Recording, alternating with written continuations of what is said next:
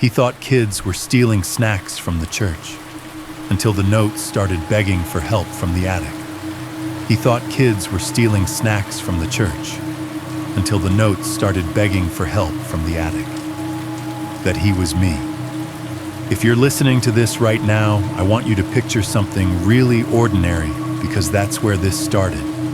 Not a haunted house, not a graveyard, a church, a big old brick Methodist church in Memphis, Tennessee. Beige halls, fluorescent lights, kid drawings taped to the walls, the faint smell of coffee and floor cleaner.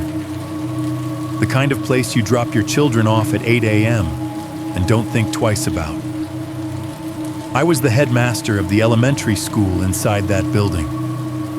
I had an office, a noisy desktop computer, a squeaky office chair, and this part matters, a big bowl of mixed nuts on my desk that I kept filled all day. That was my worst problem in life at the time, paperwork, staff meetings, and trying not to eat junk food.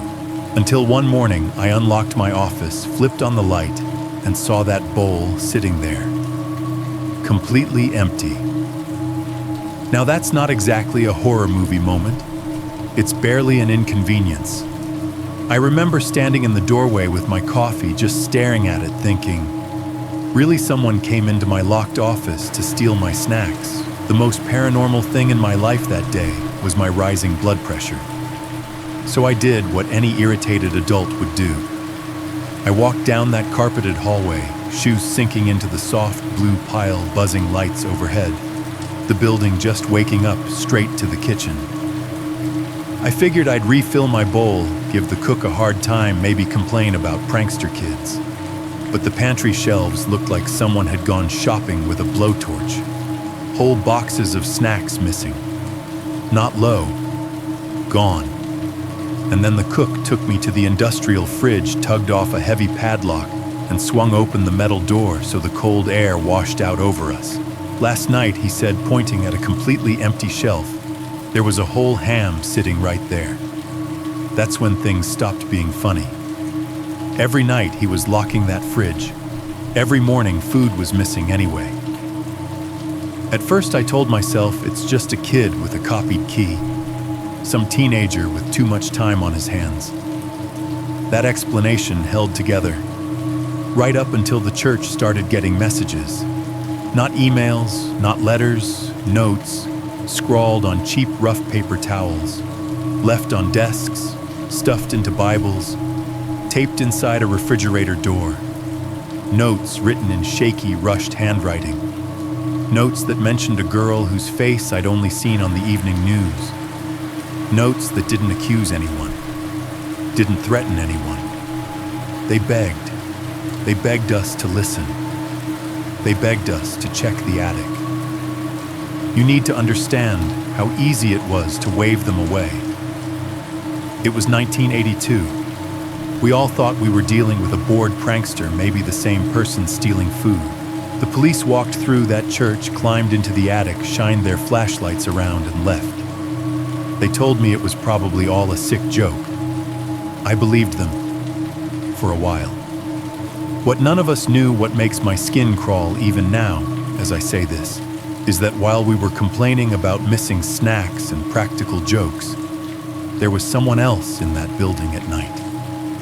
Someone who couldn't scream. Someone who didn't have a key. Someone who could only move when her kidnapper's eyes were closed. And the only way she could reach us was with those stupid little paper towels. So when I tell you this story, and it sounds like it's just about vanished food and notes that everyone ignored, I need you to remember something. Those secrets weren't jokes. They were a 15-year-old girl's attempt to write her way out of an attic we'd already searched. And the most horrifying part isn't that she was up there. It's how close we came to walking away for good. I'm going to start with something simple. I'm 78 years old, and I cannot walk into a quiet church without looking up at the ceiling. It's automatic now. My feet cross the threshold, I smell that mixture of old hymnals and floor polish, and my neck just tilts back. I search the white panels, the vents, the beams as if I'm expecting to see fingers pushing through or an eye staring down. Most Sundays all I see is paint and dust and maybe a dead fly and a fluorescent light cover. But I still look. Because once there was somebody up there. And I didn't believe her. I know this probably sounds like the start of a ghost story. It isn't. I don't have a blurry photograph to show you. I don't have a recording of a strange voice or a video of a shadow moving down a hallway. What I have is worse because it's ordinary. It's the kind of thing that can happen without any help from monsters. That's why I'm sending this to you to your horror channel instead of to a newspaper or a true crime show. Reporters like facts and timelines and court transcripts. You, on the other hand, seem to understand that the scariest things aren't the ones that make the headlines. They're the ones that hide in places you think you already know. That's what I need you to understand. Nothing about that church looked dangerous. Not from the outside. Not from the pews. Not even from my office.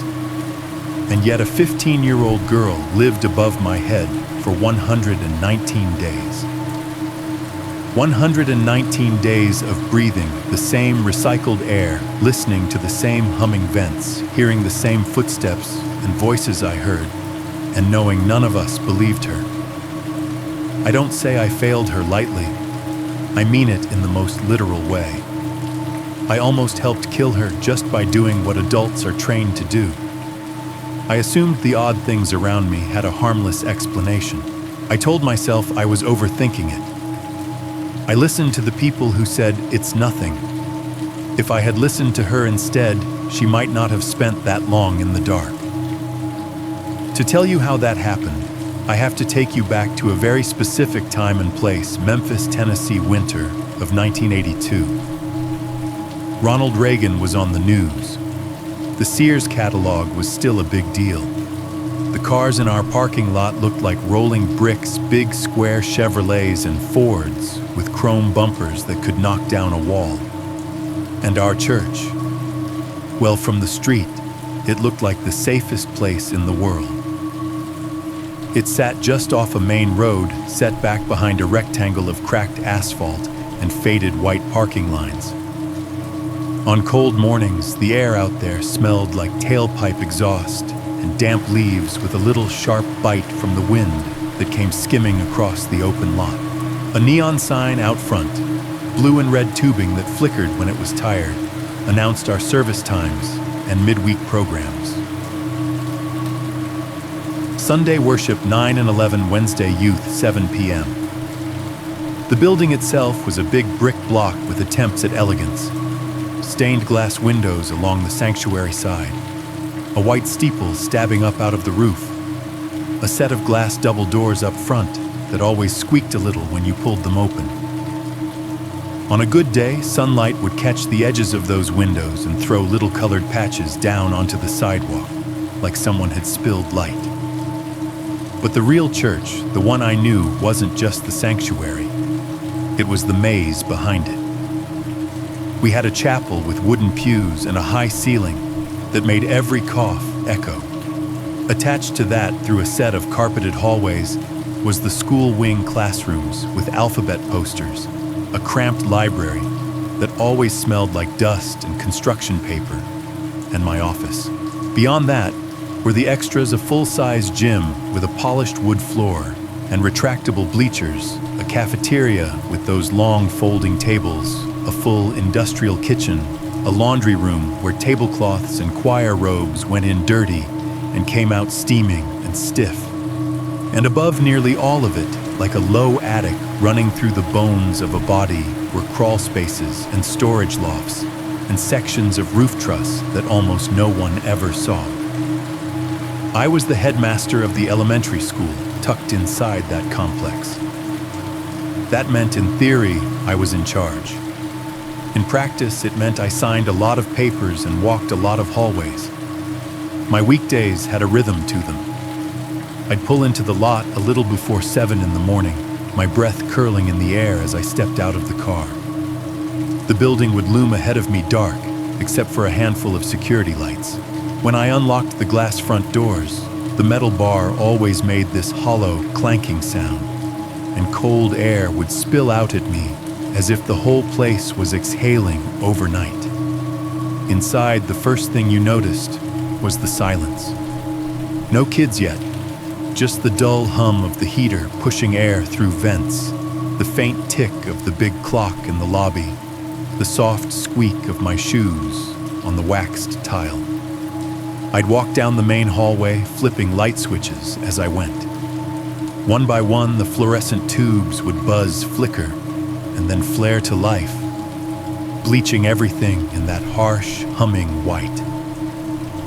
In those early minutes, it felt like I was waking the building up. By 8 o'clock, chaos would roll in the slam of car doors, outside kids shouting as they ran toward the entrance, the high-pitched squeal of sneakers on tile, the clatter of lockers. That's what most people remember, the noise, the life. But there's a side of me that's always going to remember the version of that building that only existed before and after everyone else left. The version that hummed rather than shouted. My office was in the middle of the administrative hallway, right next to the main entrance to the school wing. If you stood in the doorway, you could see most of my life laid out at a glance. There was a small window looking out onto a side strip of the parking lot, with a view of maybe 3 parking spaces and a patch of grass that never grew quite right. A pair of tall, beige filing cabinets hulking in the corner, stuffed with student records and forms that would probably outlive us all. A heavy wooden desk that had grooves worn into it from God knows how many elbows. On top of the desk was a noisy beige desktop computer, a boxy monitor that hummed and crackled when you turned it on, with a fan inside that whined whenever it got hot. Behind the desk sat my one luxury, a padded office chair with torn vinyl on one arm, and a squeak in the left wheel that I'd learned to shift my weight around. And always front and center within easy reach of my right hand sat the bowl. It was oversized ceramic with a little chip on the rim where someone had dropped it years before. Every morning I filled it with mixed nuts, peanuts, cashews, almonds, the occasional stale Brazil nut I'd end up throwing out. It was my compromise with myself. I spent long hours at that desk, squinting at forms and typing up reports. And if I didn't have something to snack on, I'd end up in the vending machine eating candy until I made myself sick. So I kept the bowl full. It sounds like a ridiculous detail to focus on, but I need you to understand how normal it was. How much a part of the scenery it had become. That bowl was like the ticking clock or the hum of the heater present, expected, trustworthy. On a winter weekday in 1982, if you'd asked me to describe my life in one scene, I would have told you this, me sitting at that desk. The computer fan whining softly, papers spread out in front of me, kids' voices faint through the wall as a class lined up in the hallway, the building settling with small pops in the ductwork, and my hand reaching out without looking to scoop another quick handful of nuts while I worked. That was my whole world. It's important to lay it out that way, because when I tell you what the first strange thing was, it's not going to sound like much. Not compared to what came later. It wasn't a scream in the night. It wasn't a bloody footprint on the stairs. It wasn't even a sound from the attic. The first sign that something was wrong was an empty bowl. The morning with the empty bowl didn't start any differently than 100 others. Late February in Memphis can't decide what it wants to be. Some mornings bite, others just hang gray and damp. That day was one of the gray ones. I remember the sky looking like the inside of a dirty cotton ball when I pulled into the church lot. The asphalt still had a sheen on it from the night's drizzle, and when I opened my car door, the air smelled like wet pavement and cold exhaust. I walked up to the main entrance with my briefcase in one hand and a styrofoam cup of coffee in the other. The neon sign out front was still humming softly, weak blue and red letters flickering Sunday worship, as if they were as tired as I felt. Inside, the glass doors gave that same hollow metal clank when I pushed the bar, and the church's familiar cold spilled out at me air that smelled faintly of floor cleaner paper and the lingering ghost of last night's potluck. The building was half asleep. The hallway lights were off, just emergency exit signs casting red glows on the walls. My shoes clicked on the tile, echoing down the empty corridor, the sound swallowed at the far end by the dark. I went straight to my office like I always did. Key ring out, metal jingling. The key slid into the lock, turned smoothly. The knob felt cold in my palm. I pushed the door open with my shoulder, balancing my coffee, and reached blindly for the light switch without really looking inside. There's this moment when you flip on a fluorescent light in a dark room where the world doesn't quite exist. The switch clicks, and for a fraction of a second there's nothing, and then the tubes overhead give that faint electric hiss and flicker themselves awake. The overhead light popped on, flooding my office with its flat white glare. Everything was where it should be. Papers stacked in slightly crooked piles on my desk. Manila folders half opened, my beige computer sitting like a squat little robot waiting to be booted up. The framed family photo on the corner, my wife and son squinting into summer sun from some long-ago beach trip. The old clock on the wall, its second hand sweeping smooth and patient. And dead center on my desk, in its usual spot within easy reach of my right hand, sat the bowl. Empty. Not low. Not I should probably refill that later. Completely, absolutely empty. I stood in the doorway a couple of seconds, coffee halfway to my lips, my brain refusing to process what my eyes were showing it. It was such a small thing to be wrong that my mind sort of skidded over it, tried to slot it into an old memory. Maybe I hadn't refilled it last night. Maybe I'd finished it and forgotten. Except I hadn't. I remembered standing right there 12 hours earlier, scooping mixed nuts from a big jar with my hand and letting them tumble into the bowl. I remembered the way they'd made that little dry, cheerful sound against ceramic. I remembered looking at them, feeling vaguely proud of myself for choosing the healthy option instead of grabbing a candy bar from the vending machine on my way out. And I remembered locking the door behind me when I left. I set my coffee down, a little too hard lid flexing. My keys clinked when I dropped them on the desk. For a moment, I just stared at the bowl, and the first feeling that rose up wasn't fear, it wasn't dread. It was irritation. You spend enough time working around children and teenagers. Your brain develops this automatic track it likes to run on. All right. Which one of you little monsters did this? I could practically see them in my head. Some kid loitering after school, seeing the light under my door, finding it locked. Trying the handle, giggling when it gave way because the latch didn't catch right. Maybe it hadn't shut all the way yesterday. Maybe I'd been sloppy in a rush. Maybe some student had slipped in, seen the bowl, and thought it would be hilarious to empty it out. Still, even as I walked around the desk and picked up the bowl to prove to myself it wasn't just shallow, something about it felt wrong. The ceramic was cold and smooth under my fingers. The bottom showed a faint ring, a stain from months of nuts sitting there. No crumbs, no salt dust. Wiped out. Too clean. I set it back down and went to the door. Opened it, closed it, locked it, unlocked it. I inspected the frame, the latch, the wood. Everything looked normal. The lock clicked the way it always did. The handle turned the way it always did. I told myself firmly, "You must not have shut it all the way last night. Someone tried it, it popped open, they grabbed the bowl and had themselves a snack. That's all."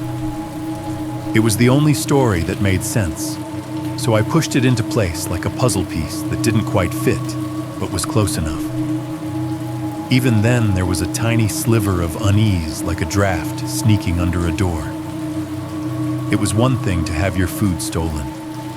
It was another thing to picture someone in your chair at your desk in your space after dark, while the building was locked and empty, and you were home watching the evening news. I shook it off. I had a day to get through. I picked up the empty bowl, balancing it in one hand and my coffee in the other, and stepped back into the hallway. The building had brightened while I'd been inside. Some of the automatic lights had clicked on. A janitor's cart squeaked somewhere around the corner, and the faint smell of lemon cleaner drifted by. From the gym at the far end came the distant rhythmic echo of a basketball hitting polished wood. One of the coaches must have come in early. My shoes made that soft, muffled thump over the blue carpet as I walked toward the kitchen. The exit signs buzzed faintly in their red glass. Somewhere behind the walls, the heater kicked on with a low, throaty hum you felt more than heard. On any other morning, I wouldn't have thought twice about it. It was just the church waking up. I pushed through the swinging door into the kitchen and was hit by a different world, a burst of brightness and noise and smell. The fluorescent lights in there seemed whiter, harsher, bouncing off steel counters and hanging pots. The air was warm, thick with the scent of onions and celery softening in a pan butter and oil hissing quietly. Somewhere a radio played low, some country song about heartbreak drifting in under the clatter of metal. Our cook stood at one of the long prep tables, shoulders rounded knife flashing in a steady, practiced rhythm. Chop, slide, chop, slide. The onions on his board looked like translucent coins. His white apron was already marked with a constellation of splatters. "Morning," I called over the noise. He glanced up, nodded once, and went back to his work. He wasn't much of a talker before 8. I went past him to the pantry closet, balancing the empty bowl on my hip. The door hinges squealed softly when I pulled it open, releasing a cooler, stale air that smelled like cardboard spices and bulk dry goods. Tall shelves rose up on both sides, stacked with labeled boxes, cans, and industrial-sized jars. I reached automatically toward the second shelf on the left, where my mixed nuts lived. My hand closed on air. The space was bare. Not low, not a half bag pushed to the back. Just a dull rectangle of shelf with a dust shadow where containers should be. I frowned and leaned in, shifting the bowl to my other hand. Maybe they'd been moved. I scanned the shelves, pasta can, tomatoes, pancake mix in sacks like sandbags, coffee tins, huge cans of green beans. The usual chaos of a church kitchen. But the nut containers, the big ones we ordered in bulk, were nowhere. "This is new," I muttered. I stepped back and took in the rest of the shelves with fresh eyes. It wasn't just the nuts. Whole sections looked wrong. Spaces too big between the surviving boxes. Gaps where I was used to seeing stacks. It was subtle, but once you noticed, you couldn't unsee it the way you can't ignore a missing tooth in someone's smile. I turned around. "Hey," I said. "Did we have some big event last night? Youth thing, Bible study, feels like half the snacks walked out of here." The cook's knife stopped mid-chop. The sudden silence of that motion was louder than the clatter had been. He set the blade down carefully, like he was putting something dangerous away, wiped his hands on his apron, and turned to face me. There was relief in his eyes that I didn't understand yet. "I'm glad somebody else sees it," he said. I thought I was going crazy. He jerked his chin toward the pantry. "It's been like that for weeks. At first it was just chips, crackers, little stuff. I figured some kids were slipping in after evening programs. Then it got worse." He walked past me, his work shoes squeaking on the tile, and stopped in front of the big stainless steel fridge against the back wall. It looked like something you'd see in a diner, tall double doors, the surface smudged with fingerprints and streaked from constant use. At my eye level hung a heavy silver padlock looped through a thick latch on the doors. He grabbed the lock, held it up so I could see. It was solid nicked around the edges, clearly not new. Every night, he said, I lock this myself. I check it twice. I make sure no kid, no volunteer, nobody can just wander in here and take what they want. He slid the key into the lock. The mechanism gave a solid, trust-inspiring click as it opened. The sound bounced around inside the metal box like something more important breaking. He swung one of the doors open. A wave of cold air rolled out sharp and clean, carrying hints of meat and dairy and sealed plastic. Shelves of Tupperware-covered trays labeled containers. He pointed to the middle shelf with 2 fingers. Last night, he said there was a whole ham right there. I put it in myself. 6 o'clock. I locked the fridge, turned off the light, and went home. This morning, I walked in, unlocked it. He spread his hands toward the completely bare stretch of metal, and it was gone. I stared at that empty space the way I'd stared at my bowl earlier. It had the same wrongness to it, the same feeling of absence that was somehow louder than if someone had smashed a window. I felt something shift in me then. Up until that point, all my irritation had been lazy, almost indulgent, annoyed headmaster grumbling about petty theft and teenage appetites. But a locked industrial fridge wasn't supposed to behave like my office door that might or might not have latched properly. Locks are binary things. They're either open or they're not. Are you sure? I started, then caught the look on his face. Never mind. You're sure? He nodded once. There was no humor in it. I told the administrators, he said. Last week when the roasts started disappearing, they said they'd keep an eye out. He mimicked the phrase with a twist to his mouth. But as far as they're concerned, it's just confusing. Nobody's panicking. Nobody wants to accuse anyone. I ran a hand over the back of my neck, feeling the hairs there stand up for reasons that had nothing to do with the fridge's cold breath. My brain tried one more time to be reasonable. Keys can be copied. Locks can be picked. Maybe someone on staff is desperate taking food home. Maybe some older kids found a way in. I pictured a group of teenagers creeping in through a side door, flashlights off, stifling laughter as they cracked open the fridge and manhandled a whole ham between them. It was a plausible movie in my head, but even that version of events felt thinner by the second. It didn't explain why the cook's supplies had been bleeding away for a month without anyone catching even a scrap of wrapper. It didn't explain why he looked less angry than unsettled. He shut the fridge with a heavy final thunk, snapped the padlock back into place, and the metal shuddered in its frame. Somebody's coming in here at night, he said. Somebody who knows how this place works. I didn't fully hear myself when I answered. I was still staring at that empty strip of cold metal, feeling an echo of my empty bowl. I'll talk to the administrators again, I said. Maybe we change the locks or move the keys. Maybe we set up some kind of schedule. See who's here late. He shrugged, picked up his knife, and turned back to the onions.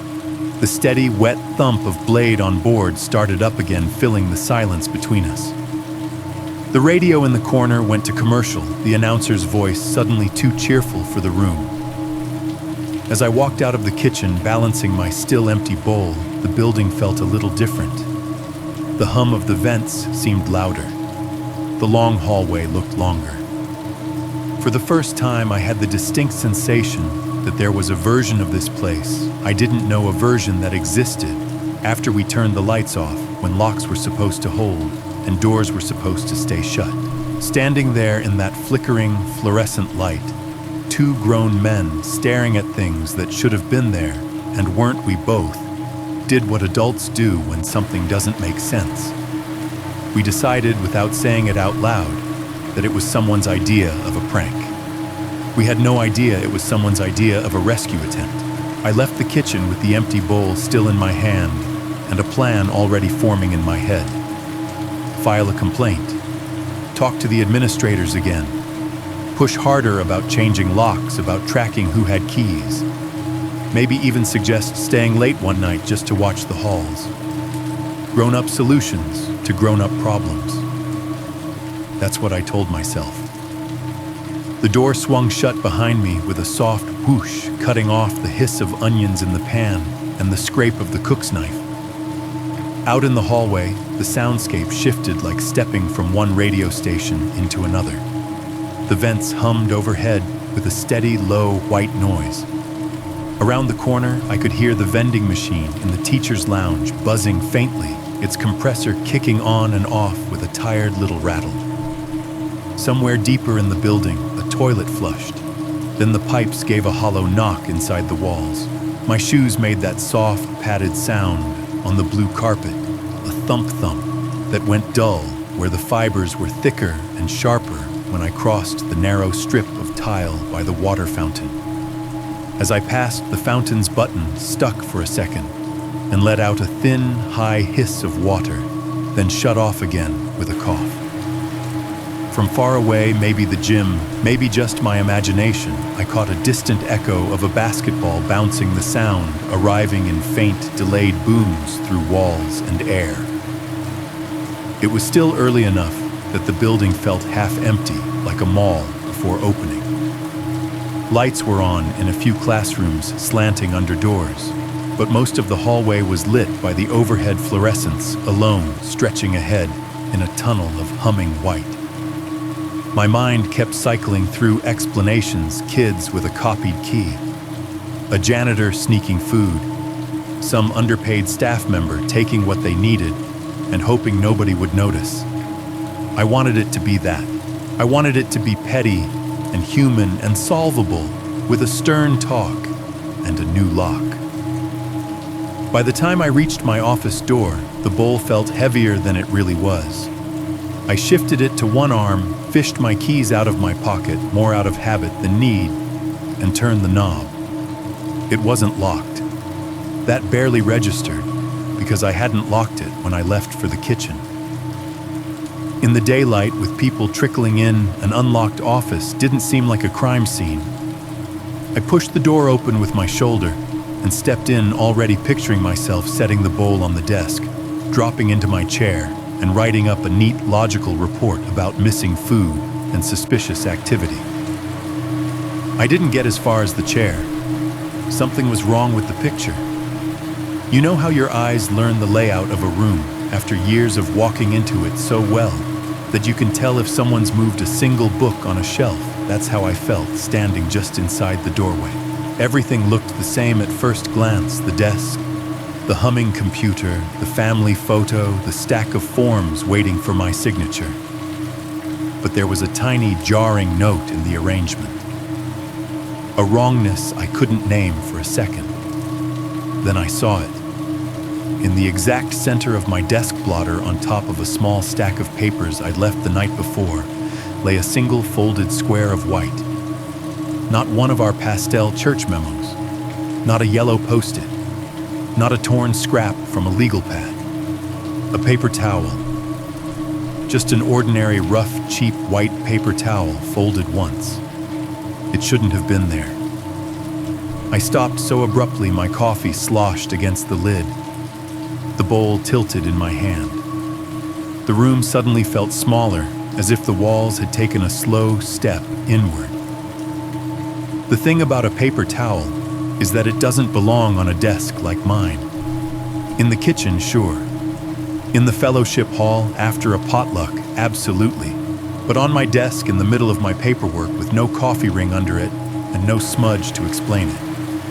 It looked foreign, like a leaf that had somehow blown in from outside and landed where it had no business being.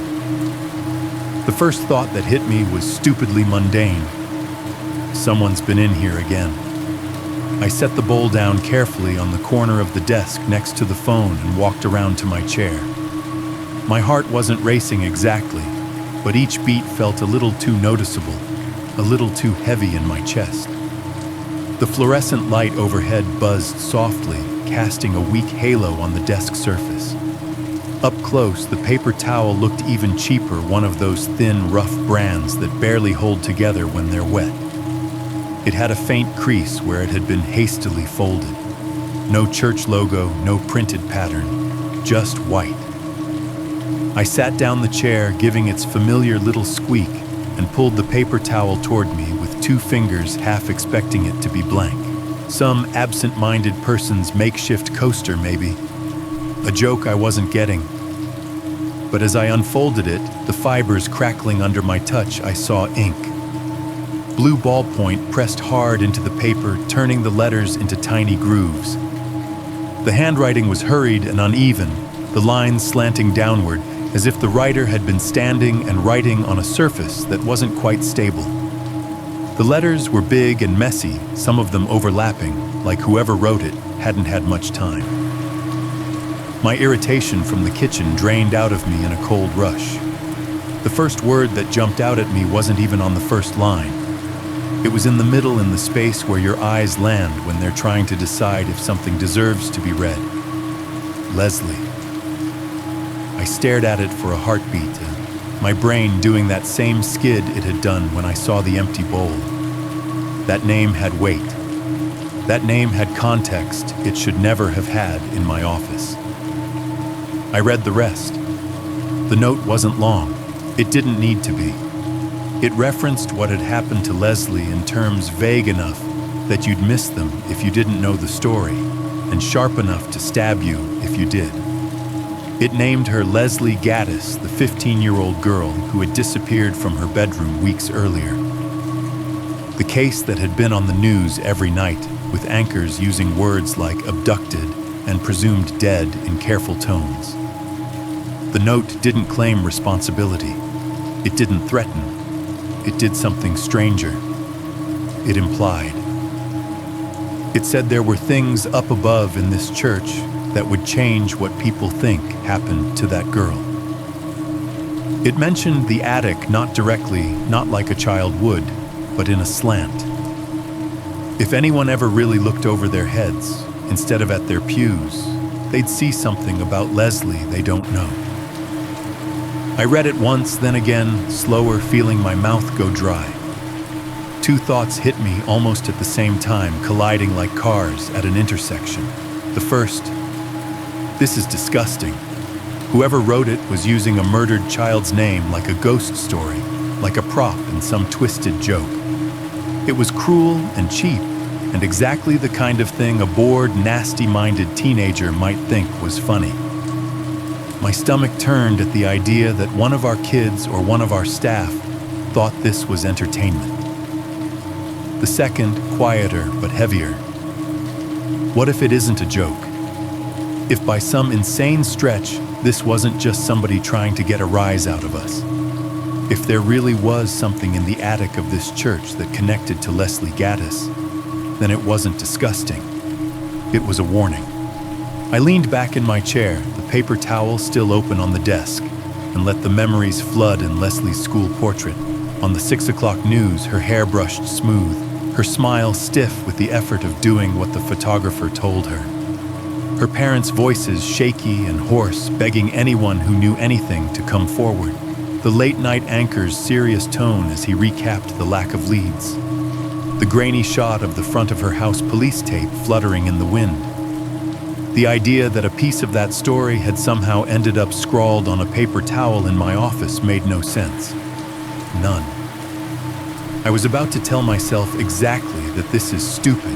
It's a prank, toss it in the trash, and move on when the heater kicked on. It was a familiar sound. I'd heard it 1,000 times. A low, rough whoomph somewhere in the building's belly, followed by a rising rush as warm air started pushing through ducts. Normally, I barely noticed it. But reading that note, thinking about attics and over your head, the noise might as well have been a growl. The vents above me rattled faintly as the air began to move. In the ceiling somewhere out of sight, metal expanded with a tiny ping. The soft rattle sounded for a second, like something or someone shifting their weight in a narrow space overhead. I realized I was holding my breath. I looked up. There was nothing to see, of course. Just the same textured white ceiling tiles, the same rectangular fluorescent light, cover the same square metal vent. A tiny halo of dust clung to the vent slats where the air blew out. It looked innocuous. It looked boring.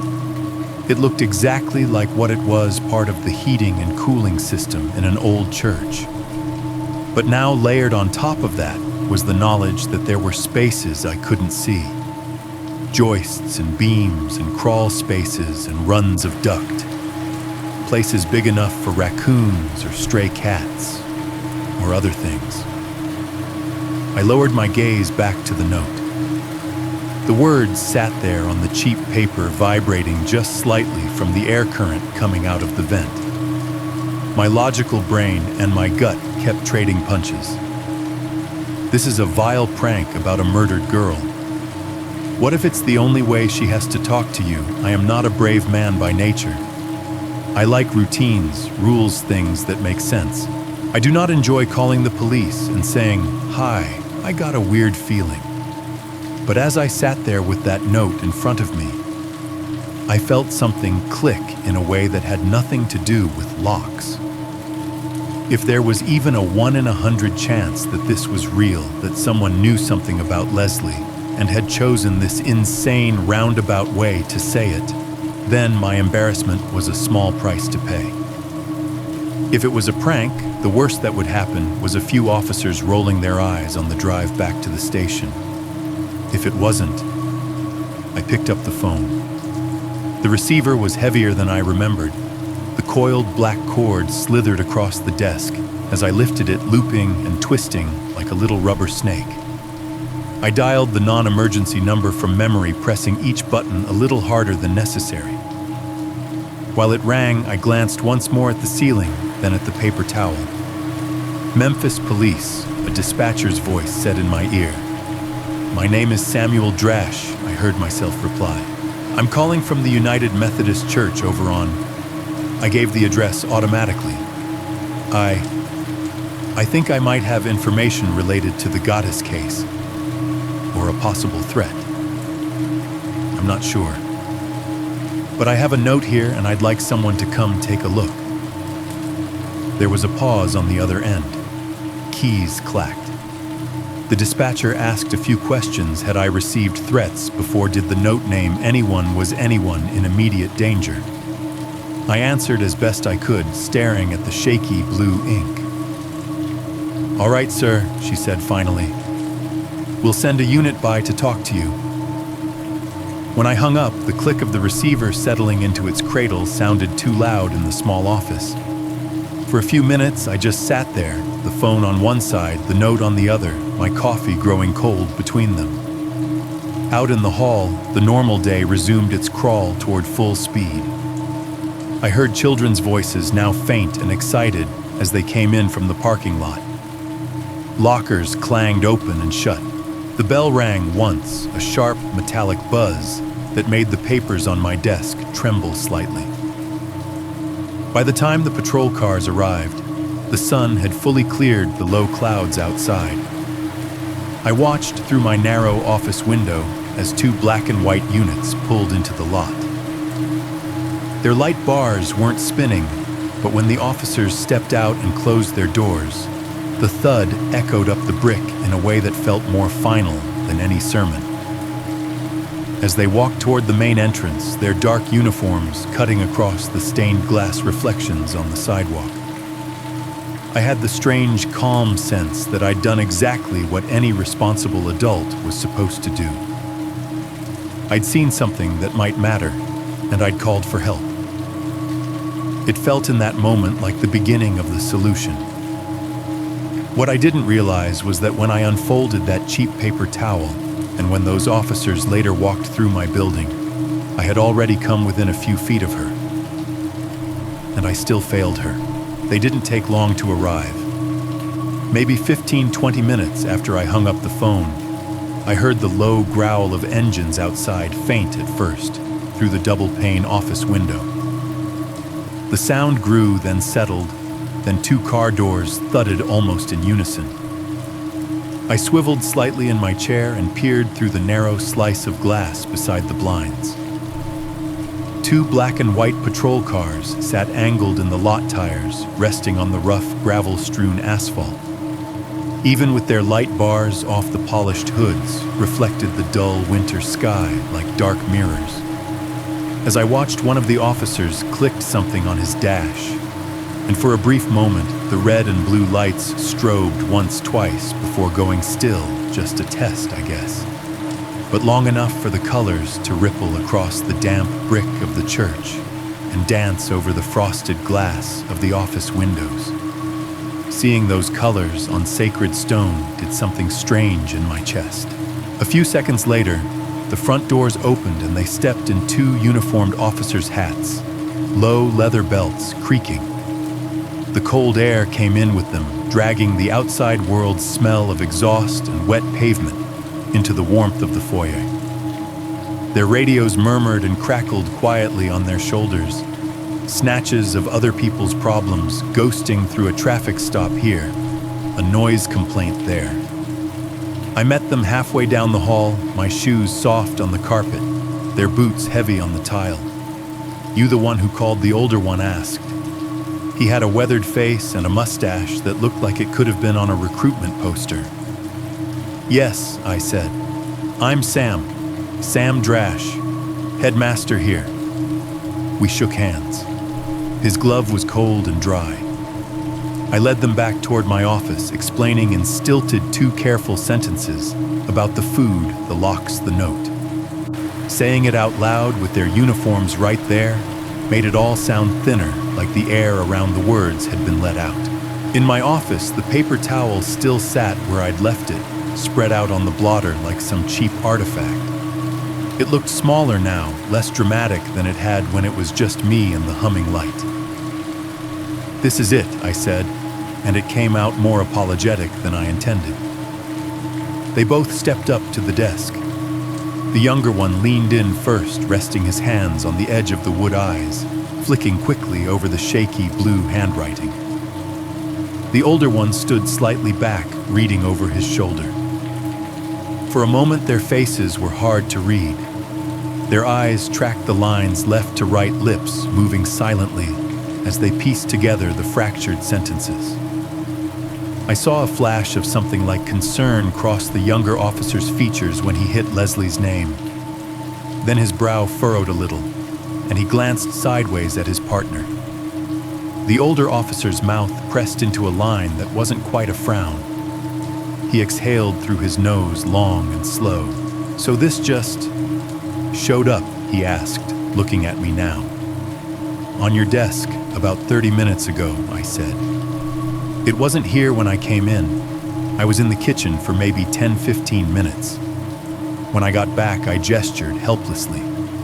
There it was. Door was unlocked, but that isn't unusual this time of morning." "You recognize the handwriting?" the younger one asked. "Any of your staff write like this?" I shook my head. "If it's a kid, they haven't turned in homework to me recently." He huffed what might have been a laugh, then cut it short. "All right. And you mentioned some missing food." "Yes," I said. "The cook's been complaining. Things going missing from the pantry, from the fridge, even with a padlock. I thought it was unrelated at first. Just someone stealing."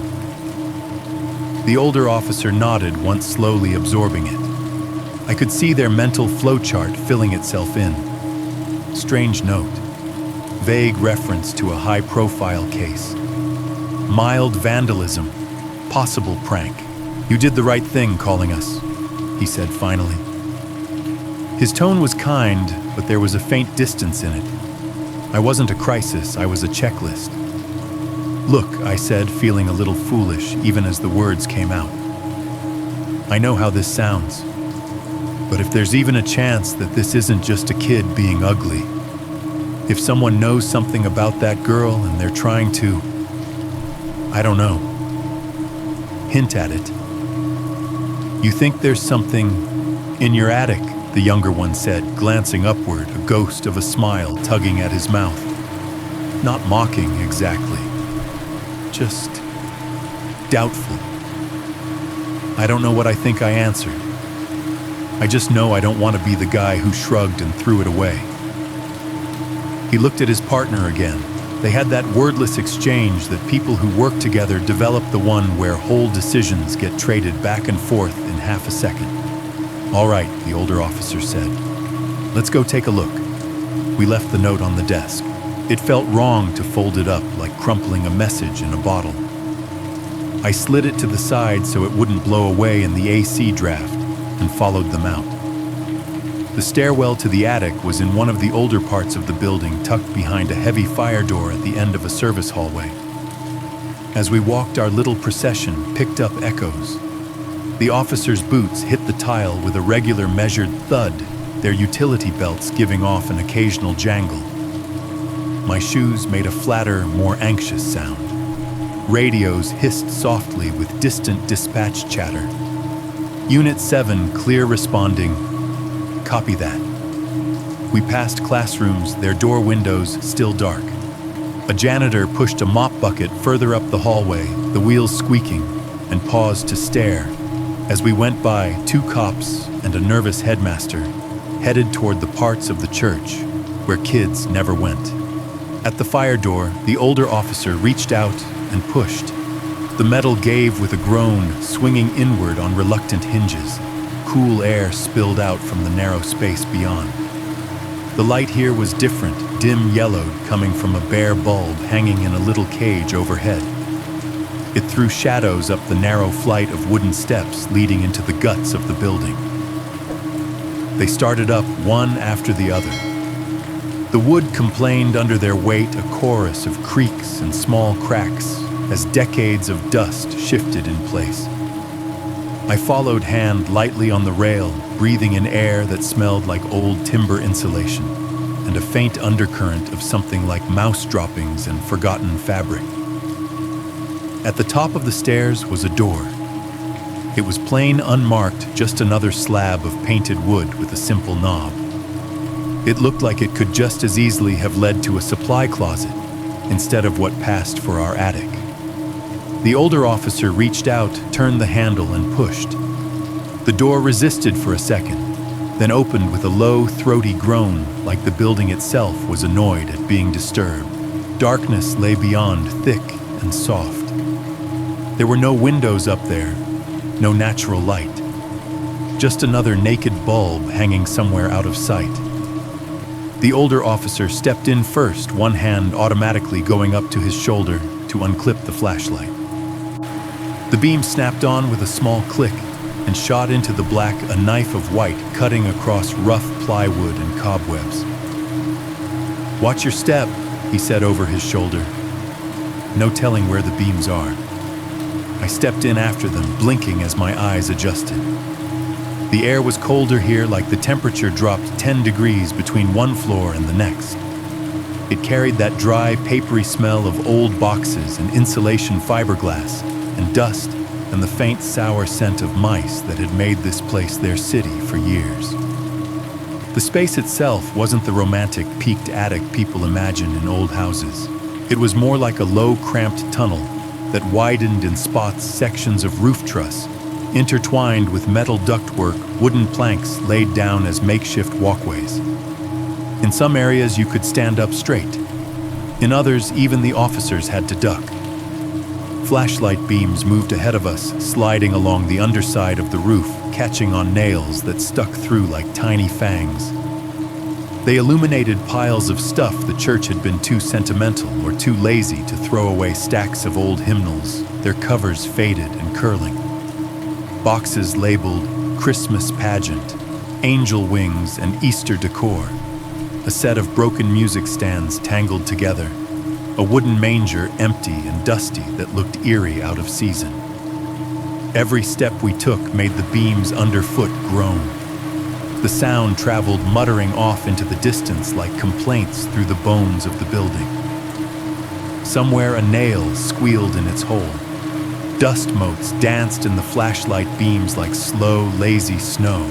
The officers moved with that particular methodical caution you see in people who've been trained to expect the worst without actually expecting it. They swept their lights ahead, then to the sides, then up. Sometimes they prodded a stack of boxes with their boots, making sure no one was hiding behind them. One of the radios crackled briefly, a burst of static, and a disembodied voice asking Unit 2 status. The younger officer pressed the side of his mic. "Unit 2, we're Code 4, he said. "Just checking out a report." "All good. All good." We made a slow circuit of the space. I kept my hands close to my sides, afraid to touch anything, like I might accidentally disturb some vital clue. My heart kept kicking up every time the beam illuminated a shape that remotely resembled a person, a coat hanging from a nail, a rolled-up rug, the crooked shadow of a beam. Each time the light clarified, the lines turned the potential body into an object, and my pulse eased back down. There was no bedding, no nest made from blankets, no food wrappers or empty cans, no clothes tucked into corners, no shoe prints on the dusty planks that didn't look like they could have been ours. Just the slow accumulation of years' programs, from long-gone Christmas services, forgotten banners, dented folding chairs with ripped vinyl seats. I listened as we walked, really listened. Underneath the creaks and the occasional radio squawk, I thought I heard once the faintest sound of something from below, a murmur of voices, a door closing, the distant screech of a chair being dragged in a classroom. Life moving under us, oblivious. And above that murmur, wrapped around it, the emptiness. It felt bizarrely like the attic was listening to us. The older officer swung his beam into the farthest corner where the angle of the roof dipped low and the space narrowed to a crawl. He crouched, pressed his hand against the sloping wood and frowned. His flashlight showed nothing but insulation and spiderweb. No hidden doorways, no obvious trapdoors. He straightened up joints, cracking quietly. "If someone's living up here," he said, "they're ghosts." The younger one huffed the sound, half amused, half relieved. "Maybe check the boiler room after this. Make sure you don't have a Freddy hiding in there." It wasn't the time for horror movie jokes, but I didn't say anything. I was too busy trying to reconcile what I'd been afraid of with what I was seeing, which was simply nothing. We retraced our steps, careful to put our feet where the boards looked solid. The path back to the door felt shorter, like the attic was eager to spit us out. When we reached the stairwell, the sudden brightness of the narrow bulb made me squint. The air on the steps felt warmer by comparison, like we were climbing back into the world of the living. Back downstairs, the tour continued. They checked storage rooms, fluorescent-lit caves of chairs and folding tables. They looked in supply closets behind the boiler room door with its throbbing hot pipes and metallic smell. They opened the nursery, the library, a couple of classrooms. Normal things stared back at them, cribs and toys, books and globes, rows of tiny desks. Everywhere we went, the building behaved like a building. Here and there, teachers and staff watched us from their doorways, some curious, some worried. I saw them clock the uniforms, the guns, the badges. I saw their eyes flick to me with unspoken questions. What's going on? Are we in danger? By the time we ended up back at my office, I already knew the answer the officers were going to give me. Their footsteps were a little looser now, their shoulders a little less squared. They'd done their due diligence. They'd indulged an anxious headmaster, walked through the hidden parts of his church, and found exactly what most people find when they go looking for monsters. A thing. In the office, the paper towel still sat on the desk where we'd left it, as flimsy and ridiculous as ever. The older officer picked it up with 2 fingers, looked at it one more time, then folded it neatly in half. "All right, Mr. Drash," he said. "Here's how I see it." He didn't sit. He just stood there, boots planted, the folded paper towel in his hand, like a tiny white flag. "You've got some missing food and some weird notes. We see this kind of thing a lot. Bored kids. Sometimes a disgruntled employee. They know about the Gatis case, it's all over the news. They think they're being clever, they attach it to whatever mischief they're up to. He shrugged slightly. I don't see any sign that someone's actually being held here. No sign of break-ins, no damage to locks, except what you've already told us. The attic's empty. The rest of the building looks fine. So you think it's a prank, I said. It wasn't really a question. I think he said carefully that if whoever wrote this wanted to claim responsibility for a kidnapping, they'd have done it in a way that points more directly to them, not in this. He flicked the folded paper towel with his fingers. Could be somebody with a sick sense of humor. Could be a cry for attention. Either way, right now, this is what we've got. The younger officer nodded. If you get anything more concrete threats, specific names, someone actually seen where they shouldn't be, you call us right away. If your cook catches someone in the kitchen at night, or if you find evidence someone's accessing the building after hours, we'll come back out. And hang on to that, the older one added, setting the paper towel back on my desk. If we end up catching a suspect, this could be evidence of some kind. For now, I'll just log it in the report. I nodded, because what else was there to do? They were the professionals. They'd gone where I was afraid to go on my own.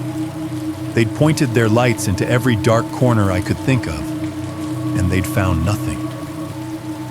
They shook my hand, thanked me for calling, and walked back down the hallway. Their radios crackled as they pushed through the front doors, letting another gust of cold, bright air into the lobby. I watched from my office window as they climbed into their cars, their uniforms briefly lit with fragments of colored glass reflections from the sanctuary windows. When the engines turned over, the low rumble vibrated faintly through the floor. One of the cars backed up, tires hissing on the damp gravel, then both of them turned toward the exit and rolled away.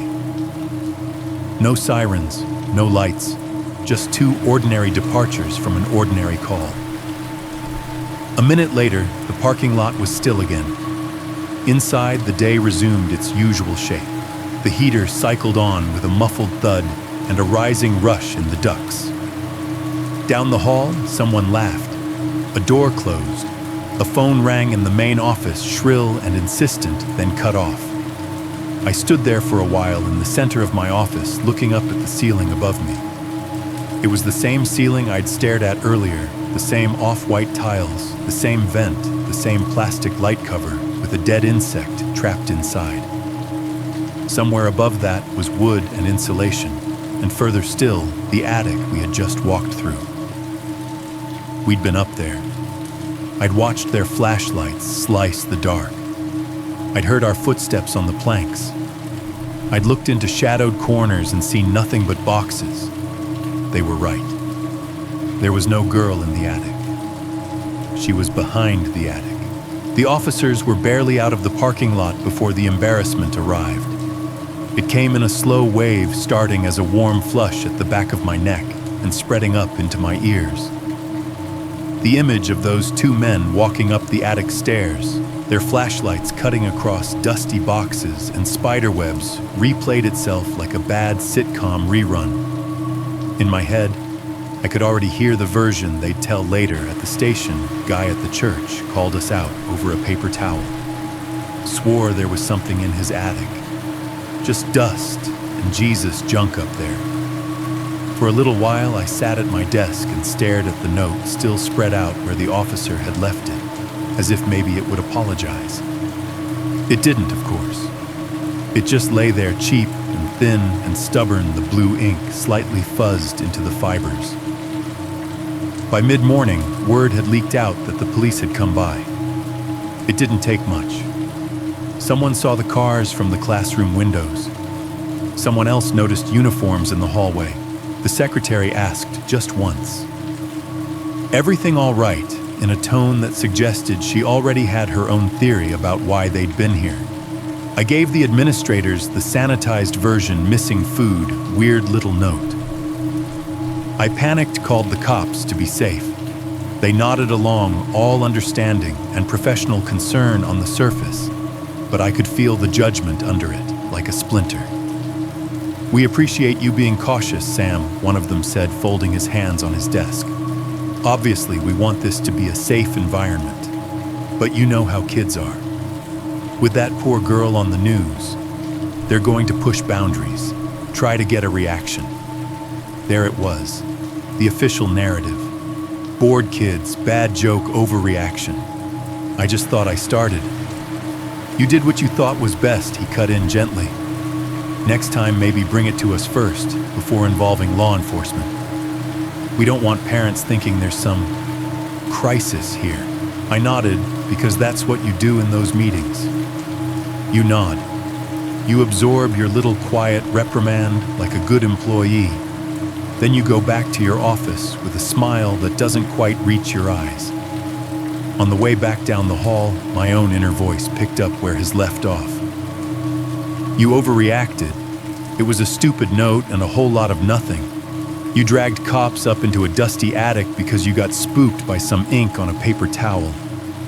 It was almost a relief to scold myself.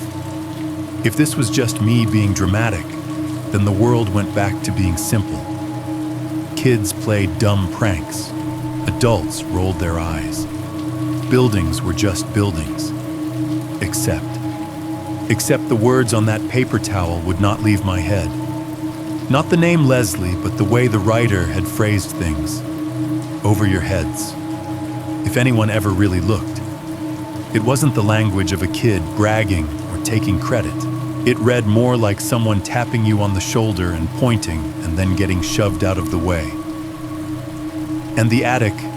Why mention the attic at all? I tried to scrub it out of my mind with routine. Classes, schedules, disciplinary slips, parent calls. Life went on.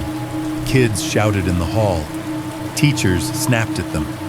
Bells rang. Lunch was served. The church printer jammed twice before finally spitting out the Sunday bulletins. But my brain had developed a new, unpleasant habit. Every time I passed under a vent, my eyes would flick up automatically. Every time I heard the dull thunk of the heater kicking on, I'd picture the ductwork above us and imagine not air moving through it, but something else. Someone else. I told myself it was just kids. I lectured myself on statistics on the law of averages, on how most weird things in schools are, in fact, the work of bored teenagers with too much time and not enough supervision. I reminded myself that the police had searched the attic. They had walked where I was afraid to walk. They knew what they were doing. My gut didn't care. It kept looping that phrase over your heads. If you only ever see a building during the day, you don't really know it. That's something I'm convinced of now. During business hours, a place runs on people. Voices and footsteps swallow up whatever personality the walls might have. The fluorescent lights drown out the shadows. It's at night that a building starts telling on itself. I started staying late under the pretense of catching up on paperwork. In reality, I wanted to see the church after dark, really see it. Not leaving as the last teacher flicked off a light, not locking up right behind the janitor, but lingering, letting the place empty out ahead of me. The first time I did it, I watched from my office window as the last parents drove away their taillights, smearing red across the lot. The daylight outside thickened into that bluish gloom it gets just before true night. Inside, the usual noise faded by degrees. One by one, the classroom lights winked out. The distant chatter of kids dropped away. A door clanged shut at the far end of the building, and then the church seemed to exhale. When I finally stepped into the hallway, it felt like walking onto a stage after everyone's gone home. The fluorescents didn't go off all at once. They were on a timer, or a circuit sections blinked out in pairs. I'd be walking, and suddenly the row behind me would pop and go dark, leaving only the cold, white glow ahead. Each shutoff came with a tiny electric sigh, a flicker like a dying insect. Emergency exit signs took over where the main lights surrendered. Little red boxes over each door glowed steadily, casting bloody rectangles on the floor. In the big foyer, The stained glass windows were black mirrors, now reflecting only the inside of the building and the occasional sweep of a car's headlights passing on the road. Sound changed too. During the day, a slamming door gets lost in the mix of voices. At night, the same slam echoed down hallways in long, diminishing waves. You could hear it bounce off corners and come back to you warped. The squeak of my own shoes on tile sounded too loud. When I dropped a pen once, the clatter made me flinch. Down in the kitchen, the fridge transformed from background noise into a living thing. I walked in one night to check the lock for myself, and the room was empty but for that hulking stainless box. Its motor cycled off, just as I stepped inside, plunging the kitchen into a silence so deep I could hear the faint ticking of cooling metal. I took 2 steps toward the pantry, and the fridge roared back to life with a sudden guttural rumble that vibrated in my stomach. I actually laughed out loud, then a short, shaky sound. Being jumpy about an appliance felt stupid even as it happened. But that was the thing about staying late. The building stripped away your armor. Every little noise demanded to be noticed. For a few nights, nothing happened beyond that. No mysterious footsteps overhead. No whispering voices in empty classrooms. Just a whole lot of nothing wrapped in too much imagination. I'd do a slow circuit hallway, kitchen, gym, sanctuary, back to the office, then finally tell myself I'd proven the point and go home. If I'm honest, it was almost a disappointment. A part of me wanted something obvious to jump out. A face in a window. A door that closed by itself. Anything solid to hang my unease on. Instead, I got small things. A chair I could have sworn I'd seen pushed in earlier in the day, now sitting a few inches out from a classroom table as if someone had just stood up and walked away. A janitor's rolling cart that seemed to drift along the wall from one evening to the next, never quite where I remembered it. A bulletin board in the hallway with a corner of paper peeled back that I would find pressed flat again the next day, staple holes not quite lining up. Each thing on its own was nothing. A draft, an absent-minded teacher, a memory playing tricks. But late at night in a mostly empty church, they started to feel like fingerprints you couldn't quite see.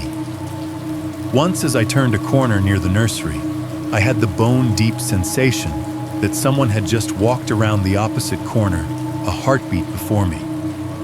There was that lingering impression you get when a body vacates a space, air displaced a trace of warmth. The hallway ahead was empty. The only movement came from a faded poster on the wall that fluttered slightly in the push of the heater. I told myself I was being ridiculous. I told myself that if anyone was here, the alarms would have gone off, or at least a lock would have shown damage. I told myself it was kids. Outwardly, I played along with everyone else.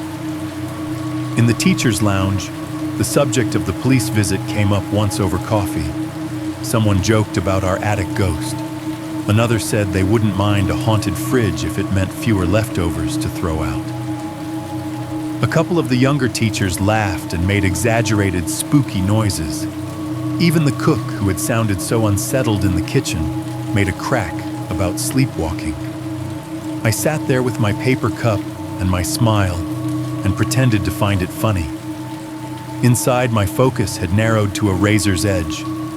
I found myself tracking where vents were, where ceiling tiles were discolored from old leaks, where access panels for maintenance were hidden. I'd be midway through a conversation about curriculum and catch myself glancing upward, measuring vent grates with my eyes wondering, could a person fit through that? If they were desperate enough, if they had no choice.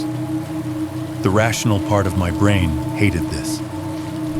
It kept pushing back, wanting me to be skeptical, to roll my own eyes.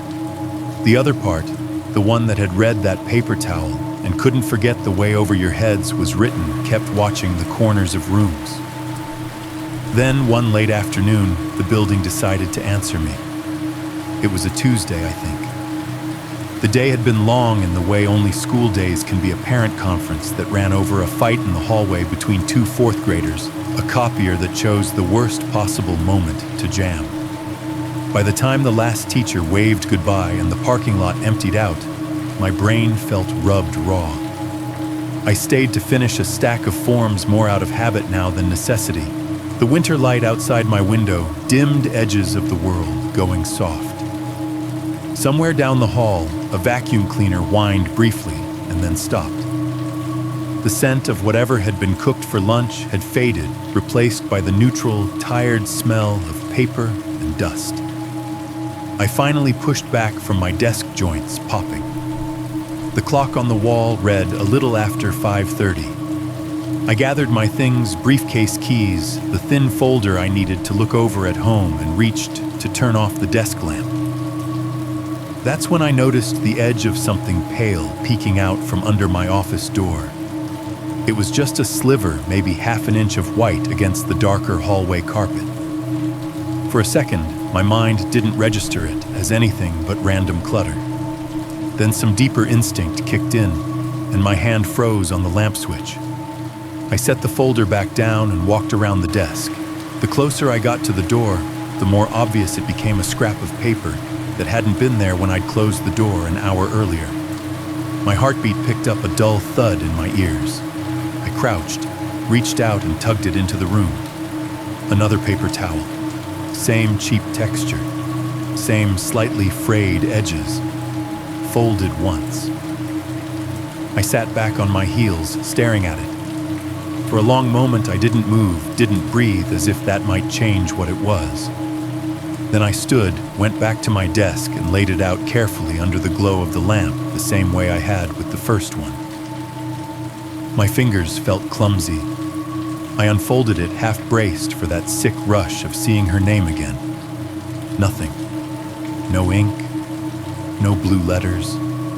No shaky handwriting. Just blank white faintly textured, the fibers catching the light. I turned it over. Still blank. The rational part of my brain pounced on that grateful, "See," it said. Probably fell from someone's bag. A kid's napkin. A coincidence. But something in the way the towel resisted the fold, the stiffness of it, made me look closer.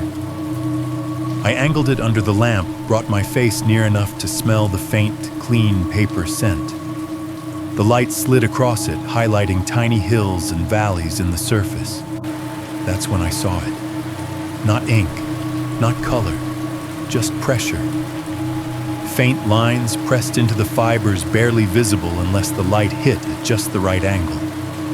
Ghosts of letters, curves and slashes and loops that had been there once and were now almost gone. As if someone had written hard with a ballpoint, and then for some reason meticulously erased every trace of pigment, leaving only the impressions behind. From a distance, it was nothing. Up close, it was a sentence that had decided to forget itself. I squinted, trying to trace the indentations with my eyes. A curve that might have been an L. A straight line with a hook that could have been a J or an F. A long horizontal scuff where a word had been underlined, maybe.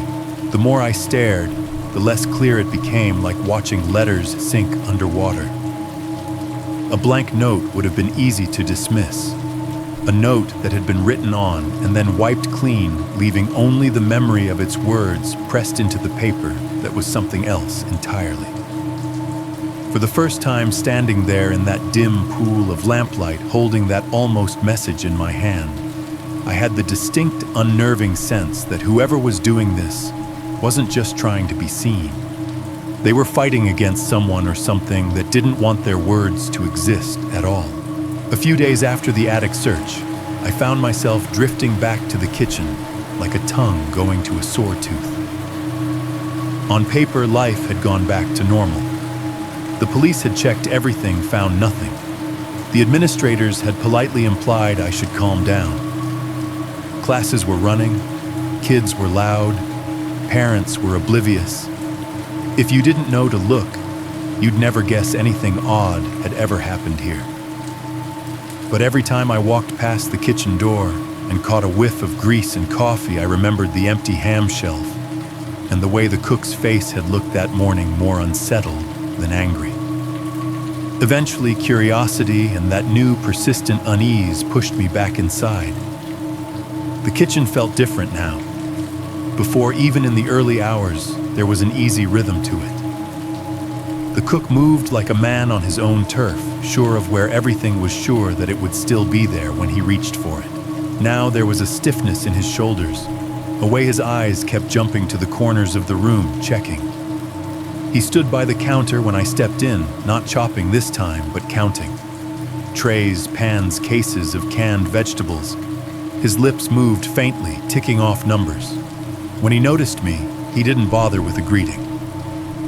He finished the sequence, tapped a finger against the last pan, as if putting a period at the end of a sentence, and only then turned. "You here to tell me they didn't find anything?" he asked. His tone wasn't hostile, just tired. "You heard already," I said. He snorted, 2 squad cars pulling up in a church parking lot.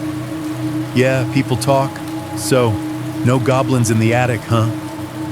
I tried to smile and failed. "Just dust and old Christmas decorations." "Figures," he said. He turned away toward the wall of hooks where his utensils hung: spatulas, ladles, giant slotted spoons, and ran his eyes over them like someone checking a row of sleeping children. I watched his hand hover over his apron, hanging on its usual hook. He hesitated, then shook his head and dropped it back into place. "You all right?" I asked.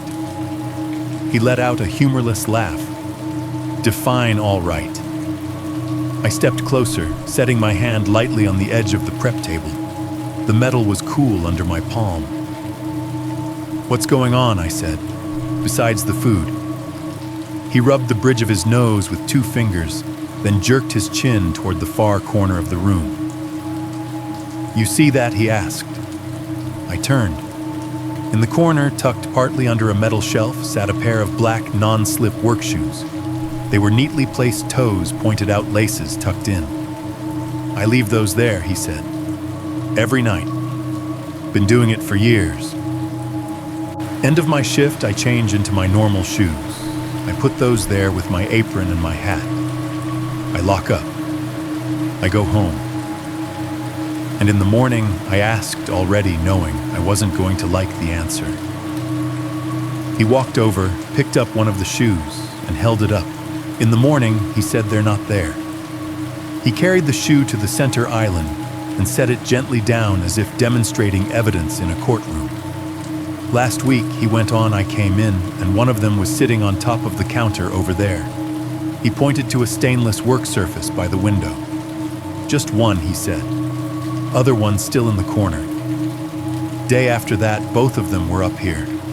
He tapped the prep table with knuckles, like someone had picked them up and lined them nice and straight.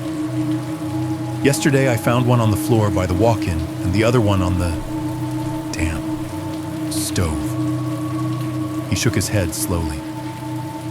"And it's not just the shoes," he added. "My apron, my hat, my knives. Nothing's gone, nothing's missing. It's just moved. Like somebody's in here every night rummaging through my stuff, then stepping back and enjoying the view." A thin, angry line had appeared between his eyebrows. I understood suddenly that this was what really bothered him. Not just the theft, but the intrusion. Not just someone taking from the church, but someone rearranging pieces of his life while he wasn't looking. "It's one thing to steal a ham," he said quietly. "It's another thing to pick up a man's shoes." I nodded. "You know someone's been close enough to touch them," I said. "Close enough to touch you in a way, even if you weren't here." He looked at me, eyes sharper than I'd seen them. "Exactly," he said. "It's like, you ever come home and feel before you see anything that somebody's been inside your house, that the air's wrong." I thought of the paper towels in my office, of the way my own hands had shaken slightly when I unfolded them. "Yes," I said. "I know what that feels like." For a moment, we just stood there listening to the room around us. The industrial dishwasher along the far wall was in the middle of a cycle. It hummed and gurgled with a steady undertone, a mechanical stomach digesting plates. Overhead, the big metal vent hood above the stoves rattled faintly where a screw had worked loose, creating a soft, irregular tick-tick-tick that never matched any rhythm. The fridge, looming against the back wall like a metal giant, vibrated almost imperceptibly. Every time its compressor kicked on a loose tray stacked on top of it, buzzed in sympathy, a quick insect-like rattle that made the hairs on my arms lift before my mind caught up. "Look," he said finally, "I'm not one for ghost stories. I don't think your attic is haunted. I think there's a flesh and blood somebody who knows this building and thinks they're clever. But I'm telling you right now, they're getting bold. They're getting comfortable." He walked over to the fridge fingers, automatically finding the padlock at the center of its doors. The lock gleamed dully, scarred and solid. "You asked me before if I was sure I locked this every night," he said. "Let me show you." He took a key from his pocket, the metal jangling against the ring. He held the padlock up where I could see it, then deliberately opened it, showing me the curved shackle snapping free with a sharp metallic click. He let it hang for a second from the door, then closed it again, pushing until it seated with a deeper, more final sound. "I do that," he said. "Every night. Then I tug it. Twice." He demonstrated pulling the lock hard toward himself. It held fast, chain taut. The fridge doors didn't even shudder. "I've started saying it out loud," he added, a little embarrassed. "Lock is closed. Fridge is locked. Just so I know you know, just so I can't second guess myself later. And yet in the morning?" I prompted. "In the morning," he said, "I unlock it like normal. Door opens like normal. And half the stuff I put in there is gone." He looked at me, and there was something like accusation in his gaze, as if I were personally responsible for the way logic was failing him. Whole trays of chicken, 2 pans of lasagna. I put them in, I lock the door, and they just evaporate.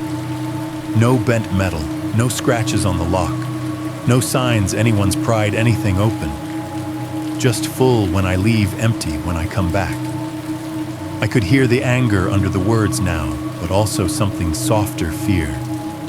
Not supernatural fear, but the fear of someone who realizes his environment is no longer obeying the rules. My own mind did what it always does when faced with an impossibility. It started looking for angles. "Who has keys?" I asked. "Besides you." He sighed. "Me. The other kitchen staff, 2 administrators, janitorial supervisor, and there's a backup set in the main office, safe for emergencies. Any of them here late at night?" I pressed. "Any youth leaders, volunteers, anybody with a key who might think they have the right to come in, help themselves." I heard the suspicion in my own voice and didn't like it. Suddenly, everyone was a suspect in my head. The janitor who whistled off-key in the mornings, the youth pastor with the forced jokes, the administrator who told me gently not to alarm parents. "It's a church," the cook said, with a bitter little shrug.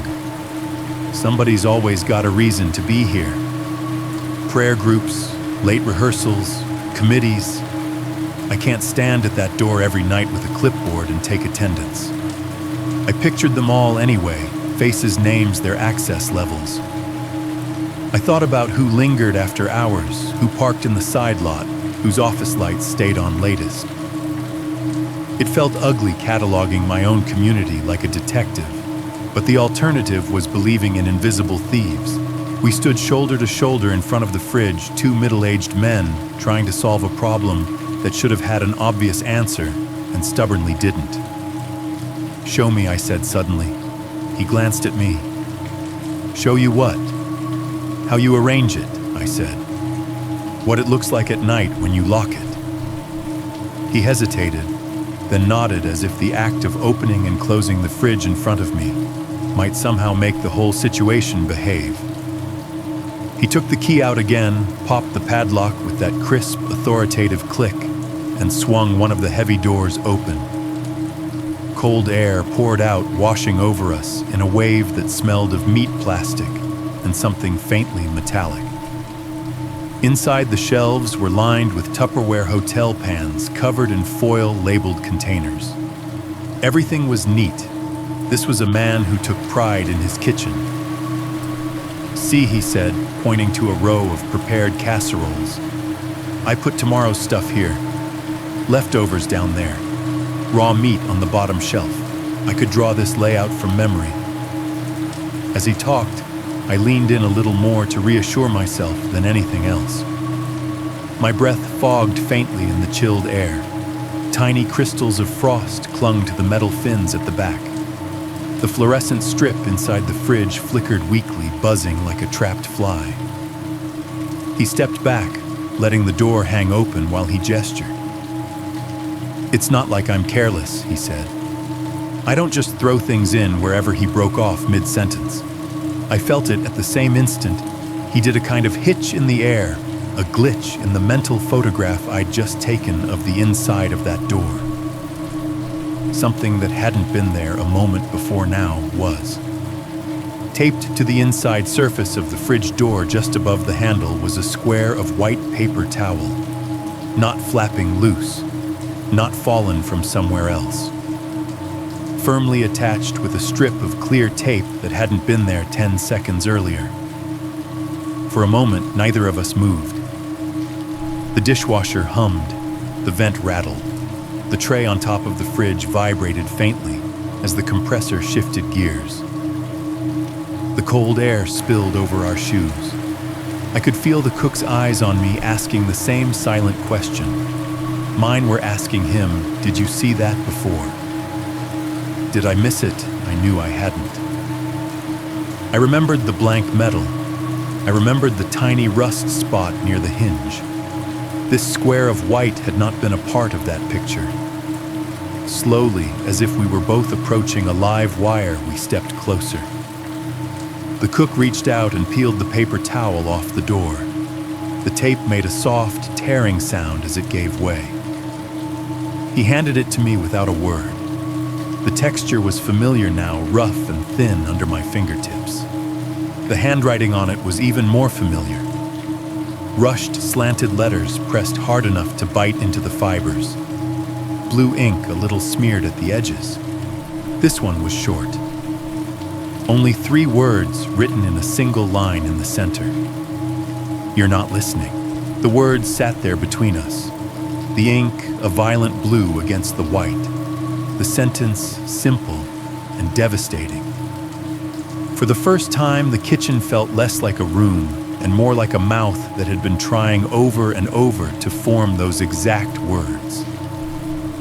The cook swallowed hard.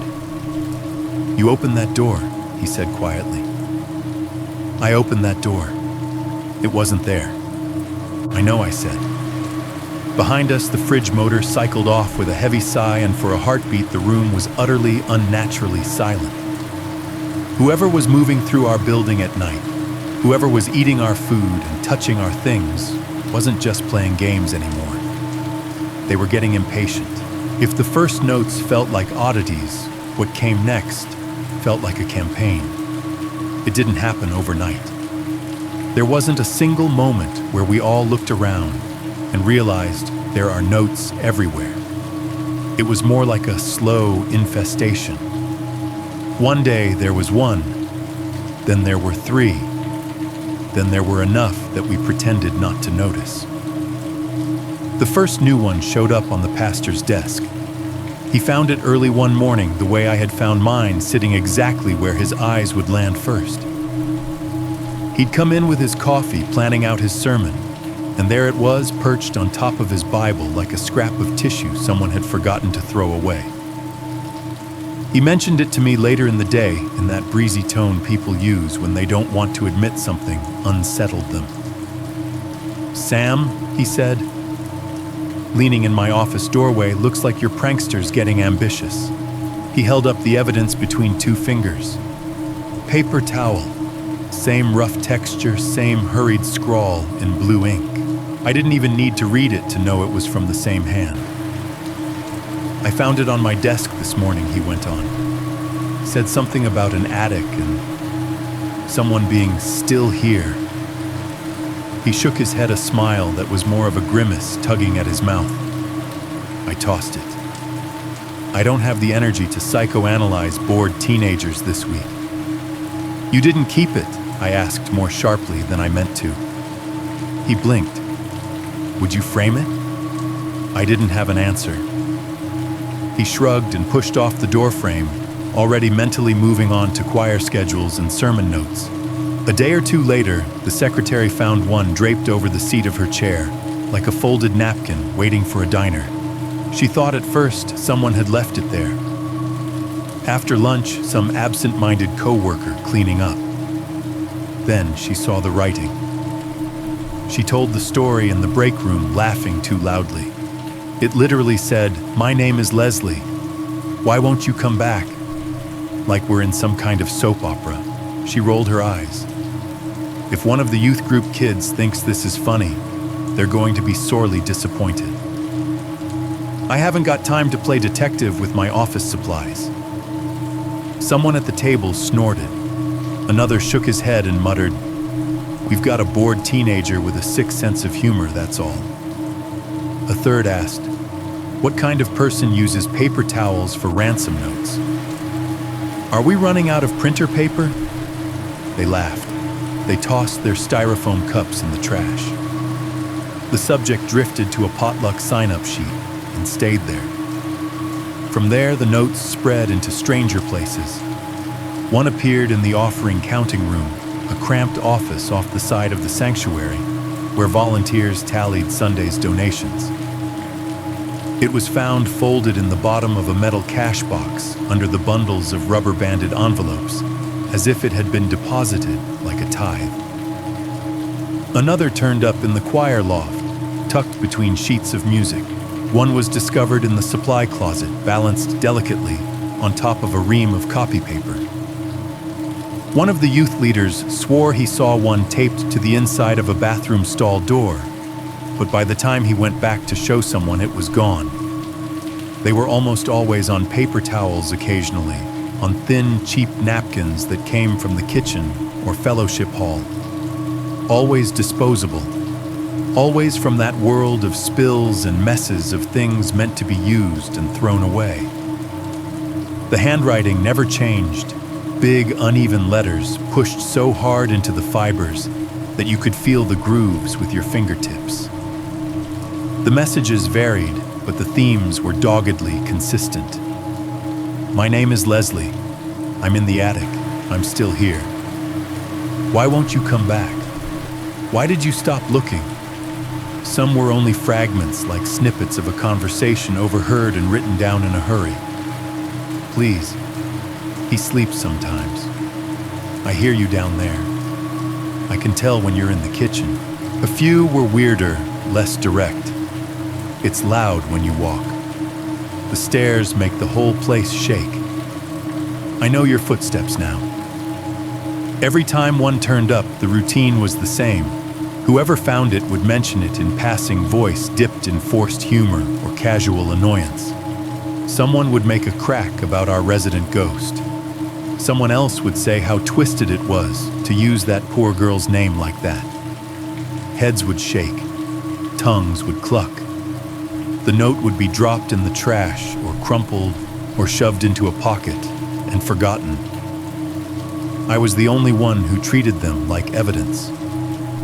The first few times I heard about a new note, I had to fight down the urge to sprint to wherever it had been found. Instead, I walked briskly, lungs tight, hoping I wasn't too late. Sometimes I made it in time, saw a paper towel halfway to the bin, or unfolded on the edge of a desk, waiting to be dismissed. I'd ask as casually as I could manage. Mind if I hang on to that? For records, no one objected. Most of them seemed relieved to hand the thing off like they'd been holding a dead bug by one wing. I kept them all. Back in my office, I slid them into a manila folder one by one, and then locked the folder in the bottom drawer of my desk, the same place where I kept sensitive student files and incident reports. I told myself I was being thorough, that if this ever turned out to be something real, we'd have everything in one place. The truth was less noble. The truth was that I couldn't stand the thought of those words being balled up and smothered under coffee grounds in a trash can. The folder grew fat quickly. Each new scrap rustled and rasped. As I added it, the dried fibers whispering against each other like dry leaves. On quieter afternoons, I'd take the whole stack out, spread the notes across my desk, and read them in sequence like a deranged, badly edited diary. The more I read, the harder it became to keep clinging to the prank explanation. If this was a bored kid, they were unbelievably persistent. They had access to places kids didn't normally go. They kept their story straight. The same name, the same attic, the same desperate plea to be heard, repeated over and over in different words, like someone trying to break a code by sheer force. And then there was that line from the fridge. "You're not listening." The notes changed the way I heard the building. Before a creak from the ceiling was just wood settling. A muffled thump from above during gym class was just a kid dropping something on the floor of the room upstairs. After the notes, every noise overhead felt like a potential message. I'd be mid-conversation with a teacher or halfway through typing up a report when there would be a sound directly above my office, a quick, irregular scuffle or a heavier singular thud. It wasn't constant. It came in bursts, random and too subtle to be obviously human, but distinct enough to freeze me mid-sentence. Sometimes it was nothing more than a faint dragging sound, like something being pulled along the beams. Sometimes it was the whispery scritch of what might have been tiny claws. I told myself it was rats or squirrels or the building flexing against the weather. But the timing got to me. The way those sounds seemed to arrive while I was reading a note or while one was sitting out on my desk, flattened and accusing. The way they seemed to pause just for a heartbeat when I stopped what I was doing and looked up. One afternoon, sitting at my desk with the sun slanting through the narrow window and striping the floor, I heard what I was sure was a footstep overhead. Just one. A weight pressed down and then removed. Not the scatter of a small animal, not the shiver of pipes. One solid, deliberate step. The ceiling above my office wasn't supposed to be a walkway. I sat there for a long time, not moving my pen, poised above a discipline log, ink pooling into the paper. Eventually, nothing else happened. No second step, no follow-up crash. Just the distant sound of kids in the hallway, a locker door slamming, the constant hum of the heater. I told myself again it was pipes. I must have said the word pipes to myself 100 times that month, like a charm against something admitting itself as human. In the staff lounge, the mood around the notes shifted gradually from amusement to annoyance to fatigue.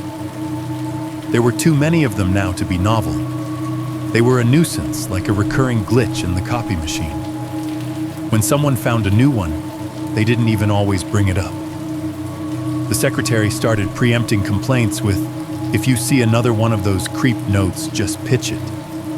Don't let the kids see, okay, I watched them all, listened for any crack in the facade. Any hint that someone was more affected than they were letting on. Most people really did seem to let it roll off. A prank. Bad taste, sure. But just that. I didn't have that luxury. More and more the notes felt directed at me. Maybe it was just that I was the only one collecting them. Maybe it was because I'd been the one to call the police the first time. Either way, there was a growing sense that I and whoever was writing these things were the only two people involved in a conversation the rest of the church was ignoring. That feeling hardened into something like certainty the afternoon the note appeared inside my locked office. It was late in the day, the kind of gray Tennessee afternoon where the sky sinks lower and lower until it feels like you're underwater. The building was still technically open, but the foot traffic had slowed. Most of the kids had gone home. The choir director's piano drifted faintly from the sanctuary scales, starting and stopping.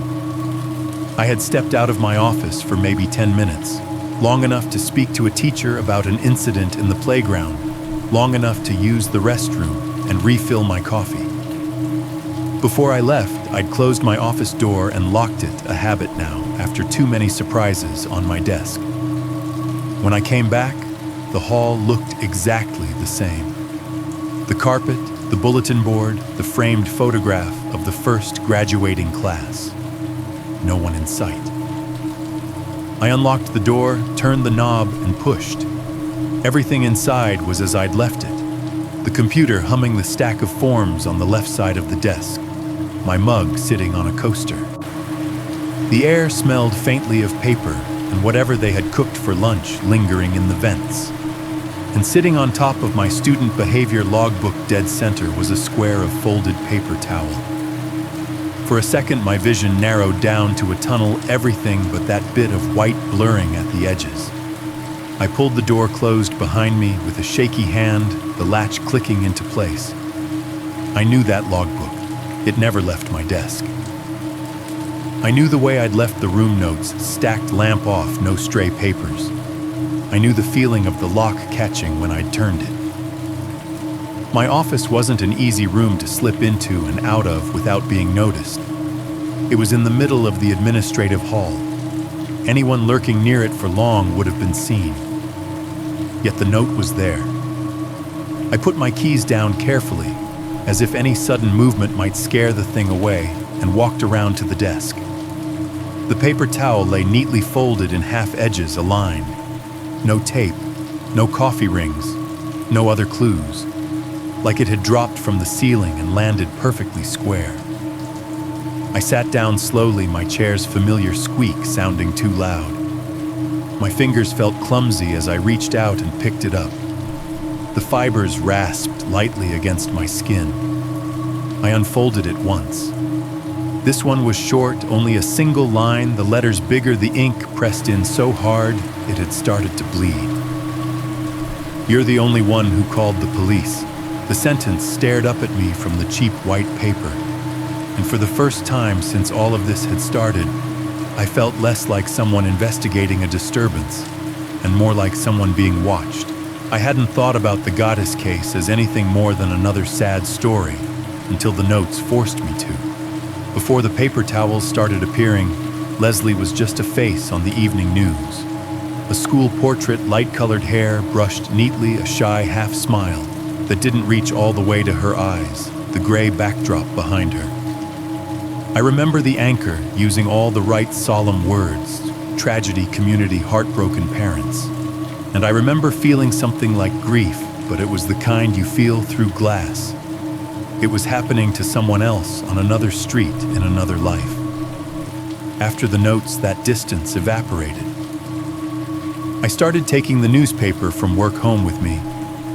If someone left a paper on the table in the teacher's lounge, I'd fold the Metro section under my arm instead of tossing it in the bin.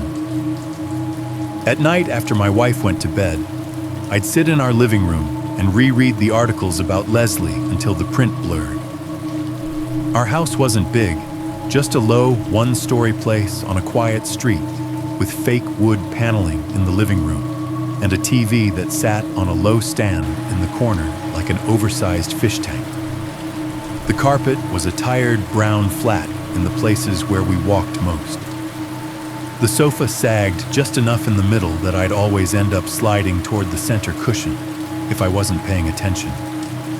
Off to the right, through an open doorway, you could see straight into the little kitchen linoleum floor, chipped counter, the white refrigerator humming steadily against the far wall. That hum became the soundtrack to my private investigation. It was always there, a soft, faintly rattling sound just below the level of conscious thought, like the building's own version of a heartbeat. I'd spread the paper out on the coffee table, smoothing the pages with my palms. The articles about Leslie were short but relentless, each one a bruise layered over the last. No new leads in disappearance of Memphis teen. Search continues for local girl. Police ask for public's help. There was a photo of her parents on the porch of their house. The mother's eyes red-rimmed, the father's jaw clenched tight. The caption mentioned the teddy bear in her bedroom window, placed there as a sign of hope. The details were always the same. She'd been taken from her bedroom window sometime during the night. No signs of struggle, no witnesses.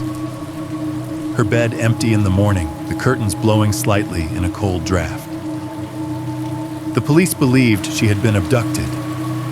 Quietly, the phrase "presumed murdered" started appearing in the later articles, tucked into paragraphs like a splinter. I kept picturing that bedroom. Not the version the papers printed, just a generic image in my head, built from every teenager's room I'd ever seen. A narrow bed against one wall, stuffed animals lined up along the pillow like sentries. Posters tacked crookedly to the paneling. A dresser with a mirror comb and brush left out. A light-colored robe hanging from the back of the door. A sliver of streetlight coming in under the curtains, striping the carpet. I imagined how quiet it must have been when someone opened that window. I imagined someone standing over that bed and reaching down.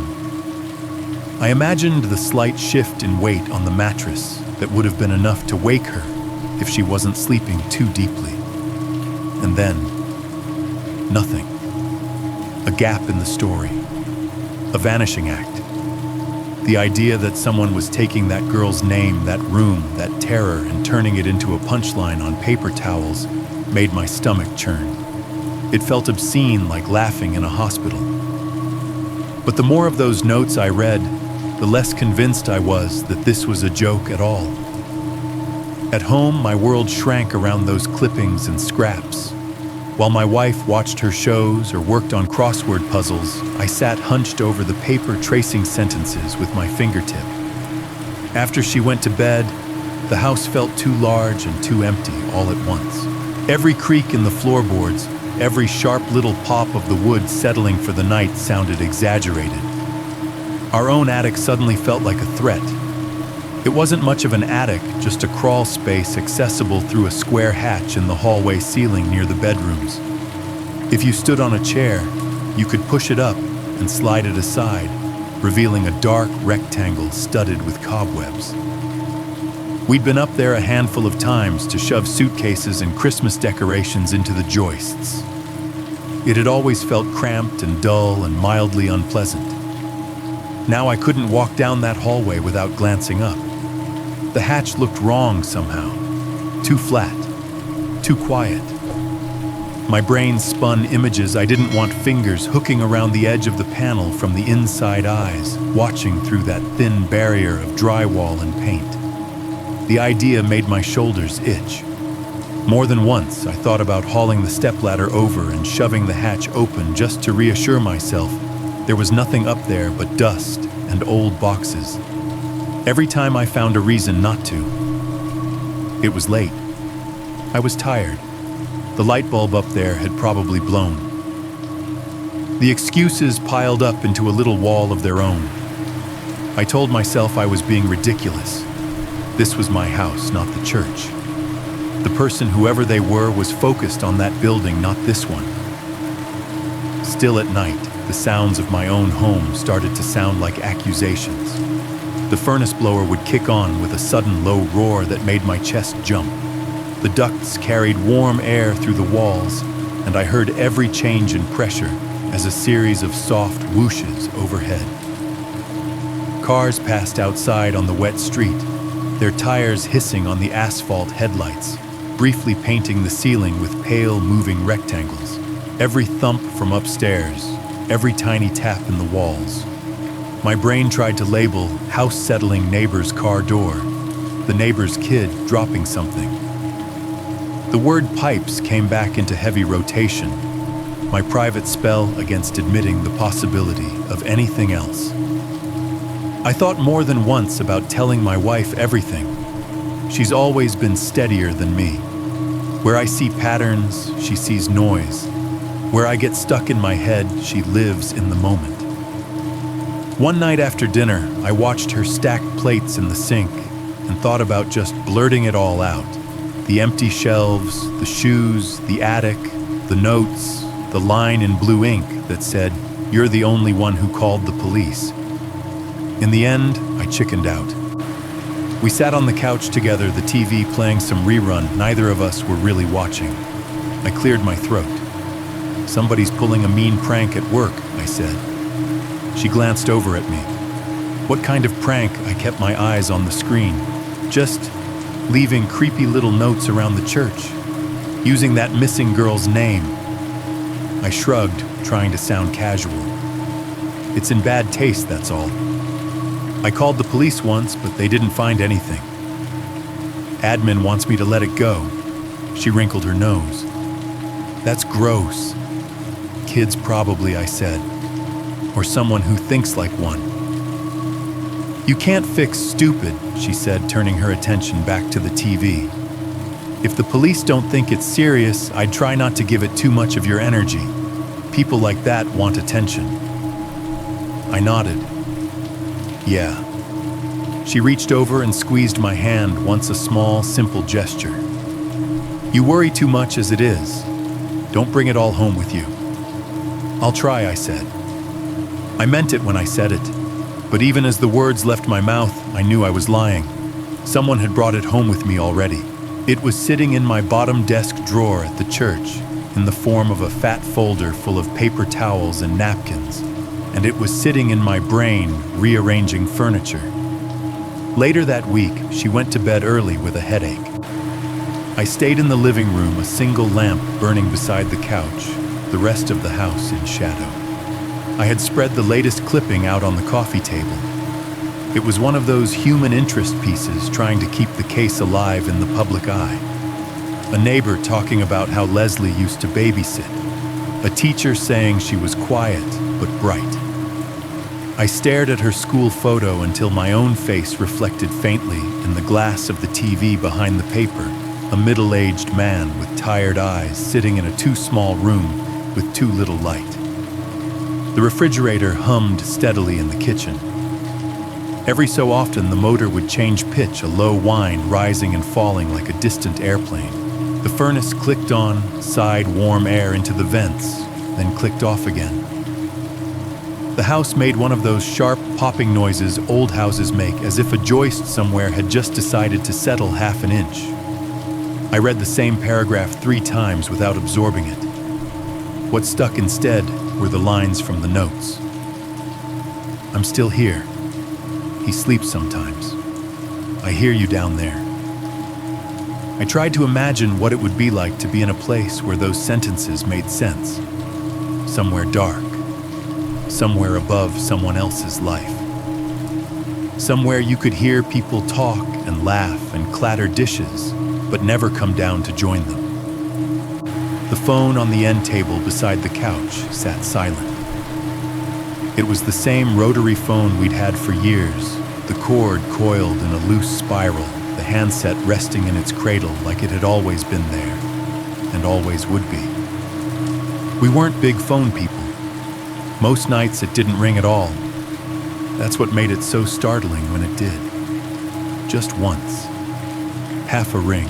The bell inside started its harsh metallic jangle, and then stopped cut off mid-clang, as if someone had yanked the cord from the wall. I froze, eyes lifting from the print to the handset. My heart punched hard against my ribs, not because phones don't ring, but because this one never rang like that. Calls either came through or they didn't. This half-formed sound felt wrong, incomplete, like a breath interrupted. For a second, the house seemed to hold its own breath with me. Then the refrigerator hummed. A car passed outside, tires hissing on wet pavement. Somewhere in the back of the house, a pipe ticked as it cooled. Slowly, I reached for the handset and lifted it to my ear. No dial tone, no static. Just a thin, almost imperceptible wash of noise, something like a distant fan, steady and soft blowing air through a narrow space. I held my breath and listened harder. Underneath that faint rush, so quiet, I thought at first I was imagining it came a tiny rhythmic tapping. Tap, tap, It wasn't random. It had a pulse. Too light to be a hammer, too regular to be branches in the wind. It sounded like fingernails drumming on wood somewhere far away, and directly in my ear at the same time. I sat there with the phone pressed to my head, the clipping about Leslie still open on the table in front of me. And for the first time, I wondered if the problem wasn't just that no one at the church was listening. Maybe someone somewhere had decided to see if I could hear from home. Sunday mornings were supposed to be the part of the week that made everything else make sense. By the time March rolled around, the sanctuary felt like a different world compared to the hallways where the notes had been breeding. It was brightly lit, warm, full of familiar rituals. Even the smell was comforting, a mix of old hymnals, wood polish, cheap perfume, and the faint sweetness of whatever coffee they were brewing in the fellowship hall downstairs. That Sunday, the late morning sun came through the stained glass windows in thick colored beams, painting the aisle in blues, reds, and golds. Dust motes hung in those shafts of light like slow, tiny planets. The organist was already playing when we walked in, a low, rolling prelude that seemed to vibrate through the wooden pews. People were arriving in waves, coats being shrugged off, bulletins being pressed into hands, kids dragged along by elbows as they tried to lag behind and talk to their friends. Everything about it screamed normal. My wife slipped into the pew with the ease of someone who'd been doing this since childhood, smoothing her skirt under her as she sat. I followed our son, trailing us. He was little then, younger than I like to remember, when I think about this, old enough to read. Young enough that his feet didn't quite reach the floor when he sat back, shoes swinging just above the carpet. We'd picked a spot about halfway back on the left-hand side, close enough to see the pulpit, but far enough that you didn't feel like you were under a microscope. Around us, people murmured greetings, shook hands, laughed softly. An usher in a too-tight suit moved down the aisle, handing out bulletins with a practiced, polite smile. I was trying to be present, to listen to the organ, to watch the choir filing in, to let the notes and the police and the blank paper towel stare stay back at the church office where they belonged. For a few minutes, I even managed to believe I could. Then my son reached for a Bible. The pews had those little wooden racks on the back, stocked with hymnals, and Bibles, the covers worn soft from years of fingers. Out of the corner of my eye, I saw him lean forward, stretch his arm down, and curl his small hand around the spine of one.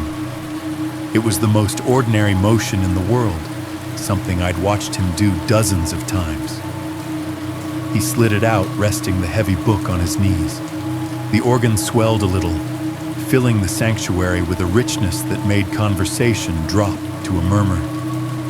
Up front, the pastor stepped to the pulpit with his notes in hand.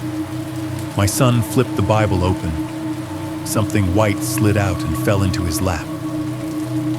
At first, I didn't register it as anything more than a stray scrap of bulletin or a Kleenex someone had left behind. But my son's hands froze, the Bible half open, and his gaze dropped straight to the folded square.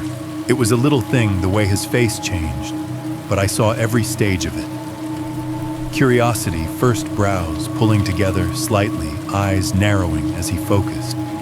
Then confusion, mouth tugging down at one corner, like he was trying to make sense of a joke he wasn't sure he was supposed to laugh at. Then, as his eyes tracked the words, his pupils seemed to widen, and the color drained slowly from his cheeks. Fear. "Hey," I whispered, leaning slightly toward him. "What is it?" He didn't answer right away. He just kept staring, his fingers tightening on the edges of the paper until his knuckles went white. The organist shifted to a louder chord, preparing for the opening hymn. People rustled as they got ready to stand. I reached over and gently plucked the paper from his hands. It was a paper towel, cheap, rough, folded in half, creased right down the middle. My stomach dropped even before I unfolded it, even before I saw the blue ink, the familiar frantic scrawl. The message was longer this time. The letters were big and uneven, as if the writer's hand had been shaking or rushing. "My name is Leslie. I'm in the attic. Please don't stop looking." The words swam for a second as the blood rushed to my head. My ears filled with a high, thin ringing that almost drowned out the organ. "My name is Leslie." The same phrase over and over across kitchens and offices, and now, here in the sanctuary, in a Bible rack, in my son's hands. I turned my head just enough to see him. He was watching me now, eyes wide, lower lip trembling slightly. He wasn't used to seeing me rattled. I wasn't used to letting him. "What does it mean?" he whispered. My mouth felt dry. A dozen answers crowded my throat. None of them good, none of them something you say to a child in church. "It's nothing you need to worry about," I managed. My voice came out rough, unfamiliar. "Just some very bad joke. I'll take care of it." I folded the note back over itself, once, twice, my fingers clumsy. Heat climbed from my chest up into my face, a mix of shame and fury so intense it was almost dizzying. Whoever was doing this had crossed a line I hadn't realized I'd drawn until it was broken. It was one thing to leave these messages on staff desks in offices taped inside fridge doors. It was something else entirely to tuck one into the Bible rack, right where a child's hand would find it. And not just any child. Mine. Around us, the congregation began to rise, a ripple moving from the front to the back as people stood for the first hymn. Hymnals slid out of racks, pages rustling. The pastor announced the number. The organist's hands came down heavy on the keys, and the sanctuary filled with sound. I stayed seated, a beat too long note clutched in my fist, feeling like I'd stepped into a different reality from everyone else. My wife tugged lightly at my sleeve, misunderstanding the delay. "Come on," she murmured. "He's watching." I pushed myself to my feet, but my body moved automatically, everything inside me still sitting still, staring at that paper towel in my hand. I could feel the texture of it against my palm, the ink slightly damp where the pressure had pushed it through to the other side. My fingers had tightened without my noticing. The towel crumpled slowly, the words distorting and folding in on themselves. Voices rose around me, hundreds of them merging into one rough, earnest sound as the hymn began. The lyrics appeared on the overhead projector, flickering slightly white letters on a blue background. People sang with their eyes closed, with their heads tipped back, with their hands resting lightly on the backs of the pews. I moved my lips, but no sound came out. My throat felt like it had closed around a fist. On the outside, it was a beautiful moment. Colored light through stained glass, music, swelling community, breathing in unison. On the inside, standing there with that scrunched paper towel sweating in my palm, I felt like I was under glass, watching a scene I couldn't quite touch. I couldn't stop thinking about the hands that had placed this note. Someone had stood where my son stood, bent where he bent, slid that Bible out of the rack, and tucked the folded towel inside. Someone had planned it, had looked at the room and thought, this is where they can't ignore me. This is where they'll have to see. Organ chords rolled over the congregation notes, stacking on top of each other like waves. The choir's harmony floated above the melody, clear and practiced. And then right in the middle of a line, as the organist punched out a particularly loud, sustained chord, I heard it. A thump. Not from the pew behind us or a hymnal dropped nearby. From above. It was only a single sound, dull and contained as if something heavy had struck wood and then gone still. But it came from the direction of the sanctuary ceiling, from the vaulted space between the plaster and the roof where no one was supposed to be. The organ's chord swallowed most of it, masking its edges, but you don't spend weeks listening for noises in ceilings without your ear learning the difference between a pipe and a footfall. I flinched, head snapping up.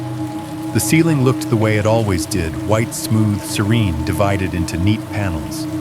The chandeliers hung unmoving chains, taut. Sunlight still spilled through the stained glass in the same patient beams as before. No one else reacted. People kept singing. The pastor's head was bowed slightly, eyes on his hymnal. My wife was focused on the lyrics. My son, distracted by the note, was only mouthing along half-heartedly. In the row ahead of us, an older woman dabbed at her eyes with a handkerchief, moved by the music. I stood there, hands damp note crumpled into a tight ball so small it almost disappeared into my fist, and stared up at the place where the sound had come from. If it had come a second earlier or later, I might have missed it. If the organ hadn't been at full volume, I might have heard more. As it was, all I had was that one perfectly timed impact lined up exactly with the loudest chord of the hymn, as if whoever or whatever made it had been waiting for cover. "You okay?" my wife whispered, noticing the way my gaze kept drifting upward. "Fine," I lied. "Just thinking about something." That was an understatement. Standing in the middle of all that light and sound and faith, surrounded by people asking for comfort, I realized something cold. Whoever was leaving those notes wasn't just trying to be seen anymore. They were trying to break into the one space where we all came to feel safe, and I was the only one who'd heard them knock. There's a point where fear stops being a feeling and becomes a decision. For me, that point was a crumpled paper towel in my hand, and my son sitting beside me in church, asking what it meant. After that Sunday, the idea of doing nothing felt more dangerous than whatever might happen if I pushed this further. The notes, the disappearing food, the shoes that moved the blank message pressed into fibers that one line. "You're the only one who called the police," and then a note tucked in a Bible in front of my child. It all stacked up into something I couldn't shrug off anymore.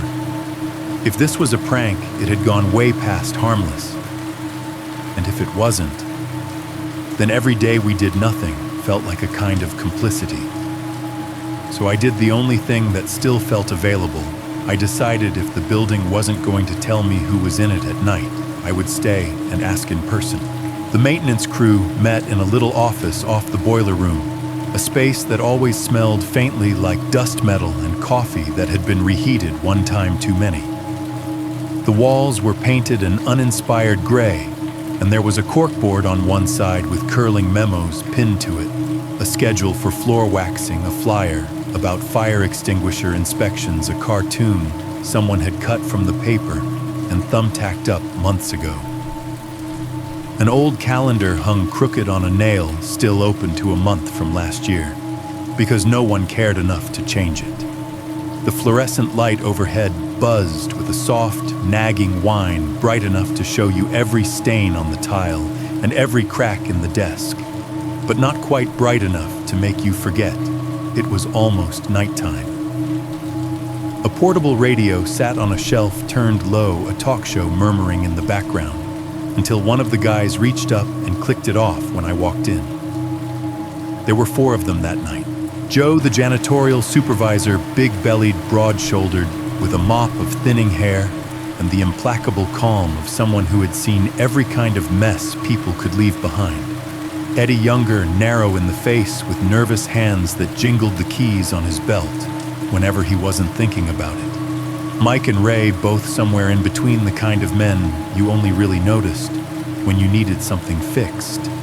I stood by the door for a second, feeling like I was about to pitch a bad idea in a hostile boardroom. My palms were sweating. One of them, Mike, I think, pushed a styrofoam cup of coffee toward me across the scarred desk. The smell rose up, burnt and bitter, more steam than actual heat. "All right, Sam," Joe said, leaning back in his chair until it creaked. "You dragged the cops up into the attic, they didn't find squat, and now I hear you want to camp out in the building like it's a deer blind. You want to tell us what you're thinking?" He wasn't being unkind, just direct. Maintenance guys don't have time for ghost stories. They have broken toilets. I took a sip of coffee, immediately regretted it, and set the cup back down. I know how it sounds, I said, but we've got... I glanced at the closed door, even though there was no one else around, then lowered my voice anyway. We've got a pattern here. It's not just missing snacks anymore. It's whole trays of food disappearing out of locked fridges.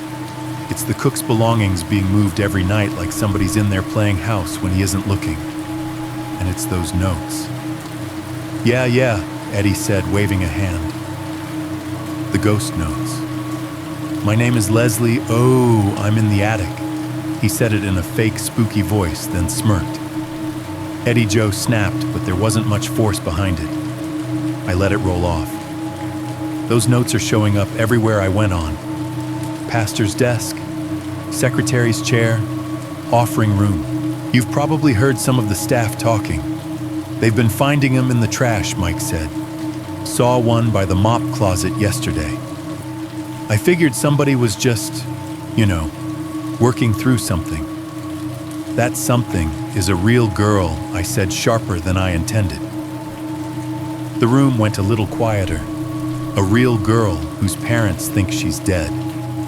A girl who, if these notes are anything but a prank, might be in this building. Joe rubbed his chin, eyes narrowing. The cops searched the attic, he reminded me. You were with them. I know, I said. I know what we saw. We saw nothing. But we also keep seeing these notes. The last one my kid found jammed in a Bible rack on Sunday. Whoever's doing this is either sick in the head or trying to say something none of us want to hear. Either way, I can't just keep telling parents everything's fine while we pretend this isn't happening. The fluorescent light buzzed louder for a second, then settled. The old calendar fluttered a corner in the faint air from the vent. The smell of stale coffee thickened as my cup cooled. Okay, Joe said after a moment. So what exactly are you asking us to do? I took a breath. I'm asking you to help me stay in the building after we lock up. One night, maybe two if we have to. Spread out, keep out of sight. See if whoever's been doing this shows up when they think the place is empty. You want a stakeout? Ray said, lips quirking, like on TV. Only instead of drug dealers, we're hoping to nab the phantom lunch thief. A couple of them chuckled. It wasn't malicious. It was the laughter of men who fix things you can touch, trying to keep a strange problem in the realm of the ridiculous. I want to stop waking up in the middle of the night thinking about that attic, I said quietly. I want to stop wondering if I ignored something I shouldn't have. If all we catch is a kid, then fine. We sit around, feel stupid, go home. But if it isn't a kid, I let that hang there. You could almost hear the, and if it is something else, settle on the table between us.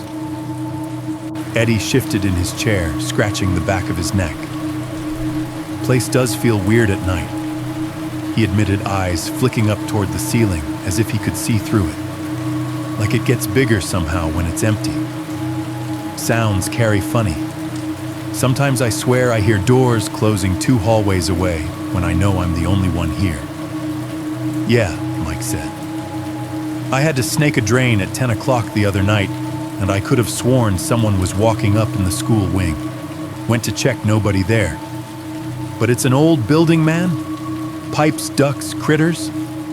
Pipes, I echoed, unable to keep the irony out of my voice. That word again trotted out like a security blanket. Joe sighed, then leaned forward, planting his elbows on the desk. Look, I don't buy the ghost angle, he said bluntly. I don't know what I think about the girl, but I do know someone is stealing food, and I don't like that. If there's some idiot running around our building at night, they're one wet floor away from cracking their head open and giving us a whole other kind of problem. So yeah, fine. We'll do your stakeout. Relief hit me so hard, I almost sagged. Thank you, I said. Let's not make it a whole production, he warned, wagging a finger. No walkie-talkies, no flashlights taped to shotguns, nothing like that. No flashlights taped to shotguns, Eddie repeated under his breath, half amused, half disappointed.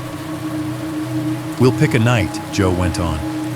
Soon, after most of the evening stuff is done, we lock the main doors like usual, turn off the lights like usual, and just don't go home.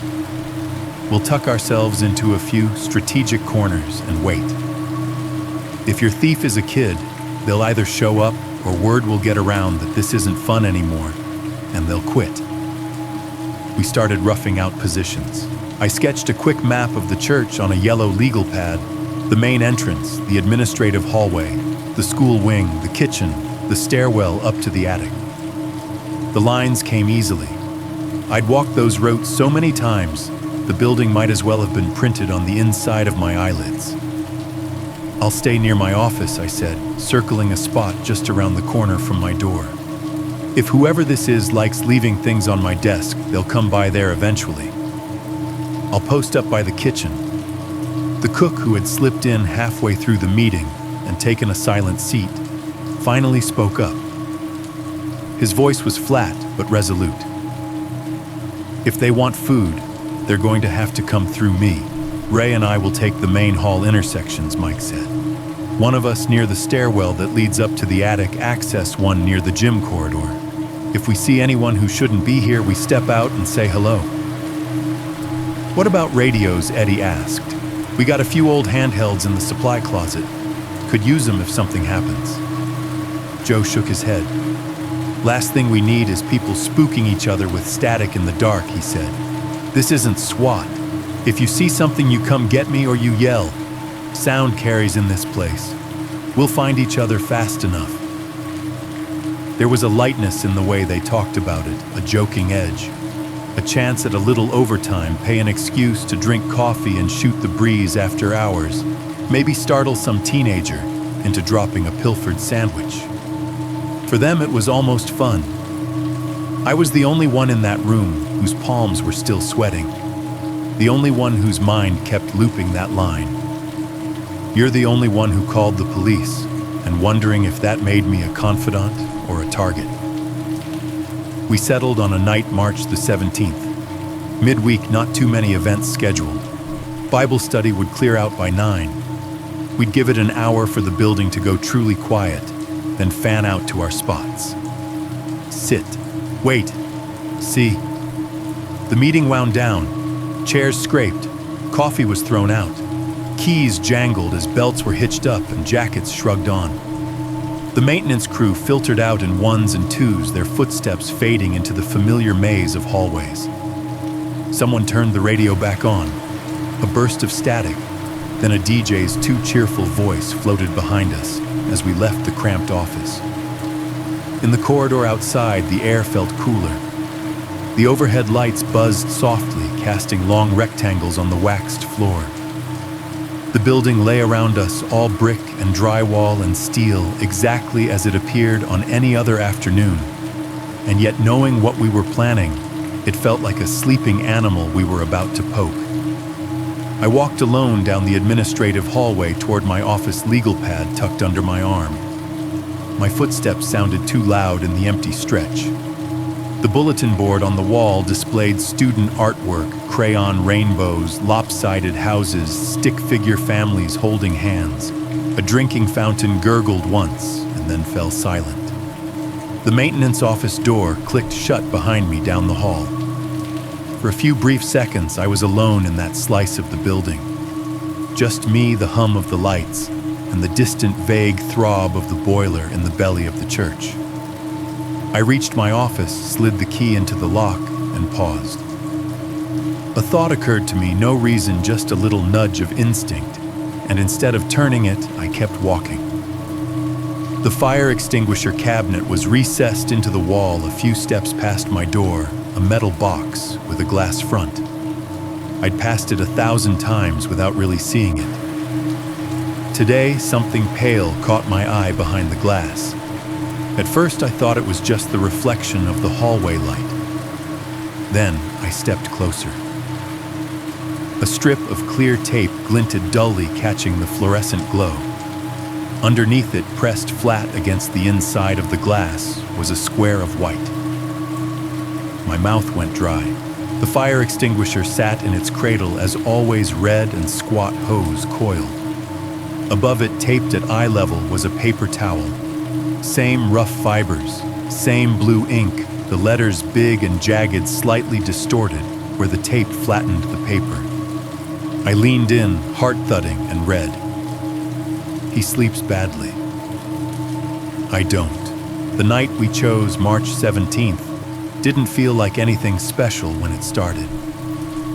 If you'd driven past the church at 9:30, you'd have seen what you always saw on a midweek evening, a few lingering cars pulling out yellow squares of light in the classroom windows, silhouettes moving behind the stained glass in the sanctuary as Bible study wrapped up. By 10 o'clock, though, the lot had emptied out, and the place looked exactly like what it pretended to be, an old brick building asleep on a quiet street. From where I stood just inside the front doors, I could see the whole parking lot through the glass panes. Sodium vapor streetlights along the road hummed with that faint insectile buzz, their orange glow flattening everything it touched.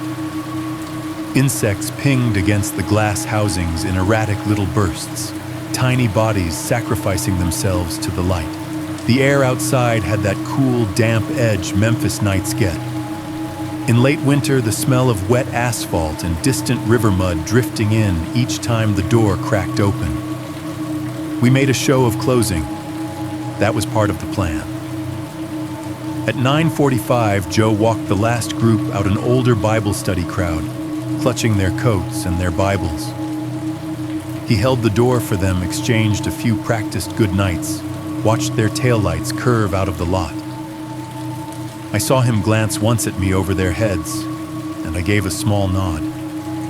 When the last car disappeared, he locked the front doors from the inside with a handful of solid, echoing clicks. Then the building began to shed its brightness. We went down the main corridors, flipping switches section by section.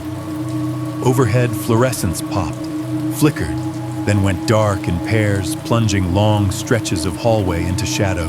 The sanctuary lights dimmed to nothing, leaving only the colored ghosts of the stained glass, now lit from outside by the sodium lamps, painting dull patches of blue and red on the pews.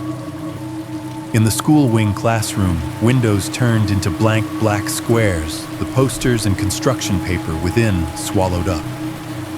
What remained were the bones, the red exit signs over each door glowing steadily like watchful eyes. A few faint security fixtures high in the ceilings, casting just enough light to keep you from cracking your shin on a bench or missing a step on the stairs. The glow from the emergency lights turned the waxed tile floors into dim reflective lanes that seemed to run off into infinity. We split up. There were no radios, no tactical vests, nothing that made this look like anything more than a handful of tired men staying late. Joe headed toward the stairwell that led up near the attic, access his bulk dissolving quickly into the dim. Ray took up position at the main intersection near the gym corridor. The cook disappeared into the kitchen, his white apron already ghostly in the half-light. Mike promised to float between the far end of the school wing and the boiler room listening. Eddie, jumpier than he wanted to admit, chose a spot near the back entrance where he could see both a side door and the hallway that led to the nursery. My spot was halfway down the administrative hallway, behind a heavy door that we propped open just enough for me to see through the glass inset and the crack where it didn't quite meet the jamb. From there, I had a sliver view of my own office door, and beyond it, the main corridor that spooled off toward the kitchen. If someone wanted to leave me a note, they'd have to come down that hall. If someone wanted food, they'd have to go past the junction I could glimpse at the edge of my vision. I dragged a chair quietly into the shadow of the propped door, careful not to let its legs screech. When I sat, I was tucked far enough back that anyone walking by would see at worst a vague shape in the dark. But I could lean forward an inch and get a clear line on my office. Then we settled into the part of the plan no one likes waiting. With most of the lights off, the building's soundscape rearranged itself. What had been a vague background hum during the day now came forward distinct and layered. The HVAC system cycled in slow, ponderous breaths. There would be a low thud somewhere deep in the walls, then a rising rush as warm air began to move through the ducts. The pitch of the noise shifting almost imperceptibly as it picked up speed. When the system idled, the silence it left was so complete, I could hear the faint, high whine of the fluorescent tubes cooling down overhead, their glass shrinking and adjusting to the change in temperature. Every so often there was a small, sharp clink from the pipes hidden in the cinder block metal, expanding or contracting in response to invisible whims. The building made a series of tiny complaints, a tick in the ceiling, a soft pop in a far wall, the whisper of dust resettling somewhere overhead. It wasn't random. If you sat still long enough, there was a kind of rhythm there, a slow, unpredictable music played on wood and metal and air. My watch crept along. 10:30, 10:45, 11. At first, the maintenance guys whispered to each other as they moved to their spots, disembodied voices drifting down the hall like radio static. A soft, "You good here?" A muttered curse when someone bumped into a cart there. Doors whispered open and shut. Somewhere a mop bucket wheel protested with a squeal before being hastily stilled. By 11:15, even that fell away.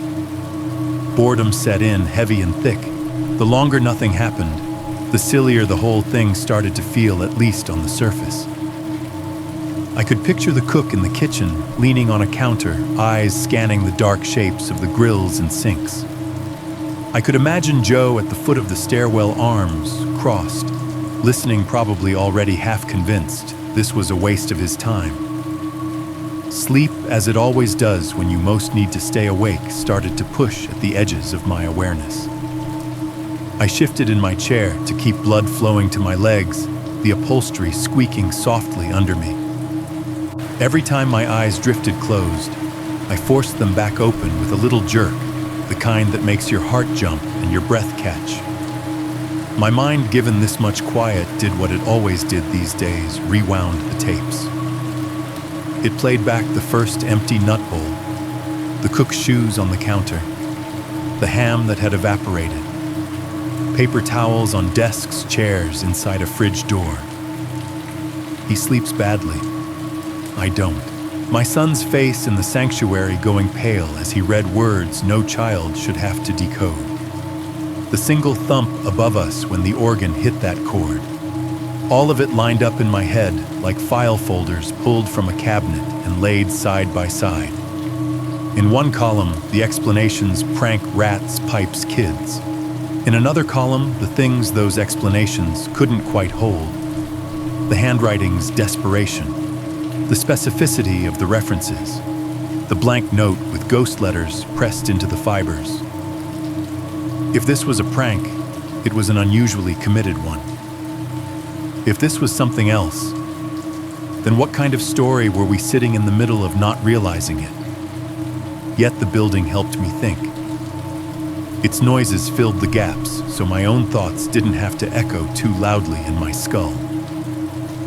The heater cycled again, air sighing through the vent above my head.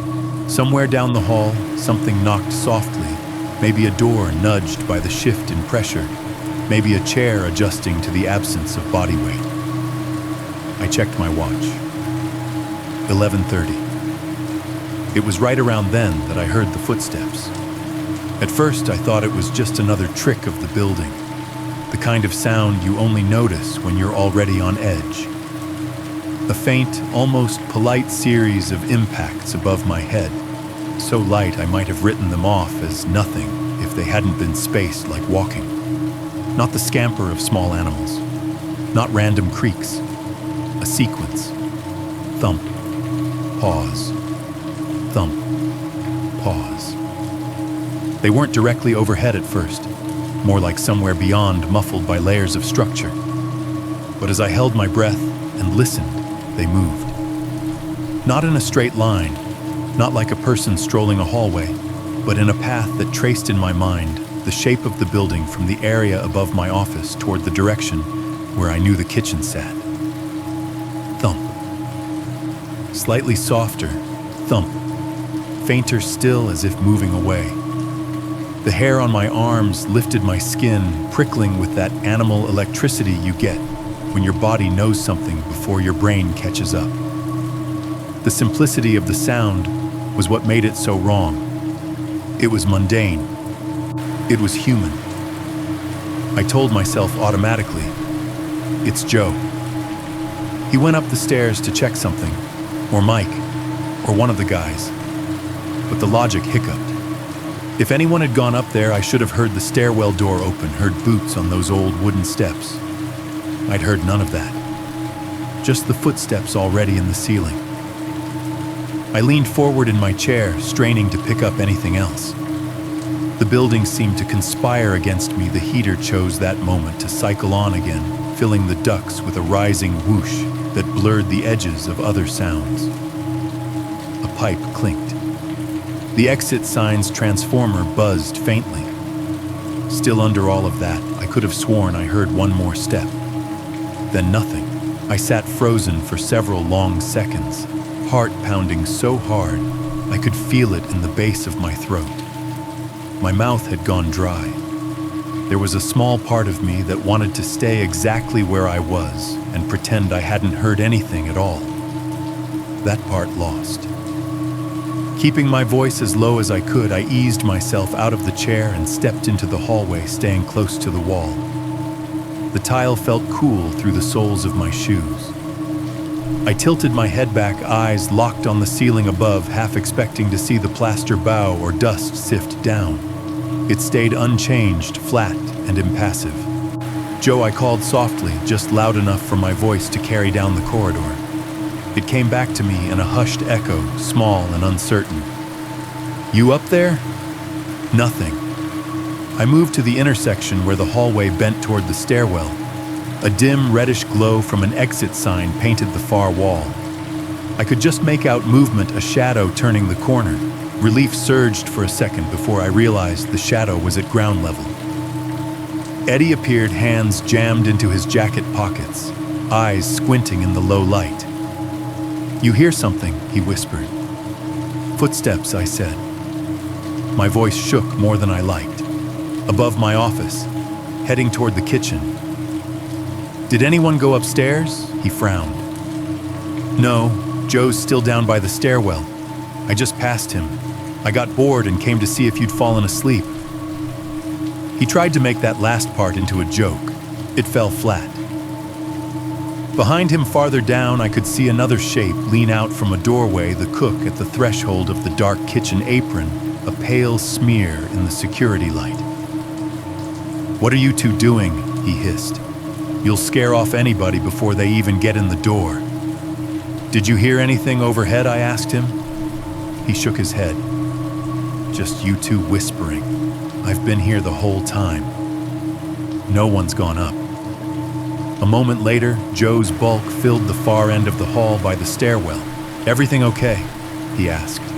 His voice was low but calm, like a man who is trying very hard to keep things in the realm of the ordinary. I heard someone walking above my office, I said.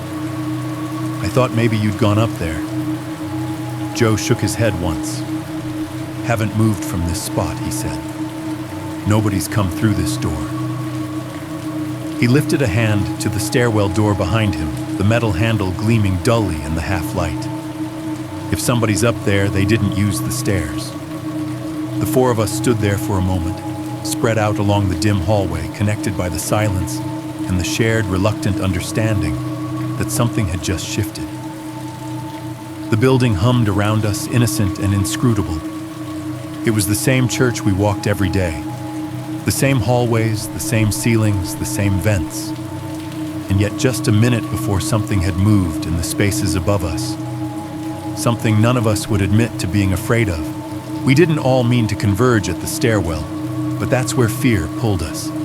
After the footsteps and the hasty whispered exchange in the hallway, There was an unspoken magnetism drawing us toward the one place in the building that actually led up. Joe took a few steps away from the stairwell door, like he was about to prove how unnecessary this all was, then stopped, turned back, and put his hand on the handle again. "Let's just make sure," he muttered. By the time he said it, the rest of us were already drifting that way. Eddie hung back for a second, then gave in and followed. The cook left the kitchen doorway, wiping his palms on his apron, as if he'd just realized they were sweating. I fell in behind them, heart still beating high and fast up in my throat. The corridor near the stairwell felt colder than the rest of the building, like the concrete here held onto the outside air more stubbornly. The exit sign above the door threw a red rectangle down on the floor, washing Joe's boots in a bloody glow. Somewhere back toward the front, a compressor kicked on with a distant groan, then faded into the general hum. The stairwell door was a heavy fire door with a wired glass window. Joe pushed down on the metal bar and shouldered it open. The hinges let out a low, complaining squeal that made all of us flinch more than it should have. Sound exploded outward into the enclosed space as the door banged lightly against the stopper. That's when Eddie turned too quickly, and his hip clipped the metal mop bucket parked against the wall. The bucket went over with a violent clatter, the handle slamming against the side wheels, shrieking on tile. In the quiet of the building, the sound was deafening. It ricocheted up the stairwell and down the hallway, a sudden metallic scream. Jesus, the cook hissed, actually jumping. My heart leapt into my mouth. For a split second before my brain caught up, I thought something had crashed down from above. It felt like a gunshot in a library, the kind of noise that doesn't just fill a space but shatters it. Sorry, Eddie whispered hoarsely, scrambling to right the bucket. The dirty water inside sloshed, sending a sour chemical smell into the air. I didn't see it. We all stood there, breathing too hard, listening for any response from above. If someone was up there, if someone had been sneaking along the beams and suddenly heard that racket, what would they do? Freeze run. The stairwell yawned before us, its walls painted an institutional off-white that looked gray in the low light. The steps rose in a tight switchback, the top landing hidden by the angle. A single bare bulb in a wire cage glowed at the halfway point, throwing shadows up the concrete like bars. Everybody just calm down, Joe said more to himself than to us. We're going to look. We're going to find nothing. And then we're going to sit our butts back down. He led the way up, boots thudding on the steps. I followed, gripping the railing, half expecting dust to sift down from the ceiling with each impact. Behind me came the scrape of Eddie's shoes, then the cook's softer tread. At the top, the air thinned, going cooler and drier. The bulb overhead buzzed a halo of light around it, dissolving into darkness above. The attic hatch wasn't some romantic trapdoor. It was a square panel in the ceiling with a metal ring set into one edge for pulling. A few scuff marks around it showed where ladders had been placed, maintenance done. It looked exactly like it had the day the police went up there. No disturbed dust, no fresh scratches, no muddy prints on the wall, just a closed slab of painted wood flush with the ceiling willfully ordinary. Joe reached up and tugged lightly on the metal ring. The panel didn't budge. It was latched from the other side. He palmed it once, testing. Still shut, he said. Same as before. We all stared up at it for a moment, as if we might be able to see through it by sheer force of will. Nothing moved. No breath filtered down. If anything was on the other side, it was silent and patient and very, very good at pretending not to exist. Well, that's that, Eddie said after a few seconds of nothing, his voice a little too bright. Your attic goblin is not clocked in tonight, Sam. Or he's on break, the cook muttered. Mike, who joined us halfway up the stairs, huffed out a laugh that was equal parts nerves and cynicism. "Maybe it's the Holy Ghost stealing hams," he said. "Turn the other cheek and all that." The others chuckled, tension bleeding off in little spurts of humor. It was easier to mock the fear than to sit with it. My own mouth twitched, but the sound of the jokes skated over me without sticking. I kept thinking about the footsteps, about the way they'd moved from above my office toward the kitchen, about the fact that we were standing under the only official route into that space, and yet nothing about it looked disturbed. Could someone be getting up there some other way? I asked. Joe shook his head. "Attic access is here," he said. "You know that. We've been crawling around up there for years. You can't just pop up like a gopher somewhere else. This isn't a cartoon." He started back down the stairs, satisfied the others falling in behind him. The mop bucket waited at the bottom, dented but upright, like a guilty party pretending innocence. They inched around it this time. I hesitated at the landing, looking back at the hatch one more time. The building felt very still in that moment.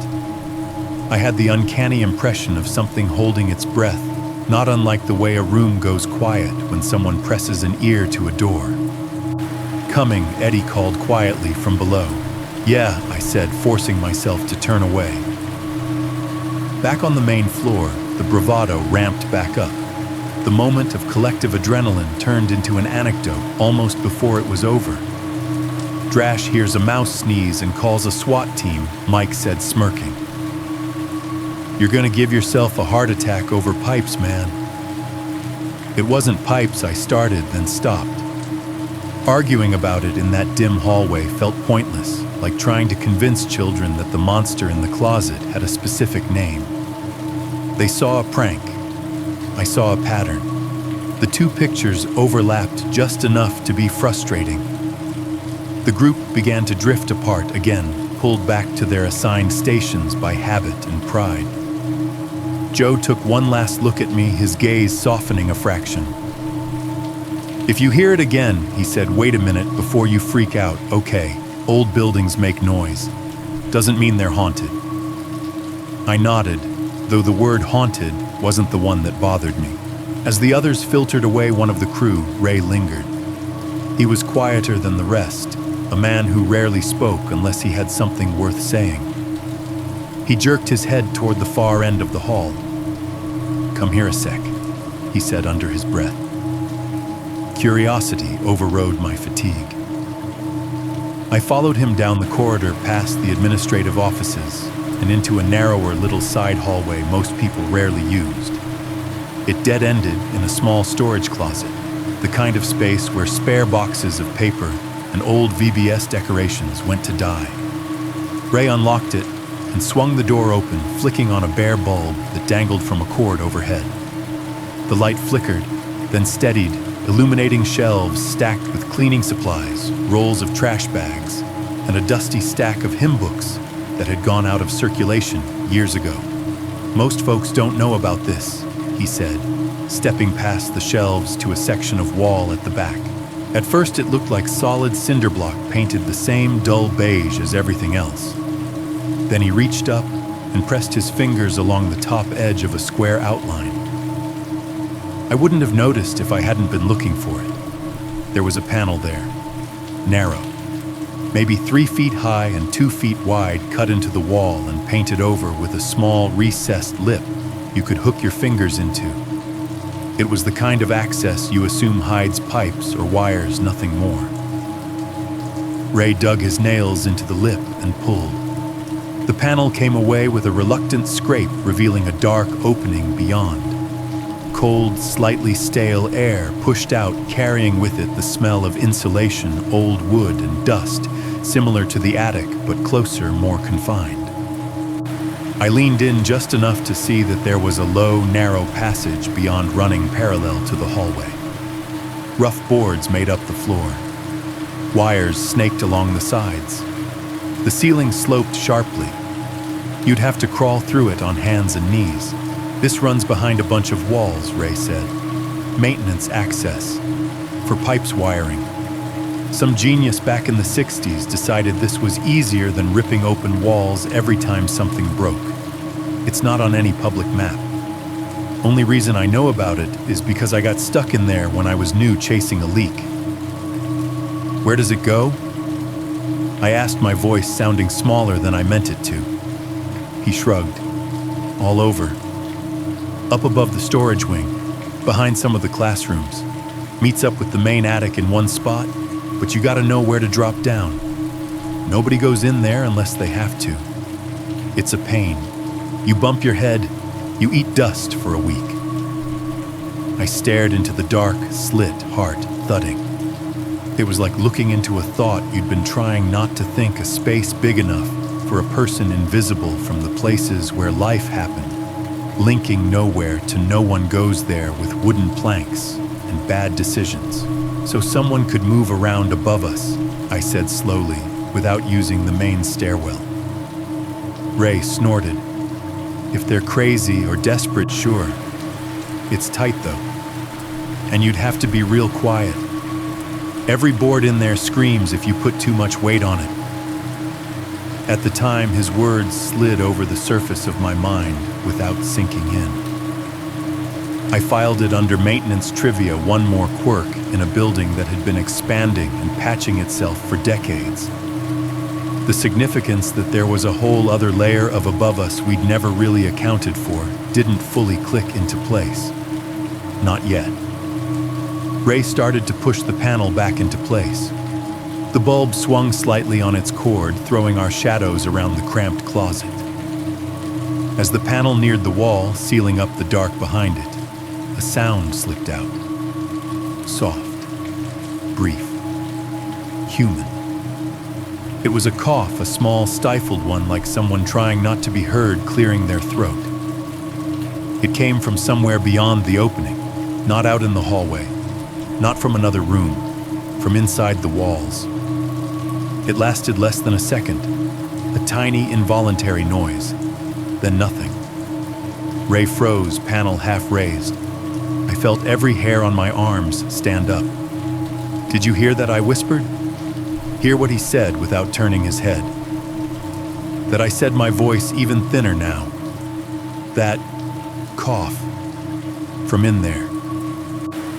He paused for one beat too long. Must have been the vent, he said, finally shouldering the panel into place with a dull thump. The sound of it settling was louder than it should have been. He slid the latch into place, locking it. Air moving through. The vent, I repeated. My mouth tasted like metal. He switched off the light. The closet plunged into darkness, then into dimness again, as the hallway's emergency lights leaked in. For a moment, in that in-between glow, his face was just a silhouette. You're hearing things, Drash, he said not unkindly. It's late. You've got that girl on your mind. Don't let this place make you crazy. We stepped back into the hall and pulled the closet door shut behind us. The latch clicked softly. The building hummed. The panel, now hidden in the dark again, might as well have been part of the wall. I told myself he was right. I told myself my brain, primed by weeks of notes and footsteps, had turned a shift of air into a cough. I told myself there was nothing in the walls but pipes and wires and decades of dust. But as I walked back toward my hiding spot, every little sound, the tick of cooling metal, the faint shiver of the vent, the far-off thump of the boiler sounded to me like someone trying not to make any noise at all. Memory plays tricks with dates. I don't always remember which night was which anymore. I remember fear more than calendars. But this much I know, after that first half-hearted vigil with the mop bucket crash, the footsteps in the ceiling, the cough behind the wall, we told ourselves we'd done enough. The building disagreed. Over the next days, the food theft didn't stop. If anything, it escalated. Whole trays of prepared meals vanished between closing and opening. Containers we'd half emptied were scrubbed clean by morning, as if someone had been licking them out. The cook's belongings continued to migrate around the kitchen, changing positions like chess pieces moved by an unseen hand, and the notes multiplied. One was left on the copy machine balanced on the glass. Another appeared in the nursery laid gently in an empty crib. A third showed up in my own mailbox slot in the main office folded around a blank envelope like a paper hand. Each time the handwriting was the same. Each time the message was clearer. He sleeps sometimes. I don't. I'm still here. By the time March 17th rolled around, my nerves felt like frayed electrical wire sparking at the slightest touch. The administrators had stopped wanting updates. I think they believed that if they didn't talk about it, it would stop being real. I didn't have that luxury. So we did something I had never done before in that church. We planned a second stakeout and took it seriously. 10 o'clock that night, the world outside was the same as always. A few cars gliding past on the main road, their headlights smearing white lines across the asphalt. The distant whoosh of traffic from the larger streets. The steady hum of those ugly orange streetlights. The parking lot in front of the church was empty except for 3 vehicles: Joe's truck, the cook's aging sedan, and my car. We'd all parked closer to the building than usual, unspoken evidence that none of us quite liked the idea of walking across that expanse alone at 2 in the morning. Inside, we went through the motions. Doors locked from the inside. Bolts slid home. Chains hooked. Classroom lights flicked off one by one until the school wing became a solid block of darkness. Sanctuary dimmed to shadows and ember-colored glass. Office doors closed. Hallway switches clicked down, plunging whole stretches into twilight, leaving only the red glow of exit signs and the weak washed-out circles of security fixtures. This time, Joe had relented about the radios. He dug 3 handheld units out of a box in the maintenance closet, blew dust off their antennas, and slapped batteries into them with more force than necessary.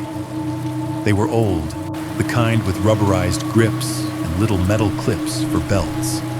The kind that always seemed to have a faint hiss in the background, no matter how clear the line is. "I still don't want anybody playing cop," he said. "But if something happens, I'd rather know than guess." We kept it simple. Channel 1, short check-ins if needed, no long conversations, no jokes. We split up again, but the positions were more deliberate this time. We'd talked through the building like it was a battlefield. The cook stationed himself inside the kitchen near the door to the pantry, where he could see both the fridge and the entrance. Ray tucked himself into a shadowy notch at the intersection of the education wing and the main corridor, a place where footsteps from several directions converged. Eddie, deciding he preferred to face his dread directly, took a spot on the landing halfway up the attic stairwell, where he could hear if anyone came or went above. Joe stayed near the back entrance, watching the door and the hallway leading to the boiler room. My place was the administrative hallway again, but farther back than before. I crouched behind a partially open supply room door, just enough gap to see my office, the cross hall to the main corridor, and a slice of the path that led toward the kitchen. I had my radio on the floor beside me, switched on volume low enough that only the faintest whisper of static seeped out. We killed the last of the non-essential lights. The building drew in its breath. Time turned thick. 10:15. 10:30. The numbers on my watch face crawled forward at a rate that felt insulting. Anyone who's ever stayed up with a sick child or sat in a hospital waiting room knows that particular kind of time, the kind that stretches out and folds back on itself, packed with too much thinking and not enough happening. My legs started to ache first. Squatting behind the door, shifting my weight from one foot to the other, I could feel the slow burn in my thighs. When I tried to adjust the muscles in my lower back, pinched in complaint, reminding me I was no longer the age where sitting on the floor for long periods was casual. My eyes went dry from staring at the same patch of dim hallway. I blinked too hard and saw little bursts of light against the dark, like heat lightning under my eyelids. Every small sound was magnified. Outside, a gust of wind rattled a loose pane in one of the upstairs windows. The glass buzzed in its frame with a quivering insect-like vibration, then settled. Somewhere in the fellowship hall, the old Coke machine woke up with a roar, its compressor kicking on so suddenly and loudly that I physically jumped, heart-hammering fingers clutching at my pant leg. Jesus, someone muttered faintly over the radio, forgetting to keep the button off. Thought that thing was gonna walk over here. A beat of quiet laughter followed, more relief than humor. The HVAC units cycled their low rumble, rising and falling in slow, heavy waves. The vents breathed warm air into the hall, then exhaled cool stillness. Pipes clinked and thudded in the walls like someone tapping messages with knuckles.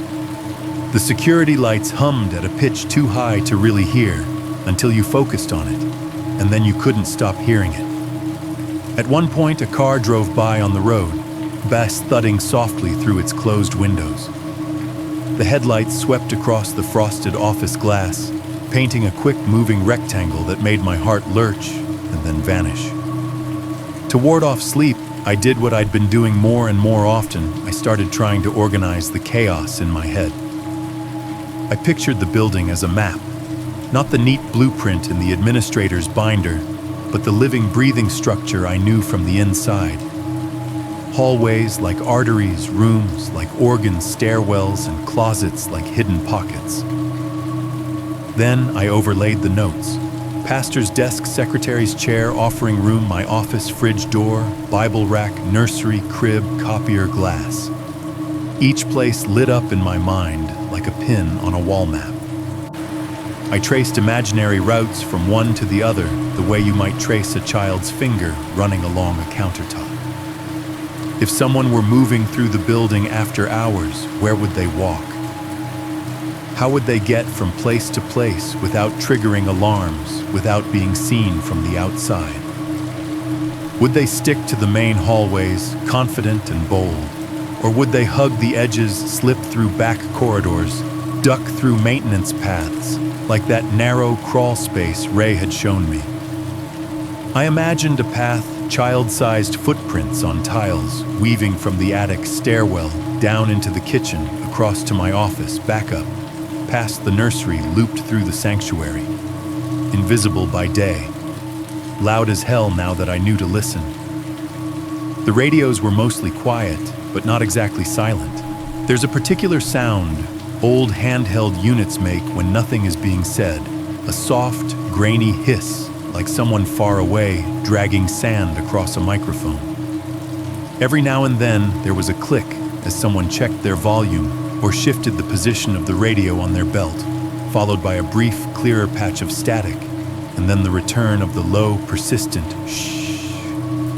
At one point, Joe's voice came through in a whisper. "Everyone awake." A chorus of soft affirmations followed. "Yeah, still here. Unfortunately." Then silence again. My back spasmed. I shifted, stretching one leg out slowly, trying not to kick my radio. The linoleum was cool under my shoe through the thin carpet runner, grounding in a way. A yawn pushed up from my chest, the kind that seems to start in your bones, and I fought it back, because for some irrational reason, it felt rude to yawn in front of whatever might be listening. Somewhere outside, a siren wailed in the distance, thin, rising, falling, then fading away.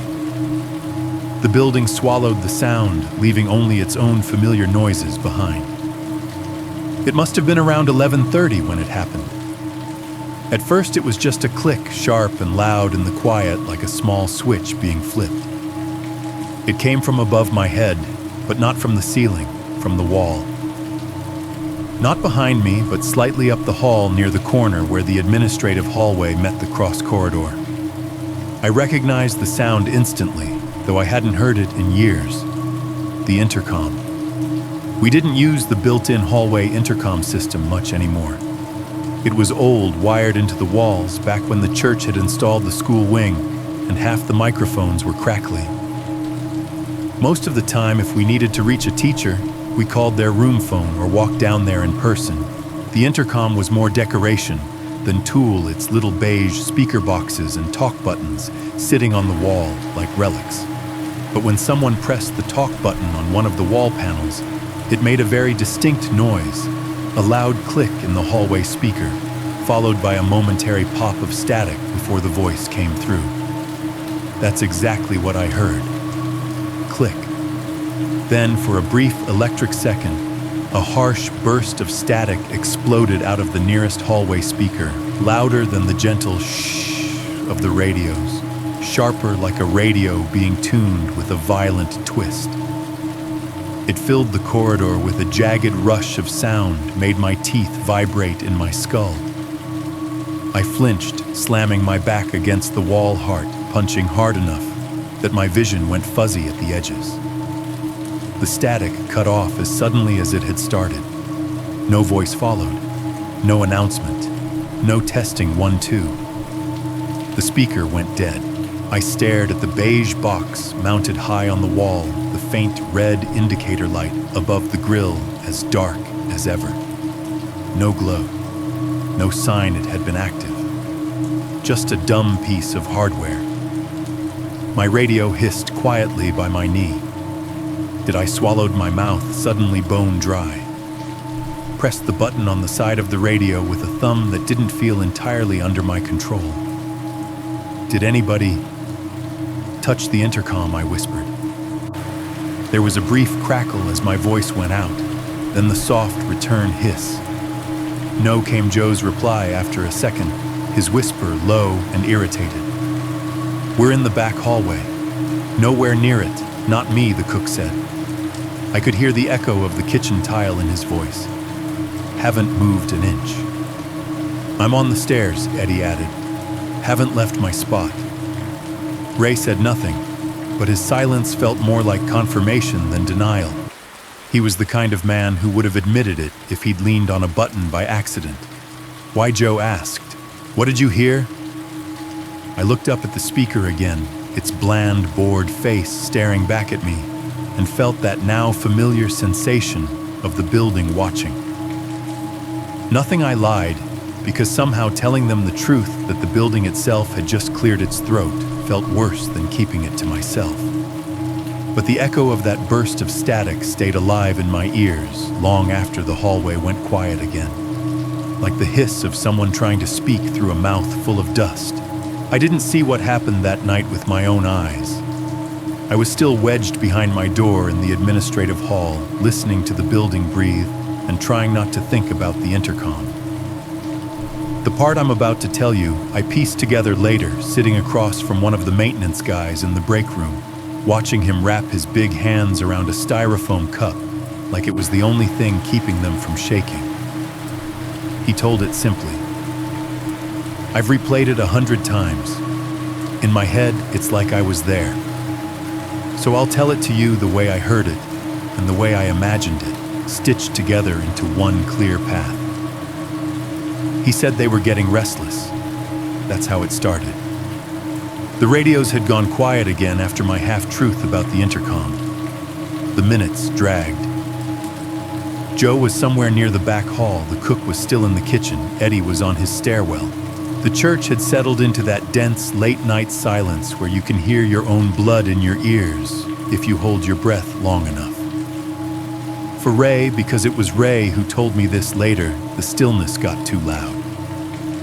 He'd been leaning against a wall near the junction by the education wing hands, in his jacket pockets, feeling his lower back tighten in little pulses. He said he could feel every beat of his heart in his calves. Sitting still has never been my talent, he told me with a humorless half smile. Felt like if I stayed in that one spot another 10 minutes, the drywall was going to grow over me. So he decided to stretch his legs, not far, just a little loop. Quietly, he didn't radio anyone. We hadn't set rules that strict. He just pushed himself off the wall, rolled his shoulders until they popped and started walking. He moved into the education wing, first passing the row of classroom doors. By then, the only light came from the dim security fixtures in the ceiling, and the occasional spill of orange glow from the high windows that faced the street. Those windows were narrow and set near the top of the walls, so the light didn't land where people did their work. It skimmed the upper parts of the room, painting pale slices on the tops of lockers and bulletin boards. From the hallway, he could smell the ghost of the day that had already ended. Crayons, pencil shavings, chalk dust clinging to the blackboards in a thin film. The faint, sugary tang of whatever snack had been crushed into the carpet under little shoes. Cleaning solution, trying and failing to erase it all. Through the thin sliver of glass in one door, he could see rows of small desks in perfect order chairs, pushed in papers stacked. Above one whiteboard, some teacher had hung up a construction paper banner, Bright Futures in big block letters. At 11-something at night, the cheeriness looked more like a dare. His steps were nearly soundless on the carpet runner that lined the teacher's side of the hallway.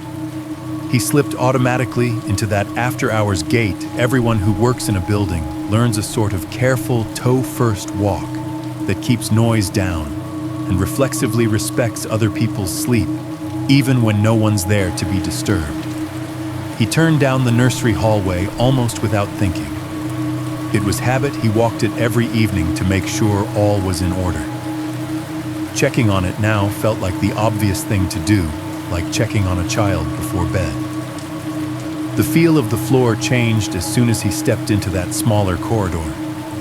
The carpeting there was thicker, softer, designed to cushion falls and knees. It muffled what little sound his boots made entirely. He said it was the weirdest thing. One moment he could hear the faint scuff of his soles. The next, it was like his feet weren't touching anything at all. The nursery hallway always looked different from the rest of the church, even in daylight. The doors were smaller, many of them painted bright pastels, soft blue, yellow, green, to make them less intimidating for toddlers. Some had animals stenciled on them, a smiling giraffe, a cartoon lion, a lamb with a halo. The handles were lower down. The coat hooks along the wall sat at knee level, little loops of metal, waiting for tiny jackets. He passed them one by one. Each door had a laminated label. Infant room, one toddler room, preschool. Behind each was a space full of low shelves, nap mats, tiny chairs. He knew this because he'd vacuumed them 100 times, picked up toys, mopped up spills. That night, everything was in perfect, unnatural order. Toys had been neatly stacked back into bins blocks by color picture books, lined spine-out dolls lying in rows on their backs, with their plastic eyes half closed. A mobile full of plastic stars and moons hung over one crib in the first room, still as if frozen in mid-twirl. A row of high chairs leaned against a wall, farther down buckles looped around their own seats. The smell in the nursery wing was different too. It held on to things longer. Even with no kids there for hours, there was a faint mix of baby powder, old milk, and something vaguely rubbery from the mats. Underneath that was a clean, sharp undercurrent of disinfectant, the chemical reassurance that someone had tried to scrub the day away. He told me that walking that hall at that hour felt wrong on a level he couldn't quite articulate. During the day, the chaos made sense. Cries, giggles, the bang of toys on plastic soft songs from the workers. You could stand in that hallway at 10 in the morning and hear 15 different sounds through 15 doors, each one proof that life was happening. At nearly midnight, nothing moved. His own breathing sounded too loud in his ears. He caught a glimpse of himself reflected in a narrow window, just a tall, shadowy shape, moving past a painted lamb, and had to suppress the weird, irrational thought that he looked like an intruder in a dollhouse. He reached the end of the hallway, where it dead-ended at a small storage closet and an emergency exit. The exit door had a bar across it and a faded sign warning that an alarm would sound if it was opened. Beyond its wired glass window, he could see only the suggestion of the backlot and a thin strip of the night sky, and even darker black above the outlines of trees. He paused there a moment, hand resting lightly on the cool metal of the panic bar, not pushing it, just feeling its solidity. His muscles thanked him for the movement. His back unknotted slightly. He told me later that standing there, he felt the absurdity of it all wash over him.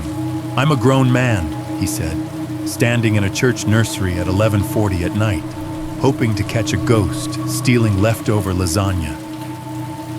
The thought almost made him smile. He shook his head, exhaled, deciding this little walk had been pointless. Just a way to give his joints something to do besides complain. He turned ready to head back the way he'd come back toward the intersection, back toward the others. He'd taken maybe one step when he heard it. A sound behind him, very small but unmistakable if you know it. The gentle plastic click of a switch being flipped. Not the heavy thump of a door. Not the hiss of air in the vents. That specific sound of a toggle snapping up or down the way fluorescent lights announced themselves in classrooms all over America. He stopped mid-stride. The hair on his neck rose. For a split second, he thought it had come from the nursery rooms, one of the wall switches beside those painted doors. His mind scrambled through possibilities. Had a timer kicked on? Had a motion sensor he didn't know about been triggered? Was there some maintenance thing he'd forgotten, an automatic test of the emergency lighting he'd signed off on months ago? He turned his head slowly. From that end of the hall, he could see back up the corridor, past the lined-up nursery doors, past the curve where it joined the main education wing, all the way to where the hallway opened toward the heart of the building. That junction was just a darker rectangle in the darkness framed by the dim emergency lights. And beyond that, deeper into the church down the corridor, he couldn't see directly from where he stood, but whose glow now spilled around the corner, he saw light. It was a soft, institutional glow, at first a pale rectangle blooming on the far wall where no light should have been. Then it strengthened, filling in the thresholds, pushing into the main hallway in a way that made the shadows there look suddenly sharper by contrast. He knew that quality of light. Everyone who's ever worked in that building knew it. It wasn't the warm, golden tone of sanctuary lamps or the colored wash of stained glass. It was the harsh, even illumination of fluorescent tubes bouncing off stainless steel and tile. The kitchen. The kitchen lights were on. He hadn't heard the door to the kitchen open. Nobody had walked past him on their way there. He would have seen any movement through the intersection when he'd first come down this hall. The radios had been silent. There'd been no call, no code word. Just the click of a switch, and now that glow soaking slowly into the edges of the nursery corridor, staining the carpet fibers a faint, sickly white. For a long second, he just stood there, one hand still on the exit bar, watching that rectangular patch of brightness shine where moments earlier there had only been dark. In the quiet over the radio, no one had yet said a word. Later, when I think about that night, there's a clear dividing line, the second before Ray started to run, and the second after. I didn't see him hesitate, but I know he did. He told me, sitting at that same break room table weeks later, that for one heartbeat, he just stood there at the end of the nursery hall, watching that impossible glow spill around the corner, fighting with the part of himself that wanted to pretend it hadn't happened. Then adrenaline won. He let his hand fall from the exit bar and took off.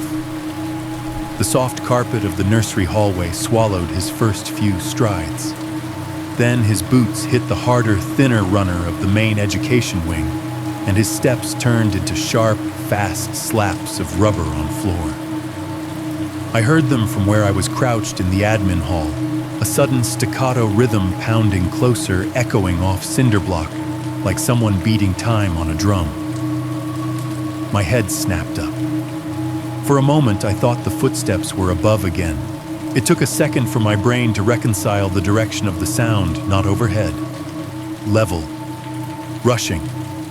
The radio at my knee crackled to life, a burst of static smearing out the first half of whatever he tried to say. Light kitchen. His voice was tight breath already hitching. "Kitchen's on." Before anyone could answer, the footsteps grew louder, then veered away, the sound bouncing down the main corridor toward the heart of the building. I pushed myself up off the floor so fast my knee cracked against the tile. Pain flared up my leg and vanished under the wave of adrenaline. I grabbed the radio thumb hovering over the button. "Ray?" I said. "What do you see?" No answer, just the hiss. Somewhere deeper in the church, another set of feet joined the first, heavier, slower. The cook, I thought, abandoning his post inside the dark kitchen to race toward the light. From the back down near the boiler room, Joe swore softly into his own radio and began to move his boots, hitting the tile in a slower but no less determined rhythm. The building, which had been humming in its own quiet key, suddenly had a heartbeat. I stepped out from behind my door into the dim hallway. Shadows shifted around me as security lights drew thin lines on the floor. I could see the faint glow I knew had to be the kitchen lights. Now a soft rectangle of brightness reflected on a polished section of floor at the far intersection. It looked wrong, like someone had cut a square out of daylight and pasted it into midnight. I started walking, then realized walking wasn't going to be enough. I broke into a clumsy half-run shoes, thudding on the tile, my breath sounding too loud in my own ears. The radio bounced against my palm. "Everybody to the kitchen," Joe's voice barked suddenly, all pretense of calm gone. Now. Ahead of me, Ray reached the corner where the education hall joined the main corridor that led to the kitchen. His momentum carried him around the turn in a tight arc. One hand shot out to slap the wall and steady himself, leaving a smear on the paint where his palm skimmed. The closer he got, the more that light defined itself. Not a single lamp, not a flashlight. The full, ugly brightness of every fluorescent tube in the kitchen blazing down onto stainless steel and tile. Light like that doesn't creep, it slams. The swinging kitchen door was half ajar window, a bright rectangle in the gloom of the hall. For a fraction of a second, in that little frame, he could see nothing but white and metal, a flash of counters, a glint of fridge. He pushed. The door flew inward on its hinges, colliding with the stopper with a hollow smack that sounded to me like a gunshot echoing up the corridor. I was still 2 turns away, but the sound jolted through the building, a command to every nerve. Ray stopped dead in the doorway. He told me later it felt like hitting an invisible wall. 1 second his body was in flight muscles, coiled, heart hammering, ready to catch some punk kid in the act. The next, everything locked. His legs forgot what to do. His lungs forgot how to breathe. The kitchen was exactly what it always was, and nothing like it should have been. The harsh fluorescent lights buzzed overhead in rows, washing every surface in that flat, unforgiving pallor that makes even clean spaces look dirty. Stainless steel counters gleamed in long, straight lines, reflections warped by tiny scratches and smudges. The industrial sink along one wall stood full of empty racks, hoses dangling. The Coke machine by the door hummed and clicked, its red logo too bright. The big industrial fridge loomed at the back of the room, a metal monolith, its compressor cycling in a steady, low roar. A strip of condensation glistened along its handle. The padlock on the chain through its doors hung open and empty, the shackle dangling like a loose tooth. And between all of that, fragile and human, stood a girl. Thin, teenage, filthy. She couldn't have been more than 15. She was barefoot on the cold tile toes, splayed as if she'd been caught mid-step. Her jeans, once a light color, were streaked with grime and something darker around the knees. An oversized sweatshirt hung off her frame sleeves, pushed up to bony elbows. Her hair, light-colored, maybe blonde under the dirt, was a matted curtain around her face, strands clinging to the sweat and oil on her skin. She was standing near the center island, half-turned toward the fridge. In one hand, she clutched a paper plate with something congealed on it, like she'd been caught in the act of eating. Her other arm hovered in the air, fingers curled slightly, as if she'd been reaching for something, and then forgotten how. Her eyes were the worst part. Wide, bloodshot, ringed in purple, nearly as dark as bruises. They were fixed on the doorway on the sudden figure filling it. For a microsecond, they held the flat, blank look of someone who has been startled too many times to waste energy on a full reaction. Then, as she registered that the shape in the doorway wasn't the man she expected, something fractured. Hope, horror, calculation, too much in too little space. Behind her, half-shadowed by the open fridge door, stood a man. 40s, maybe. Thin in a way that suggested bad habits rather than good health. His hair was lank and receding, the kind of brown that looks greasy under fluorescent lights. A patchy beard clung to his jaw. He wore a button-down shirt and slacks that might have been decent once, now wrinkled and stained in spots. He stood angled toward the girl, one shoulder leaning against the stainless surface like he'd been watching her eat. His face in that first snapshot wasn't twisted in rage or snarling. It was tight, watchful, the look of someone accustomed to being on guard. One of his hands rested casually on the counter beside him, near a knife. It wasn't some huge butcher's blade, nothing theatrical. Just a standard kitchen knife, 8 inches of metal, the same kind they used to slice roasts and carve turkeys for church dinners. The contrast between its mundanity and the coil of his fingers near it made my stomach clench later when I pictured it. In that moment, for Ray, it was just a point of focus, hand-steel distance. Time stretched. Ray and the girl stared at each other. He told me later he could feel his own pulse in his throat pounding so hard, he was sure they could see it. He was unarmed, except for the radio clipped to his belt and the instinct not to turn around and run. Behind her eyes, something moved. She blinked once, as if waking up. Then she moved. She didn't scream. She didn't look back. She didn't hesitate. She lunged. The paper plate clattered to the tile food, sliding off in a sad smear. Her bare feet slapped the floor.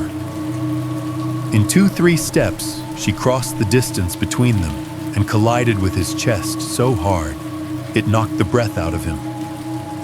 Her hands bunched in the front of his shirt, fingers digging into the fabric like claws. "Don't let go," she gasped. Her voice was raw, like it hadn't been used for anything but whispering for a long time. The words barely made it out, a rush of air more than sound, but their meaning was unmistakable. Behind her, the man reacted a beat later, just long enough for the gap to widen between what he wanted and what was now happening. He straightened from the fridge eyes, going from surprise to something darker. His hand jerked toward the knife, then stopped hovering. For a split second, it looked like he was calculating whether he could reach her before Ray could pull her out of reach. Then some other instinct, self-preservation, maybe won out. He bolted. He didn't shout. He didn't threaten. He just spun on his heel and ran, skirting the far side of the center island. The soles of his shoes squeaked on the tile, the sound slicing through the air like a shout would have. He shoved the side door of the kitchen open with his shoulder, sending it slamming into the stopper, and disappeared into the dark hallway beyond. The door banged shut behind him, the frame rattling. That slam was what I heard. From my spot at the far end of the admin hall, I had already started moving when the kitchen door crash echoed. The heavier slam from the side door lit every nerve in my body like a live wire. "Kitchen," someone yelled over the radio, Ray voice cracking. "He's running side door." I didn't catch the rest. My own world shrank to the rectangle of light ahead of me. The main corridor seemed longer than it had any right to be. Each step felt both too slow and too fast. I rounded the last corner with enough momentum that my shoulder brushed the wall palm, flattening against the paint to steady myself. The kitchen door was still swinging slightly when I reached it, the little window showing a blur of too bright light and motion. I shoved it open and stumbled through. The scene inside hit me like stepping into a movie that had already been playing for a while. The harsh fluorescence turned everything into stark contrast, every shadow etched sharp, every flaw in the tile visible. The smell of food, meat, onions, something starchy hung in the air, mingled with sharper notes, cleaning chemicals, cold metal sweat. Ray stood just inside the room, bent slightly forward, as if he'd been trying to shield something with his body. That something was clinging to him. The girl had both fists twisted in the front of his shirt knuckles white.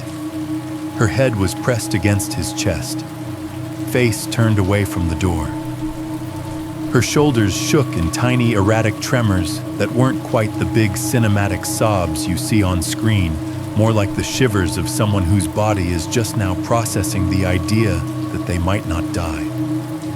Her bare feet were splayed on the tile toes, pale and dirty. Up close, I could see the raw places on her ankles where something rope wire had rubbed the skin angry.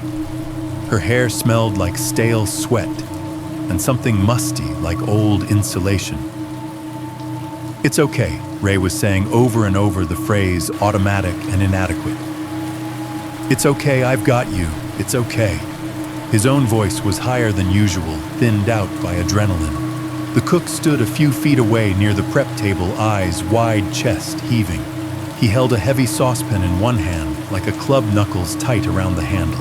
Joe barreled in a second after me. Breathless face flushed, scanning the room with the practiced sweep of a man used to looking for immediate threats. No weapon, Joe said more to himself than anyone. "Where'd he go? Side door." Ray managed, jerking his chin toward the exit, without loosening his grip on the girl. Tall, gaunt, had a knife. He ran before I could. The radios erupted, then Eddie shouting that he'd heard someone tearing down the back hallway, someone else swearing they'd seen a shadow bolt pass the gym corridor. Joe took off again, barking into his handset, leaving the kitchen a swirl of noise and light. For a heartbeat, all of that receded for me. There was only the girl. She lifted her head at last, just enough for her face to come into full view. Up close, the dirt on her skin was more granular, clinging in smudges beside her nose along her jaw. Her lips were chapped, cracked in the middle. Little broken blood vessels stippled the whites of her eyes. She looked at me. I don't know what she saw, an aging headmaster in a shirt that suddenly felt 2 sizes too small hands, hovering awkwardly, as if afraid to touch. What I saw was the school portrait from the newspaper, aged by fear and grime brought into brutal, 3-dimensional reality. This was not a ghost, not a prank, not a name someone had pulled from a headline to be cruel. This was a girl who had been writing messages on paper towels with the last of her courage. Her mouth moved once, twice, like she was trying to pick from a list of possible opening sentences. The first few sounds that came out were more breaths than words. "Easy," I said quietly, stepping closer, palms up. "You're safe. He's gone. You're safe now." Her eyes flashed a quick, sharp look that held something like anger at the word safe, as if it was too big to be true yet. Then the anger dissolved into something else, relief so profound it looked like pain. She let go of Ray's shirt with one hand and reached for me, fingers snagging in my sleeve. Her grip was surprisingly strong. "I'm Leslie," she said. The name hit the air like a physical thing. Every note in my desk drawer might as well have rattled. Up close, the timbre of her voice was higher than I'd expected, thin from disuse, but clear. There was no hesitation in the way she announced it, like she'd been practicing the sentence for weeks, waiting for someone to show up who would hear it. "I'm Leslie," she repeated in case we'd missed it the first time. Her voice cracked on the second word. "I've been upstairs." her head turned, eyes flicking upward in the barest of gestures to the ceiling, to the space above it, to the attics and crawl spaces and narrow channels in the walls. "I've been here," she said, and this time her voice broke completely, tears spilling down her cheeks, cutting pale tracks through the dirt. "I've been here the whole time." The kitchen felt too bright, too sharp, like someone had peeled the night back with a knife and left us blinking in the wound. For a few seconds after Leslie said those words, "I've been here the whole time," no one moved. The radios crackled with overlapping voices in other parts of the building. Feet pounded down distant halls, but inside that room, it was as if the air itself had gone still to listen. Then everything happened at once. "Call 911, I heard myself say. My voice didn't sound like mine, thin and far away. "Now."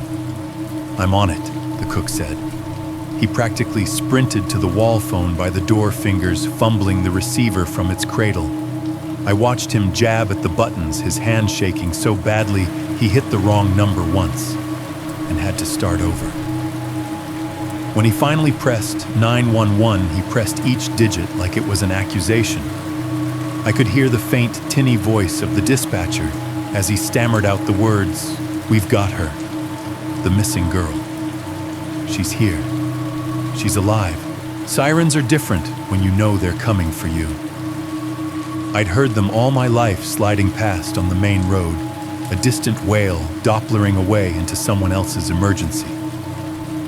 This time, as the first faint hint of a siren threaded into the night, it felt like a rope being thrown to us out of the dark.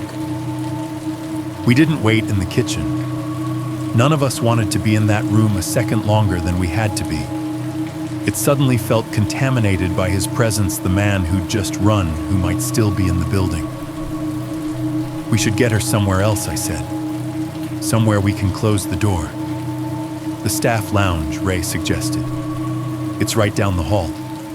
No windows to the outside." Between the three of us, me, Ray, and the cook, we guided Leslie out of the kitchen. She gripped Ray's shirt with one hand and my sleeve with the other, like if she let go of either, she'd be sucked back upstairs. Her legs didn't seem to know how to move at a normal pace. She lurched a little bare feet, slapping the cold tile, almost stumbling at the threshold to the hall. I realized those muscles had been used mostly for crouching, tiptoeing, balancing on beams. The staff lounge felt absurdly normal when we pushed through the door. The fluorescent light in there was softer, one bulb already burned out, casting a lopsided glow over the vending machines, the chipped coffee table, the sagging couch. Someone had left a mug with a dried coffee ring in the sink, a magazine fanned open on the table to a page about gardening. We wrapped her in the first thing we could grab, a scratchy brown blanket from the back of the couch, one of those cheap polyester ones the church kept around for cold days. It swallowed her frame, drowning her in its folds. She clutched it tight with shaking hands, as if afraid we might take it. "Here," I said, gently pressing a paper cup of water into her fingers. "Small sips. You're safe. Safe." There was that word again, too big for reality, but all we had. She lifted the cup hands, trembling so badly the water sloshed against the rim. She took 1-2 tiny sips, then held it against her chest, like a hot water bottle. Her eyes moved constantly, darting to the door, to the ceiling, to the corners, as if cataloging every angle of the room. She flinched at sounds, footsteps in the hall, a door closing somewhere, the distant echo of a shouted command, as Joe coordinated a search for the man who'd run. Between breaths, between the kind of sobs that seemed to jerk themselves out of her without her consent, she started to talk. It came in fragments at first, like sentences broken by static. Bedroom, she got out. My window. He was just there. I woke up and he was just there. Ray and the cook sat nearby, stunned into silence. I grabbed a notepad from the counter, a leftover from some staff meeting, and began to write, not wanting to forget any detail in the fog that was already forming in my brain. Months ago, I asked softly. Back in... Do you remember the date? She squinted as if looking for a calendar only she could see. November, she said finally. It was still cold. Before Christmas. I remember the lights outside my neighbor's windows when we drove. Her fingers tightened around the cup, the blanket bunched around her shoulders, swallowing half her face. He said it was a mistake. She went on, her voice wobbling. Said if I kept quiet, if I did what he said, he'd let me go when they gave him money. Ransom. She laughed once, a small, bitter sound devoid of humor. Nobody gave him anything. She swallowed hard. I haven't seen the sun in, I don't know, weeks. He took my watch. No windows up there, just the cracks of light when the church is open. I listened to your day through the ceiling. My throat closed. I felt for a moment like I might be sick. You wrote the notes, I said, on the paper towels. You left them on desks, in the fridge, in the Bibles. She looked up, eyes locking onto mine with a sudden fierce clarity. I thought you didn't see them, she whispered. I thought you threw them away. She faltered, glanced toward the ceiling. He didn't like it when I wrote them, but he slept. Sometimes. Not much, but sometimes. I heard her note in my head. He sleeps badly. I don't. I learned the sounds you made, she said. The cook, the keys on your belt.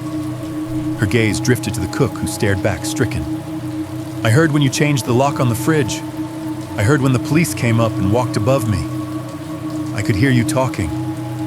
The sirens outside grew louder, no longer distant, but distinct, threading through her words.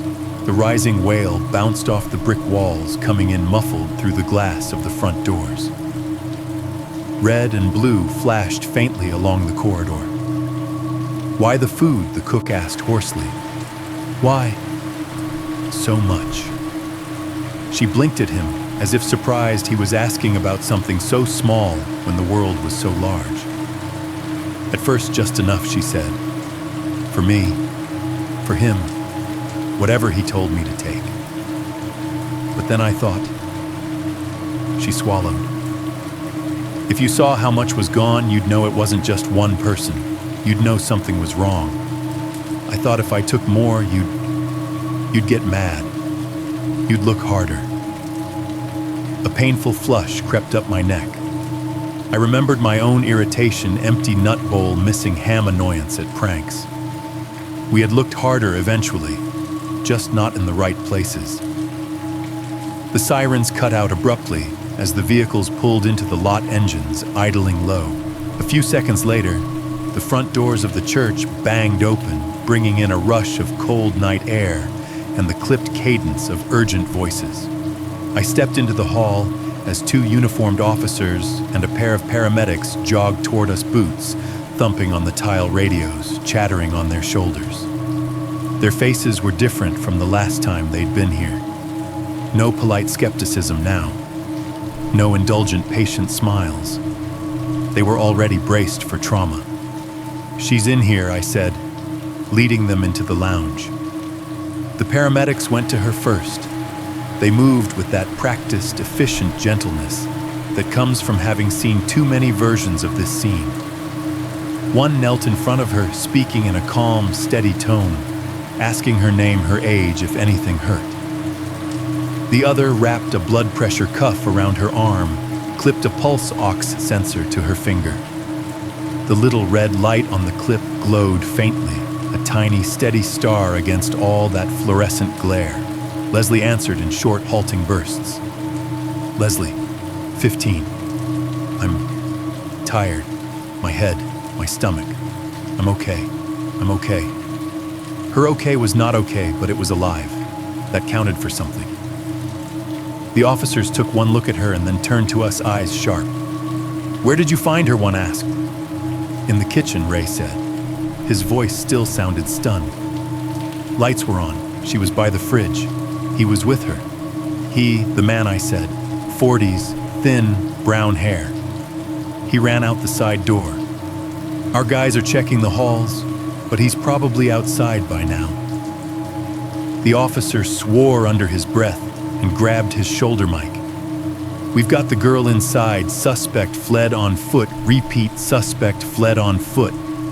Last seen exiting West Side kitchen door. He rattled off, giving coordinates and descriptions. We need to talk about your building, the other officer said, turning back to me. Last time we were here, you mentioned the attic. You said you got a note saying there was something up there. We searched. We didn't see anything like this. I felt a vein of anger at myself, at all of us, thread through the fear. We showed you the main attic, I said. We didn't know. I stopped remembering the crawlspace panel. Ray's quiet. Most folks don't know about this. There's another access, I said. Maintenance only. It runs behind some of the walls, above the classrooms. Maybe connects to the attic. We didn't think. The words sounded hollow, even to me. The officer's jaw clenched. Show us. We left the paramedics with Leslie, the cook, standing in the doorway like a guard. I led the officers and 2 detectives who'd just arrived, plainclothes faces pale in the hall lights, down the same side corridor where Ray had shown me the panel days before. My feet felt heavy, like I was wading through syrup. The building around us seemed too quiet again, as if it were listening in shame. In the small storage closet, the bulb flicked on with a tired buzz. The shelves of cleaning supplies, trash bags, and hymn books looked exactly as they had. The panel in the back wall looked exactly as it had. Ordinary, unassuming, a square secret. There, I said, throat tight. Behind that. Ray, who joined us, stepped forward without waiting for permission. He dug his fingers into the lip and pulled. The panel came away easier this time, as if it might be relieved. Cold, stale air pushed into the closet, carrying with it a stronger version of the smell we'd gotten before, dust insulation. And underneath it now, something more human: sweat, stale food, the sour tang of unwashed bodies. The detectives switched on flashlights and aimed them into the narrow opening. The beams cut through the darkness, revealing the rough boards of a low passageway. Wires snaked along the sides. Cobwebs shimmered in the light. And there, hugged up against one wall, in the little patch of space just beyond the opening, were the things that turned my stomach over. A thin mattress pad rolled out on the boards. A pile of blankets, the topmost one with faded cartoon characters on it. A plastic milk crate turned on its side as a makeshift shelf holding a few canned goods, a jar of peanut butter, a stack of paper towels folded into squares, crumpled food wrappers stuffed into one corner, a plastic jug half full of water, a small flashlight with nearly dead batteries. On the wall opposite, someone had scratched shallow lines into the wood with something sharp, clusters of 5 over and over running in columns. Days. Jesus, one of the detectives breathed. His voice had none of the professional distance left in it. This is a hide. He had her living up here. He shifted his beam farther down the passage, following it, as it extended beyond the radius of our cluster of heads. Where does this go? He asked. All over, Ray said quietly. Connects to the main attic somewhere, above the classrooms. Storage. No one ever comes in here unless something breaks. The older detective turned back toward me, his face drawn tight in the flashlight's edge. When our guys were up there last time, he said slowly, they walked right over this. It wasn't an accusation exactly. It was just the plain, brutal fact of it. They'd gone into the main attic weeks earlier, flashlights, sweeping boots, creaking on joists, eyes searching for something that screamed crime scene. They'd found dusty boxes and decorations and nothing else. They hadn't known to look for a smaller space nested inside the bigger one, a hollow tucked just out of sight. We missed her, he said. She was What, 10 feet away? 15. Listening to us walk around over her head. I pictured that Leslie lying on that thin pad, blankets pulled tight, hearing boots thumping just above the boards, hearing us mutter about pranks and kids, hearing us leave. Something inside my chest seemed to crumble and fold in on itself. She left us notes, I said. My voice barely registered above a whisper. She told us where she was. Attic. I hear you down there. We walked up there and she was already listening, and we still failed to see her. The detective's jaw flexed once. He turned back to the opening. Well, he said, voice low, we see it now. I didn't hear the full story that night. No one did. That first night was all vitals and paperwork and statements given in half sentences to men with badges and women with stethoscopes. It took days, weeks really, before any of it settled into something she could tell without coming apart halfway through. I saw her again later in a quiet room that didn't belong to the church or to her old life yet. A small office at a counseling center, chairs, 2 soft walls, 2 beige. There was a tissue box on the end table between us like a prop. The fluorescent lights were turned down low, leaving the room in a kind of afternoon hush, even though it was morning outside. She was different and the same. Clean for one. Her hair brushed and pulled back, her skin scrubbed free of the dirt I'd first seen caked on it. The purple rings under her eyes had faded some, but there was still a tension behind her shoulders, like she was bracing for an impact that might come from any direction. I don't want to tell it to them anymore, she said, nodding toward the window, as if them were everyone outside. They keep writing it down. I don't like the way they look at me when I talk. She looked at me then in a way that made it clear this was an exchange. She'd told the police. She'd told the doctor.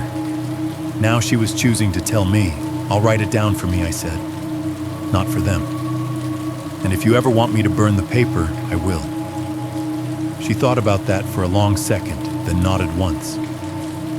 Okay, she said. But you have to listen to all of it, not just the parts they want. So I did. I listened and I wrote, and every time I thought I understood how bad it had been, she opened a door in the story and showed me another room. She said it started the way nightmares do in the middle of sleep without warning. 1 second, I was in my bed. She said fingers worrying the edge of a tissue until it shredded. And the next, I knew something was wrong because the air was different.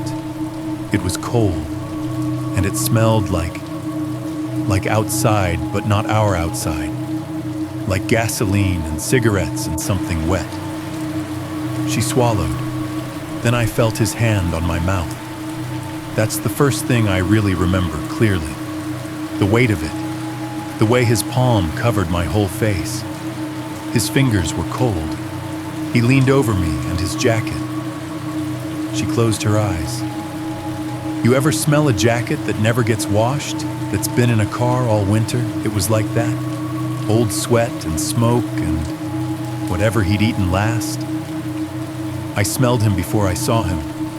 He told her not to scream, that if she screamed, he'd hurt her parents. That if she stayed quiet, he just needed her for a little while. She didn't believe him, but she didn't scream. That's one of the parts that haunted her later. She told me the fact that she obeyed that first command. He had something in his other hand, she said. I didn't see it right away.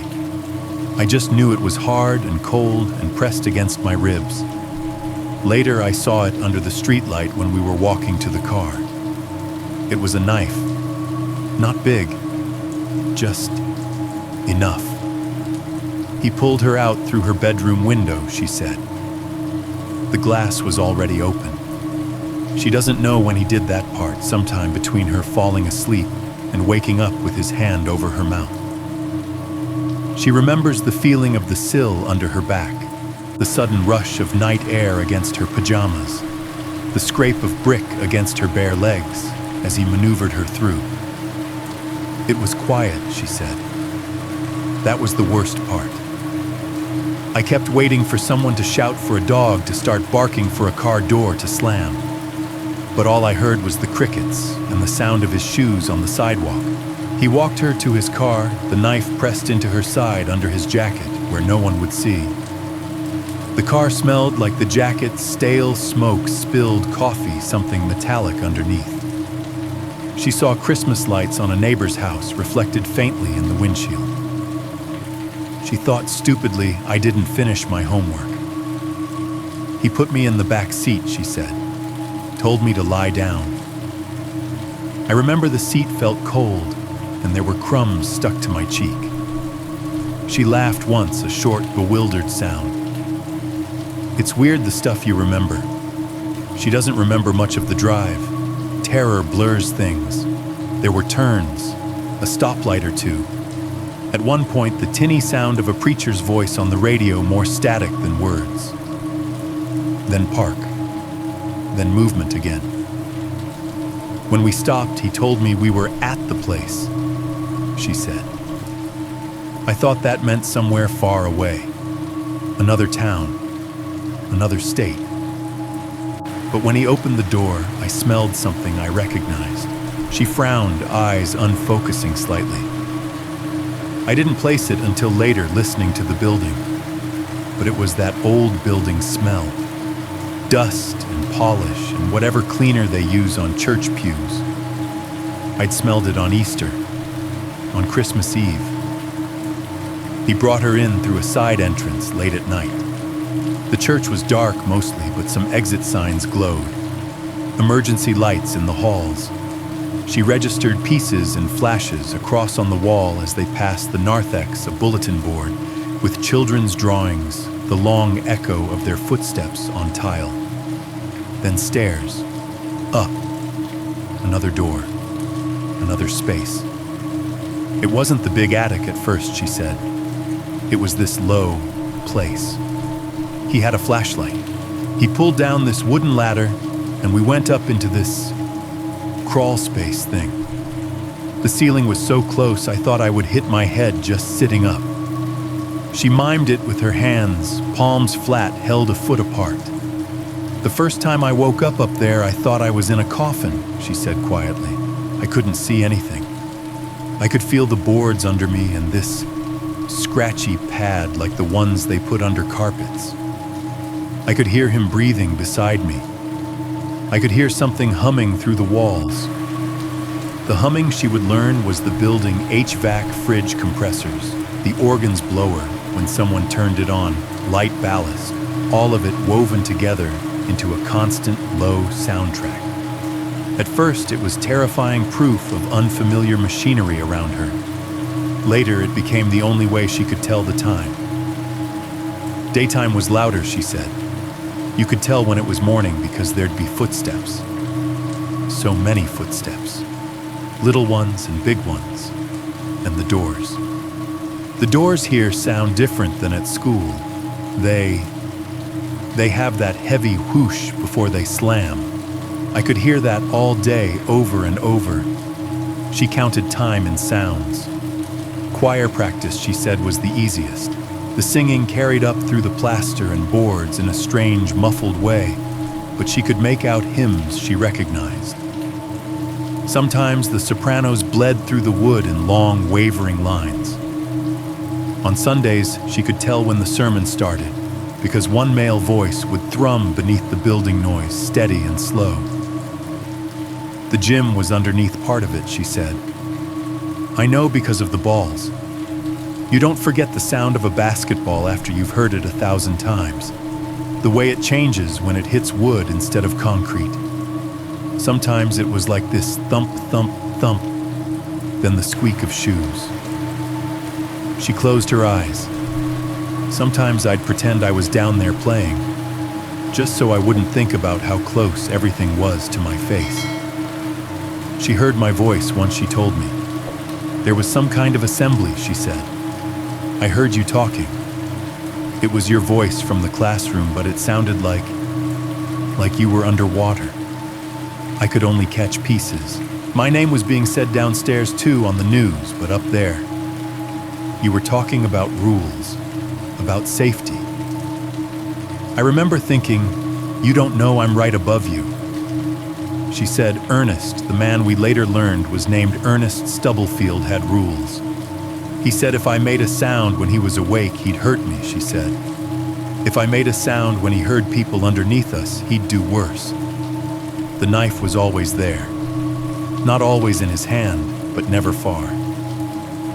Sometimes lying on a board beside the blankets, sometimes stuck into the wood within reach, sometimes in his belt handle jutting out. At first I believed him about the ransom, she said. He kept saying, "Your parents will pay. That's what parents do." He'd say it like it was obvious, and he'd talk about when we get the money, like it was a trip we were taking. She learned over days that blurred into weeks to read the lie under the words. There were never any phone calls, she said. He had a radio somewhere. I could hear the news sometimes. I knew they were looking for me, but he never called anyone. He never wrote anything down in front of me that looked like a note to them. Her mouth twisted. He did write other things. The notes. The threats he scribbled for himself. Words she'd seen in fragments when he thought she wasn't looking. It took me a while, but one day I realized he didn't have a plan besides me, she said. I wasn't a step in something. I was the whole thing. She looked up at me, then eyes very clear. If nobody came with money, she said slowly, he was going to have to decide what to do with me. You know that, right? I nodded, throat tight. That's when I started writing, she said, on the towels, on anything. I stole the pen from his pocket when he was sleeping. I wrote my name because I wanted you to know I was a real person, not just a news story. I wrote attic because I didn't know what else to call it. It wasn't like there was a map up there. She gave a humorless half smile. I didn't think about vents or crawl spaces. I just knew I was above you. Then she told me the part I still can't get through cleanly even now. It was the worst the day the police came, she said softly. She remembered the day clearly, she said, because the pattern of sounds was wrong. There were footsteps in the attic that weren't Ernest's more than one set, heavier, deliberate. Different voices echoing faintly through the beams. Light cutting in through cracks in places it didn't usually reach as flashlight beams probed the darkness. I thought it was over, she said. I thought, they found me, I'm going home. She'd been lying on the pad awake. Ernest had gone tense beside her even before the footsteps reached their part of the space. He listened for a second, then moved. He put his hand over my mouth like the first night, she said. Only this time I knew exactly what it meant. In his other hand, he had the knife. He pressed the tip against her side, just under her ribs, hard enough to hurt, but not yet hard enough to pierce. He leaned right up against my ear, she said, her own shoulder curling involuntarily as she remembered the weight. He whispered, "Don't you make a sound, not one sound, or I'll finish this before they even know you were here." Her fingers dug into the arm of the chair as she spoke, nails whitening. I could hear them, she said. I could hear their boots creaking on the wood. One of them was complaining about dust. One of them said something about the heat. They walked right above us. One of them kicked something, and the sound went right through my chest. I could see their flashlights moving through the cracks in the boards. She raised her free hand and held it a few inches in front of her face, palm out. I put my hand over my own mouth, she said, like this, because his hand wasn't enough. I didn't trust myself. I bit down on my fingers so I wouldn't scream. She gave a tiny, broken laugh. I left teeth marks. I had little half-moon bruises here for days. She tapped the heel of her hand. They were inches away, she whispered. I was looking up at the boards, and I knew if I knocked on them, if I kicked, they'd hear me. But the knife was right there. She touched her side lightly, as if feeling for the phantom point. He kept saying it in my ear, "Don't you make a sound, don't you make a sound," over and over, like a prayer. She went quiet for a moment, the soft hum of the building's air conditioner filling the pause. And then she said they left. She remembered hearing the footsteps move away, voices getting smaller, the attic door shutting with a hollow thud that reverberated through her bones. That was the worst day, she said simply. Not when he took me. Not the nights I thought he might do something worse. That day. Because it meant I couldn't count on you hearing me. I had to get you to see me. She looked at me, and there was no accusation in her gaze now, just a tired kind of knowing. That's when I started taking more food, she said. That's when I started putting the notes where the kids would find them. Because I thought, you might ignore me, but you wouldn't ignore them. I wanted to tell her she was wrong, that we would have come, that we'd been trying. But the truth was sitting there between us, heavy as a cinder block. We had walked right over her, and she had survived in spite of us by learning to live inside the ceiling and inside our blind spots. When people heard the news, later missing girl found alive in church attic, they all asked the same question, just phrased a dozen different ways. Why didn't she say something? Why didn't she scream? Why didn't she run? They didn't understand that she had been screaming for weeks. We just didn't know how to hear it. I found that out in another of those quiet conversations with her when the reporters had gone home and the church had done its best to pretend it was just a place of worship again, not a crime scene. We sat in the same counseling room, same bad beige walls, same soft chairs that made you feel like you were sinking. I brought the folder with me that time, the one with photocopies of the notes I'd kept, the ones she'd written on whatever scraps she could find. I didn't open it. I just set it on the table where she could see it. Her eyes went to it immediately. Not with fear, with recognition. You kept them, she said. As many as I could, I answered. Some got thrown away before I knew what they were. I swallowed.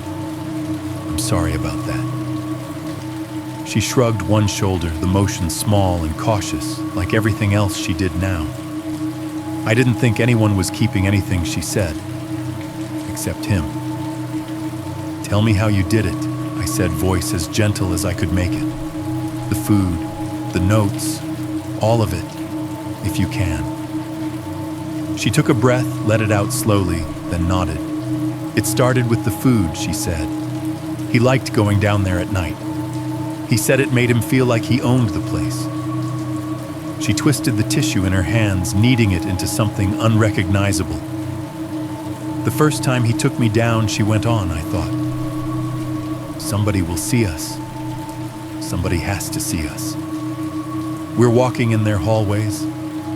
Her mouth pulled tight, but he knew the dead times, the gaps, when the alarms weren't set yet or had already been turned off, when the night people were on the other side of the building. I thought of our schedules, our routines, the spaces between. He told me I had to walk right behind him, she said. Close enough that if I tried to run, he could trip me. He kept the knife low against my back under his jacket. If anyone saw us, I was supposed to look like I belonged to him. Her lip curled, like I was supposed to be there. She described those trips like they were dreams she'd been forced to walk through. Bare feet on cold steps, the smell of the stairwell paint, the way the emergency lights turned the hallway floor into a dim runway ahead of them, the squeak of the kitchen door's hinges, a sound I'd heard 1,000 times and never thought to be afraid of until then. At first he decided what we took, she said. He was weird about it, like it was a game. You get to pick one thing from the fridge and one thing from the pantry. She mimicked voice dropping, capturing an offhand cruelty I recognized from too many men in positions of petty power. "We don't want them to know we've been down here, sweetie." She grimaced at the word sweetie like it was something sour she'd bitten into. "But you changed that," I said. She nodded. "I listened," she said simply. "When he slept, I listened. When he was awake, I listened. When we were up there, I could hear everything you all said when you thought nobody else was around. You'd complain about the kids or about the cost of food. The cook would talk to himself when he stocked shelves." She glanced past my shoulder, like she could see through the wall back into the church kitchen. "He hated when they moved things," she said. I heard him say it. "If one more kid puts this ladle in the wrong drawer, I'm gonna lose it." Her impression of his voice was startlingly accurate. He'd count things, out loud. 4 hams, 6 trays of lasagna. I started memorizing it, keeping track in my head. She tapped a finger lightly against her temple, so when we went down, she continued. I started suggesting more. "Take that one too," I'd say. "We'll be hungry later." Sometimes he listened because he liked the idea of us having extra. It made him feel like he was taking more from you. Sometimes I just grabbed things when his back was turned. "You grabbed them," I repeated, trying to picture it, and he didn't notice. She smiled faintly. It didn't reach her eyes. "He underestimated me," she said. "He thought I was just this scared kid. He didn't think I was counting his steps and his breaths and how long it took him to cross the room." She lifted her hand, fingers spread. "If it took him 5 seconds to walk from the sink to the stove, then I had 5 seconds to move something from one shelf to another when he wasn't looking. 10 if I was lucky." She explained how over time the amount of missing food increased.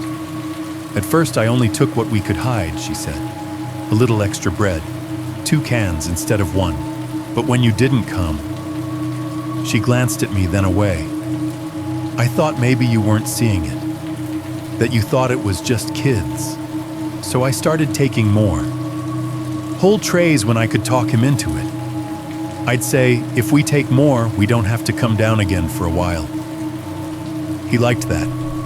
Fewer chances to get caught. She gave a tiny, humorless laugh. "I wanted you to think it was something else," she said. "Not kids. Kids don't take that much. Kids take a handful and run."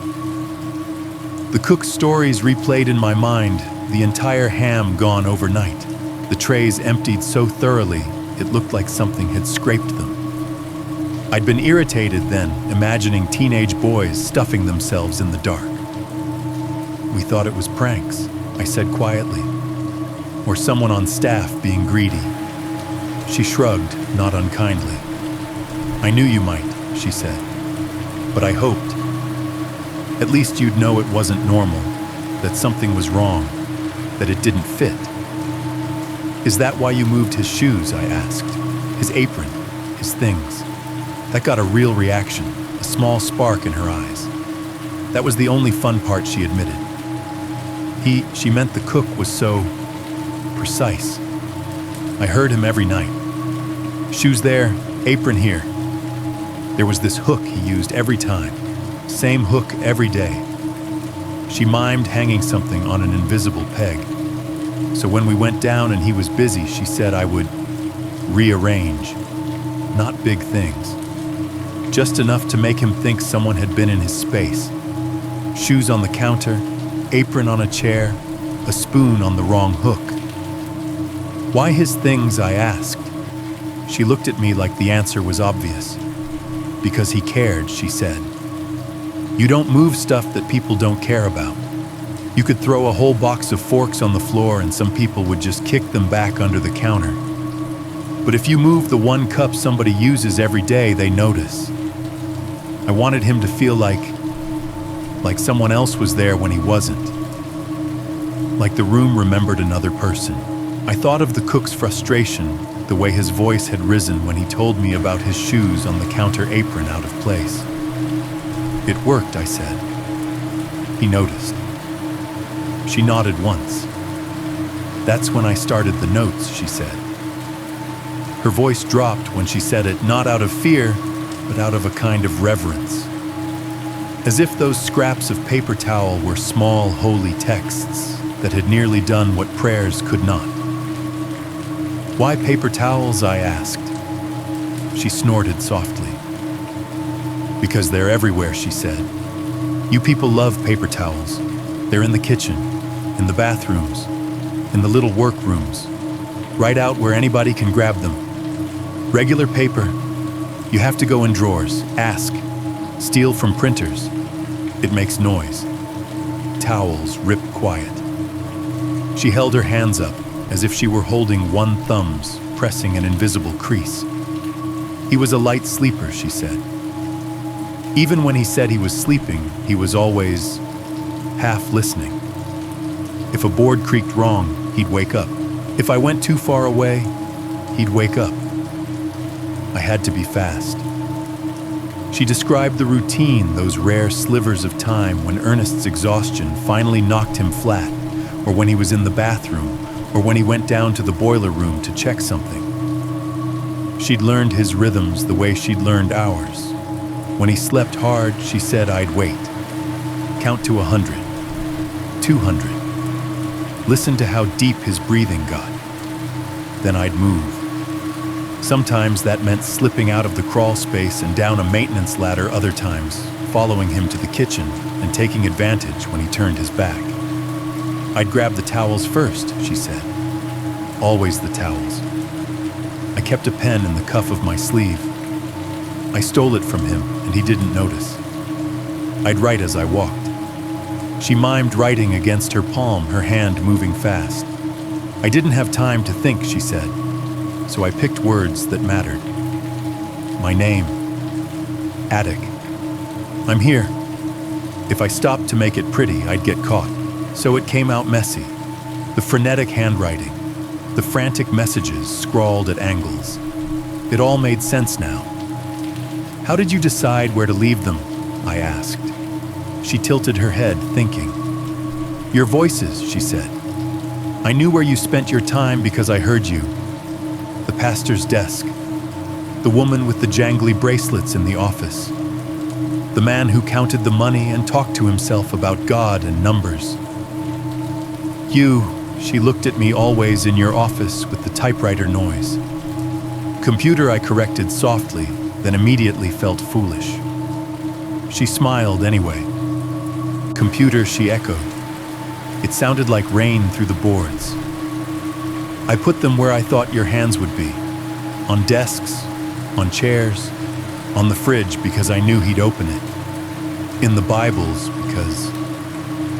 because someone has to open those eventually, right?" She watched my face as she said that last part, and I knew she was thinking of my son. "I imagined you reading them," she said finally. Voice small, "Not you specifically at first, just someone. An adult who would know what to do." I thought, "You'd see my name and you'd just know. You'd say, 'That's the girl from the news. She's here, in this building. We have to look again.'" Her hands twisted the tissue until it tore. And when nothing happened, I asked quietly. Her gaze dropped to her lap. "I thought I was invisible," she said. "Like I was writing in another language.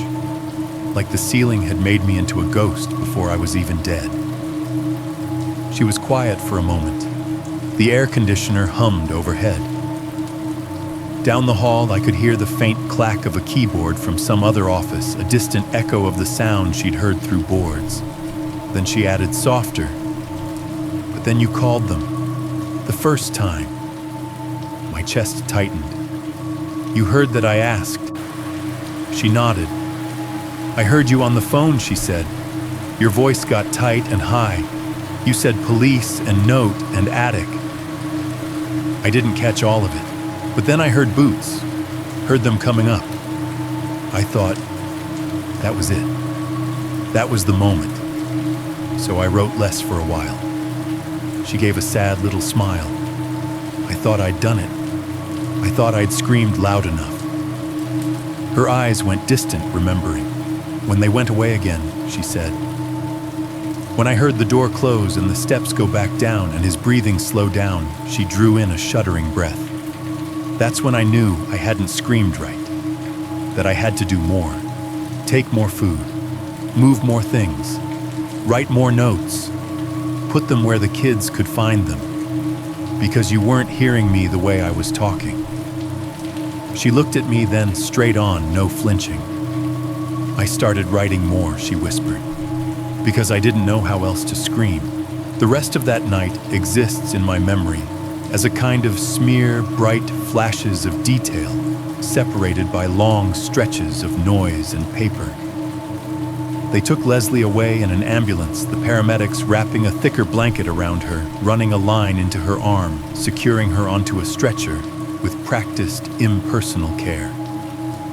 She looked smaller on that gurney than she had in the lounge, like the straps were built for someone twice her size.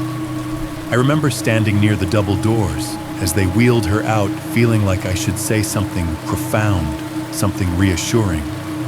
All I managed was, "You did everything right," as they rolled past. She turned her head just slightly and gave me a look I didn't know how to read.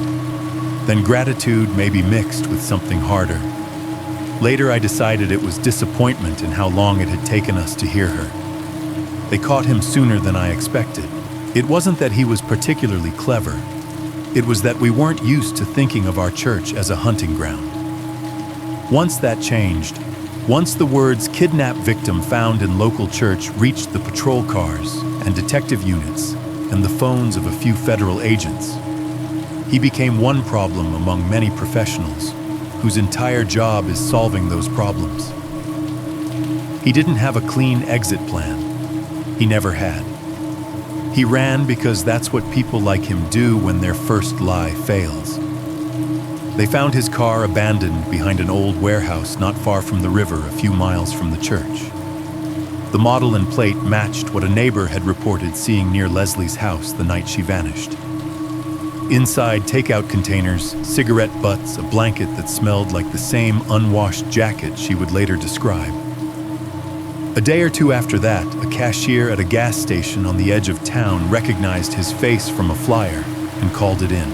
He'd come in to buy cigarettes and a coffee hands, shaking so badly half the coffee slopped onto the counter.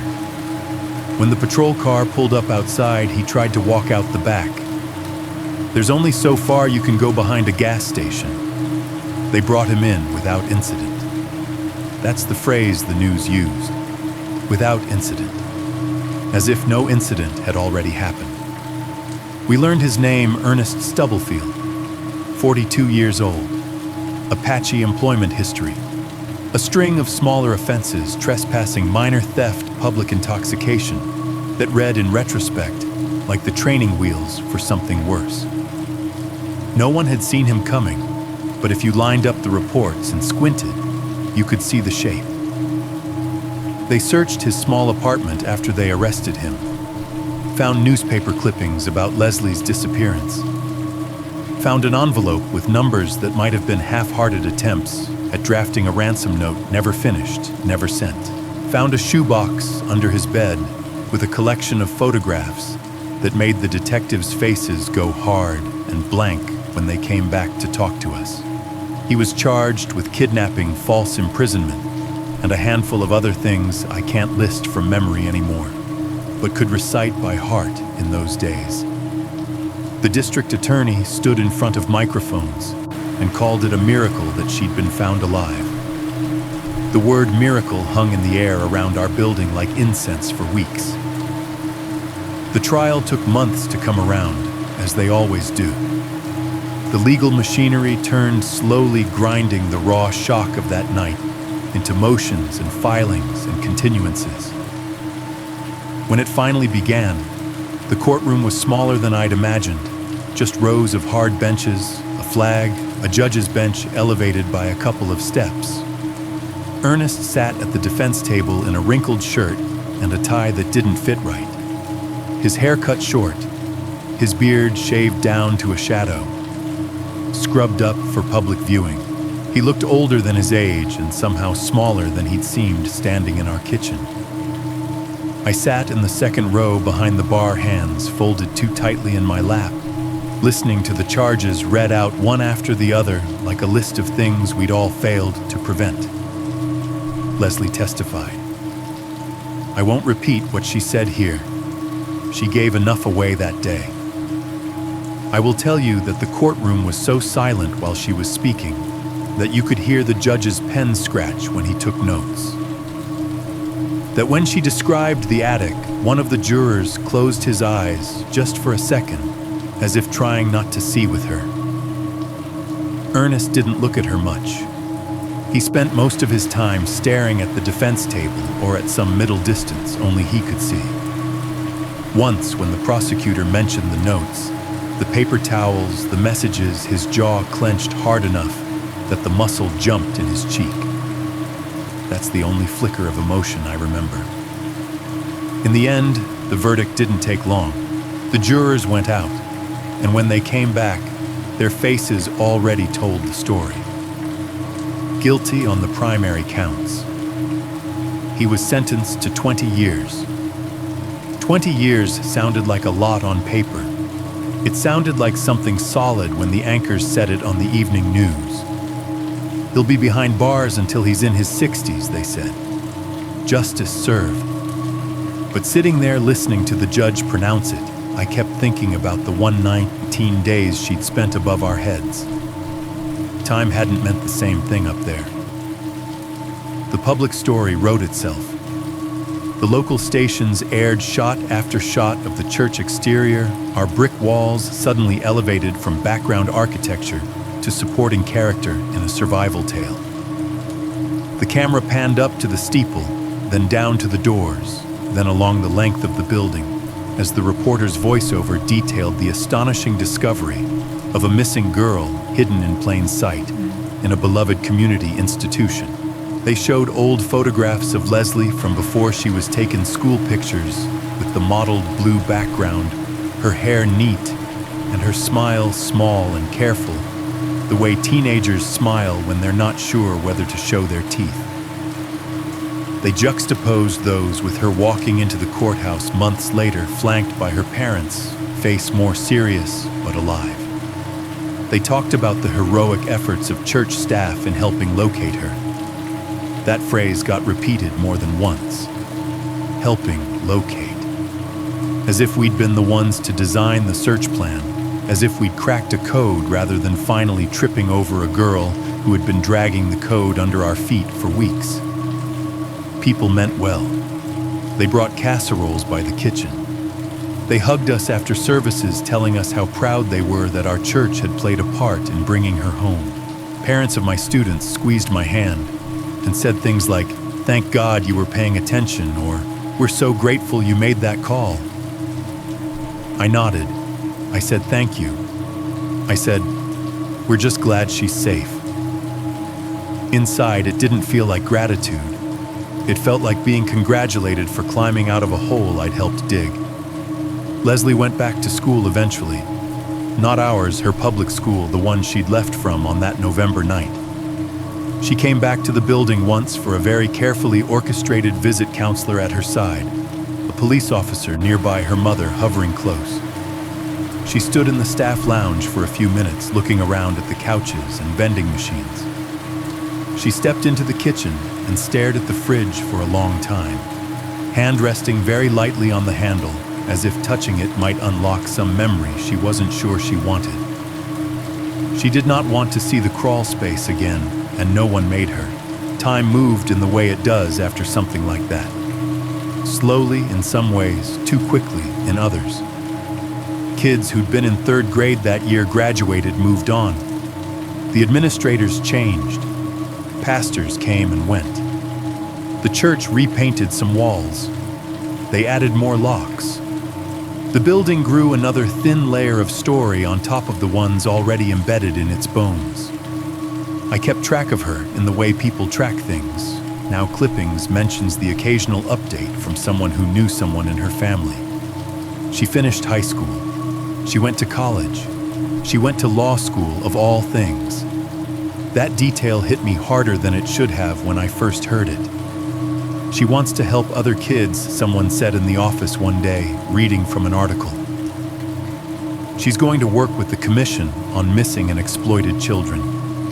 Of course she was. She knew what it was to be both. Everyone around me focused on the happy ending. They said it outright, even when they tried to be solemn. At least she survived. At least she was found. It could have been so much worse.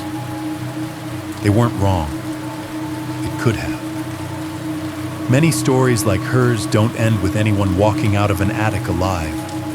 But for me, the ending never felt as clean as the news made it sound. My mind looped back over and over to the beginning, to the bowl on my desk, to the first paper towel note, to the day the police were up there and we weren't, and to something else I've never said out loud until now. The first time the officers came to search, when all of this was still officially a prank, and I was just the overcautious headmaster with the empty nut bowl, I went up into the attic with them. I've told you that already. I walked behind them as they swept their flashlights along beams and boxes.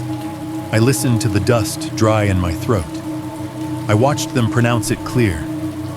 What I haven't told you is what happened on the way back down. We were crossing one of the narrower sections, our footsteps careful on the beams. The officers were ahead of me, their lights already swinging toward the stairwell door. I paused for just a second, just long enough to catch my balance and rub at a kink in my hip. Right then, in that small pocket of stillness, I thought I heard something. It was not a scream. It was not a knock. If it had been either of those, I could live with what came next. It was something smaller. A faint, almost inaudible sound under the creaks and moans of the old wood.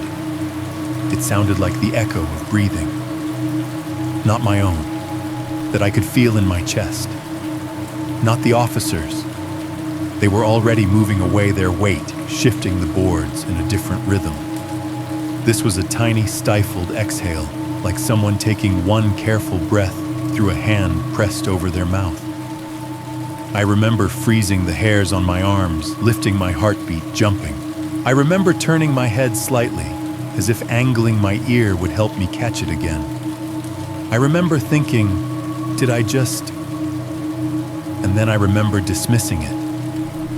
I told myself it was the building, air moving through a vent, some rodent making a nest, my own heart beating in my ears. I told myself we were already being ridiculous, listening for ghosts in insulation. I did not say, wait. I did not say, did you hear that I did not insist we stop and listen again? I did not get down on my knees and press my ear to the boards.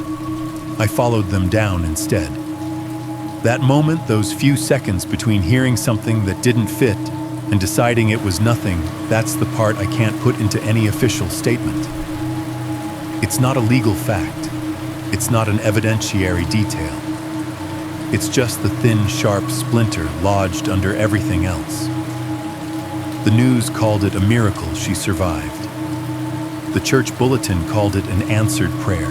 The pastor preached a sermon about how God had watched over her in the dark.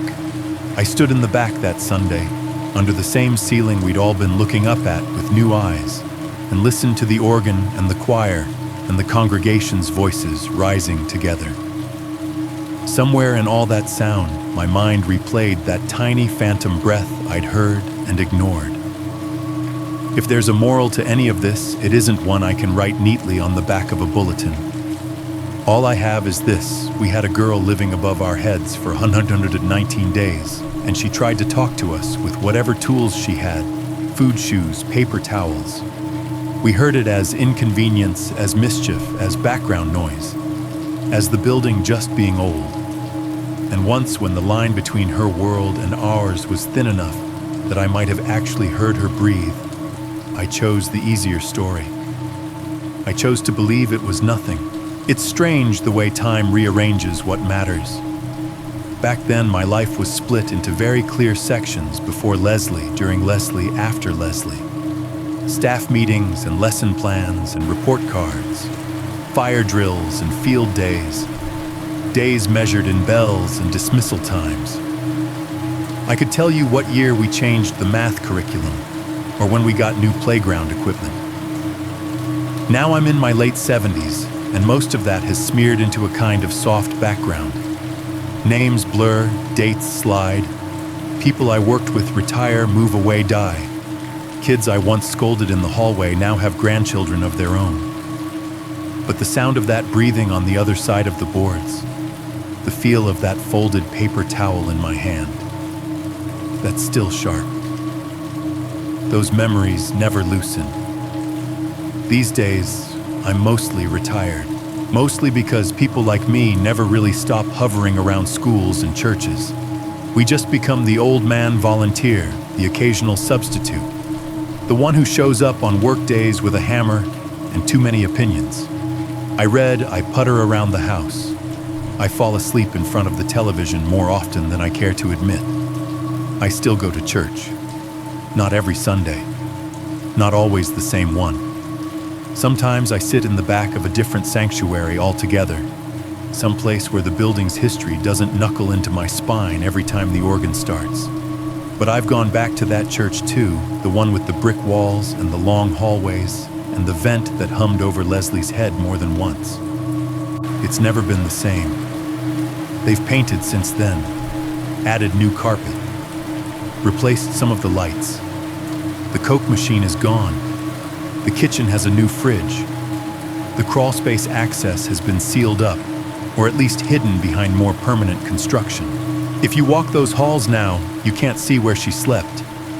You'd have to know. I can't sit under certain parts of that ceiling anymore. I learned that the first time I went back for a regular service. The sanctuary was full, the sunlight slanting in through the stained glass dust motes, doing their slow dance above the pews. I slid into a familiar spot about halfway up the aisle, nodded at people who nodded at me, opened the hymnal like muscle memory. Then the air conditioning kicked on. There was a vent directly above me, a big rectangular thing with slats angled just so. When the system came alive, it made this low, breathy noise, half sigh, half whisper, and a faint current of air brushed the top of my head. I looked up, and all I could see for a second was boards. Not the actual ceiling, not the smooth, painted plaster above the vent. The boards that had been above her, the boards I'd stood on. In that instant, the distance between myself and whatever was on the other side of that material felt paper thin again. All it would take was one knock, one cough, one whispered help. I lasted 3 verses of the hymn before I had to move. I told the usher I'd forgotten something in my car. I ended up standing in the back for the rest of the service, pressed against the wall beneath the balcony, where there were no vents directly overhead. It's a reflex now. I walk into any building, church, office, dentist's waiting room, and my eyes go up first. I track the vents, the access panels, the little square doors nobody pays attention to. I avoid sitting under the obvious ones when I can. It's not rational. If someone were hiding in a ceiling, my being 3 feet to the left wouldn't change a thing.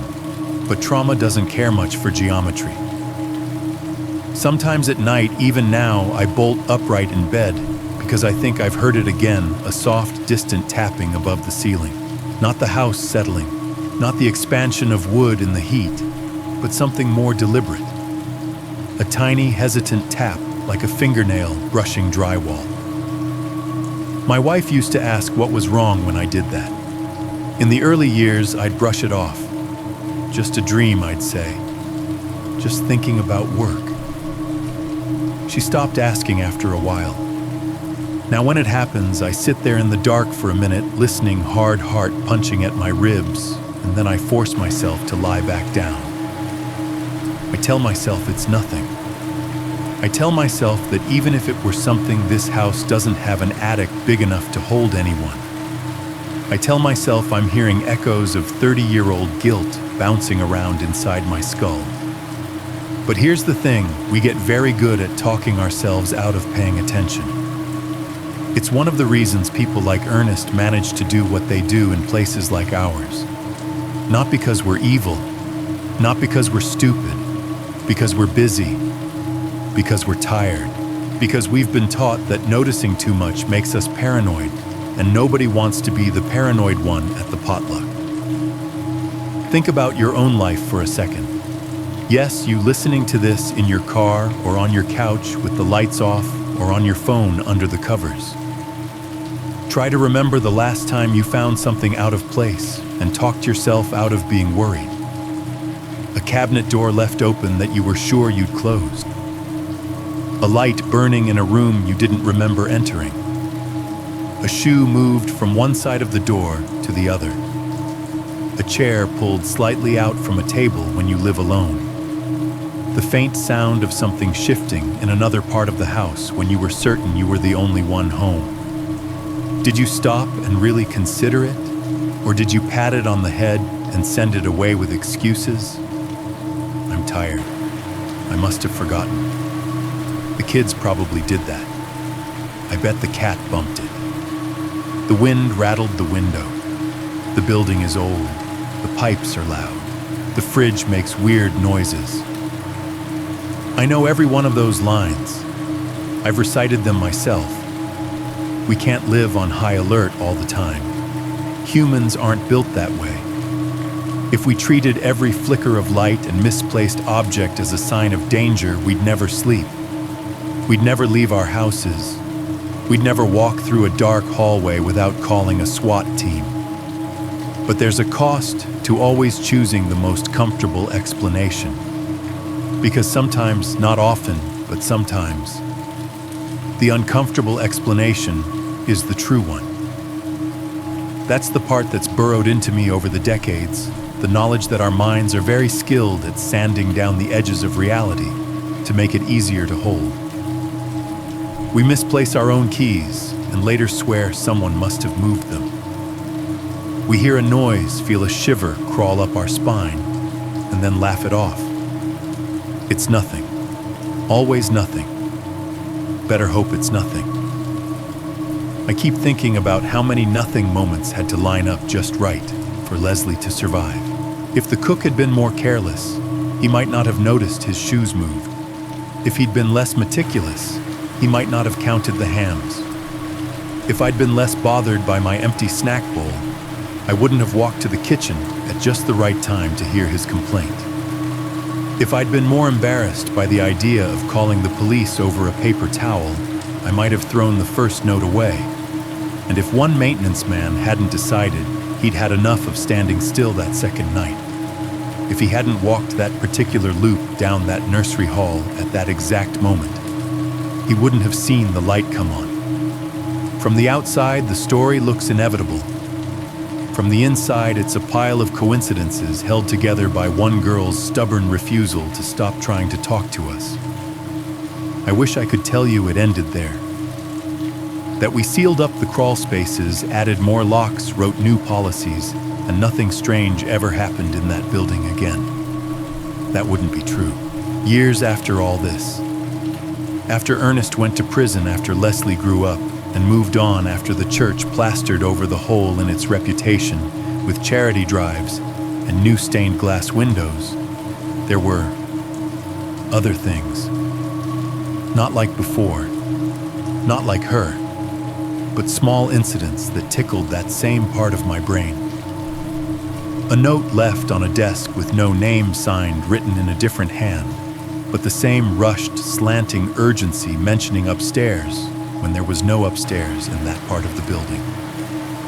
A set of folding chairs stacked neatly in a storage room no one had used that week, despite the sign-out sheet saying otherwise.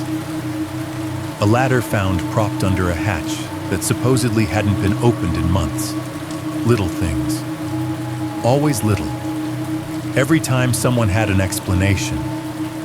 The youth group must have forgotten to log the chairs, The custodian must have moved the ladder and not put it back. A bored teenager probably wrote the note and thought it was funny. Don't start with that again? One administrator said, half joking, when I suggested we check the crawl space just to be sure. We don't need another attic incident, Sam. People still bring casseroles when they think about that. So I let it go. At least that's what I did on the outside. I didn't call the police. I didn't organize another stakeout. I didn't drag the ladder over and open the hatch myself every single time. But I never fully shook the feeling that maybe, just maybe, Leslie hadn't been the only one to use that building as a place to hide. Not necessarily another kidnapped child. Not necessarily anything that would make the news. People hide for all kinds of reasons. Kids hiding from bad homes. Teenagers hiding from themselves. Adults hiding from lives that feel too big or too small. They tuck themselves into back pews, into storage rooms, into stairwells and attics and crawl spaces, and anywhere else the world forgets to look.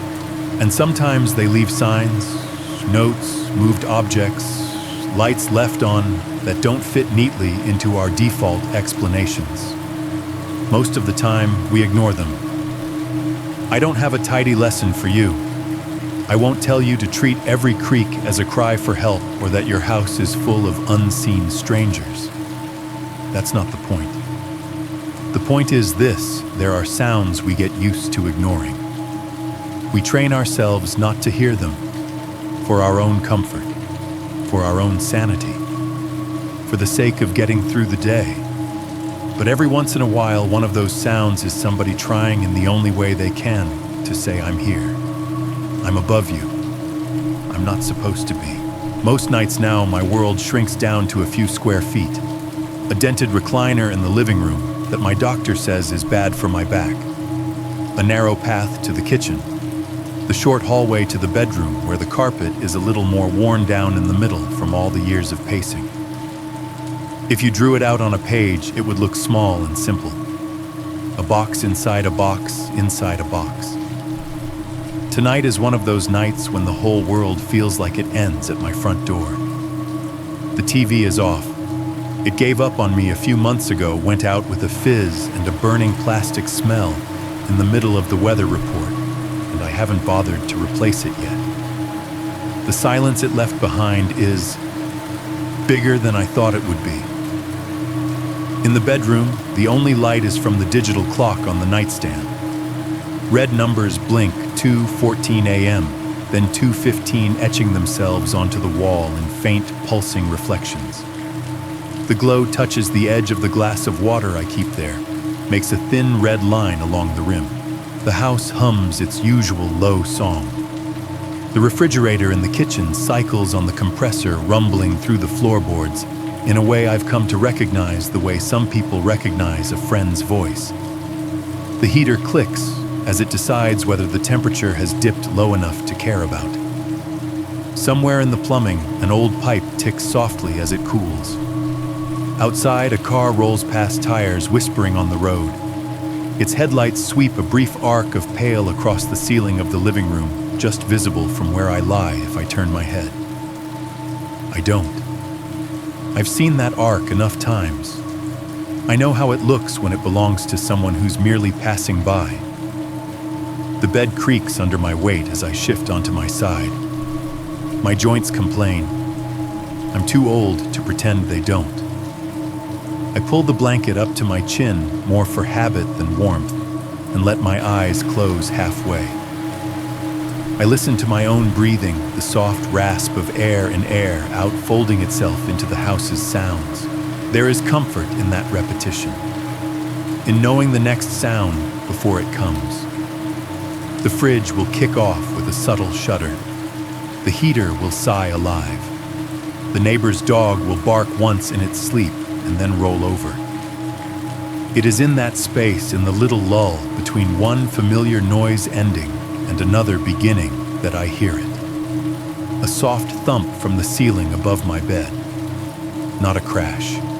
Not the loud, startled bang of something falling. A restrained, deliberate sound. like someone pressing their palm flat against the other side of the plaster and giving it one firm, measured knock. My mind doesn't register it as noise first. It registers it as pattern, as something that doesn't belong to the usual chorus. My body reacts before my thoughts catch up. Every muscle goes rigid. My eyes snap fully open. My heart climbs into my throat, beating so hard it feels like it might shake the mattress. The air in the room thickens in an instant, heavy as wet wool. The clock's red numbers blink in the corner of my vision, 2:16. For a moment, all the carefully built explanations, age houses, settling pipes, knocking scatter like startled birds. I am back in the attic, boots on beams, head tilted, listening for breathing that might or might not be mine. The thump doesn't repeat right away. It hangs there in memory, looping more real with each replay. I stare at the ceiling. There is nothing remarkable about it. Plain white, a little yellowed near the corners from time. A faint hairline crack in one corner that has been there for years, spidering out from where the plaster meets the wall. No access hatch visible from the bed. The official attic entrance is in the hallway, a square panel with a pull string I never touch. I know what every contractor has told me: the space above this room is barely big enough for insulation and the tips of a man's boots. No one could live up there. No one could crawl on hands and knees without driving nails through their own palms. I know that. I know that. My brain starts scrambling for the easier stories. Old wood, it suggests. Temperature change. The day warmed up more than usual for this time of year. The night cooled down fast. Houses respond. Materials expand and contract. A soft knock could be nothing more than a beam shifting in its sleep. An animal it offers next a little more desperately. A squirrel that found its way into the eaves. A raccoon being clumsy. Even a bird if it's big enough and stupid enough to land hard in the wrong place. Things live above us all the time, we just don't think about them. You imagined it is the last, most merciful option. You doze off, your body jerks, your brain invents a sound and then backdates it. You've been feeding this particular ghost for decades. Of course it wants to drop by and say hello. My hands fist in the blanket.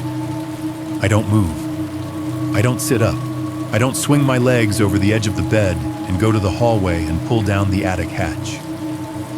I don't reach for my phone. I don't call anyone. I lie there perfectly still, like a man playing dead for a bear. The house hums.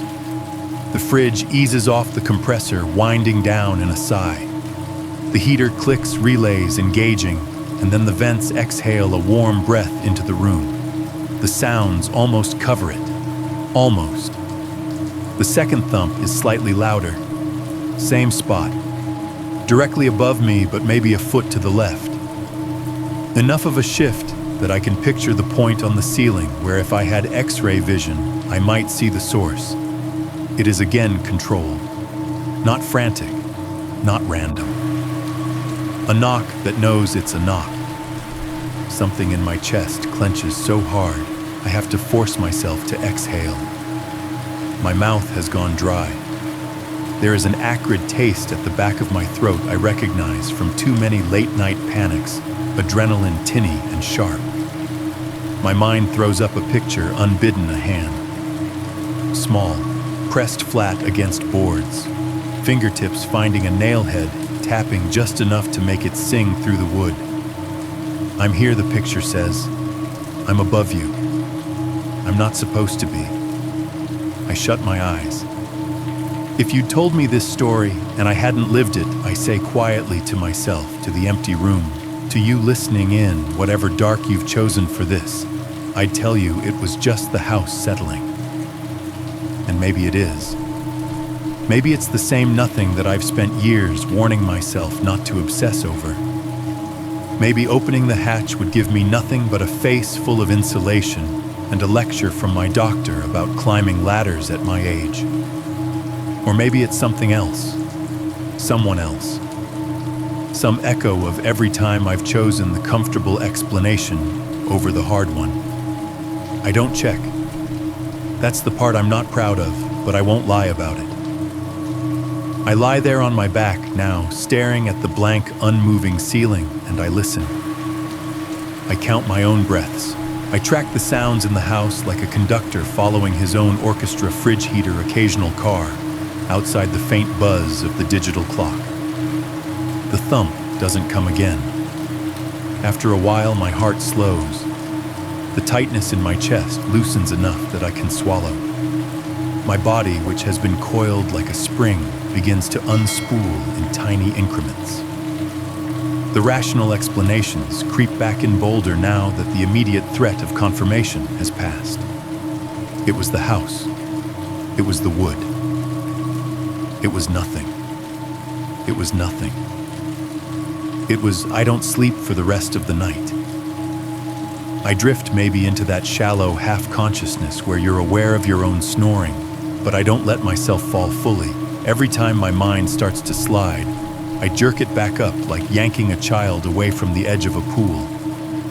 When dawn finally seeps in around the edges of the blinds painting the ceiling, a faint gray, the knock from the night could almost pass for a bad dream. Almost. I get up. I make coffee. I move through the house with the stiff caution of someone whose muscles are punishing him for staying so tense for so long. I look at the hallway at the attic hatch with its little loop of string hanging down, and I keep walking. If this were the part of the story where I redeemed myself, this is where I'd tell you I grabbed a step stool, pulled the hatch down, and climbed up to face whatever was waiting.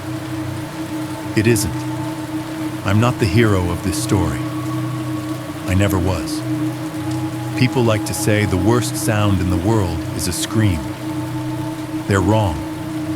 It's the sound of someone knocking for help and realizing you've heard it before and did nothing. What makes this story so unsettling isn't just the kidnapper or the 119 days in the ceiling. It's the quiet fact that an entire community lived, worked, prayed, and laughed underneath a trapped girl, and almost no one truly believed the signs she was sending. On the surface, this is a horror story about one dangerous man and one survivor. But under that, it's really a story about how we, as ordinary people, handle discomfort. The missing food, the moved shoes, the strange notes on paper towels. None of those were big enough for anyone to treat as an emergency at first. They were annoying, weird, inconvenient. So everyone filed them under the most comfortable explanation, kids being kids. Someone's bad joke, an old building making old building noises. The narrator's guilt is powerful because it's not cartoonish. He didn't ignore a screaming child. He didn't laugh while someone begged for help. He did what most of us do. He noticed something strange, felt a flicker of unease, and then soothed himself with logic until the feeling went away. He even did more than most. He called the police, organized stakeouts, asked questions, and still he can't escape the truth that he once heard a breath in the attic and chose not to push harder. Leslie's side of the story adds a different kind of strength. She doesn't survive because the adults are heroic. She survives because she refuses to stop communicating. She uses whatever she has, food, movement, paper towels, to send messages into a world that keeps misreading them. That's a quietly inspiring truth buried in the horror. Even when she had every reason to give up, she kept trying new ways to be seen. The older narrator's present-day fear, the knock in his own ceiling, is less about a literal ghost and more about a moral echo. He's haunted by the question, how many times in my life did I choose the easy explanation when someone needed me to choose the hard one that's uncomfortable but also useful? It nudges us toward a more responsible kind of attention. The message here isn't live paranoid or every creak means danger. It's don't dismiss your instincts automatically. Sometimes a small thing is just a small thing. Sometimes it's the first line of a message someone is desperate for you to read. So maybe the real takeaway is simple: listen a little closer. Ask one more question. Double-check the thing your brain wants to wave away. That extra moment of attention won't always save a life. But as this story shows, sometimes it's the difference between someone staying invisible and finally being found. If you were the narrator, what moment in this story would haunt you the most? And why, and in your own life? Can you remember a time when you brushed off a small, strange detail that still lingers in your mind today?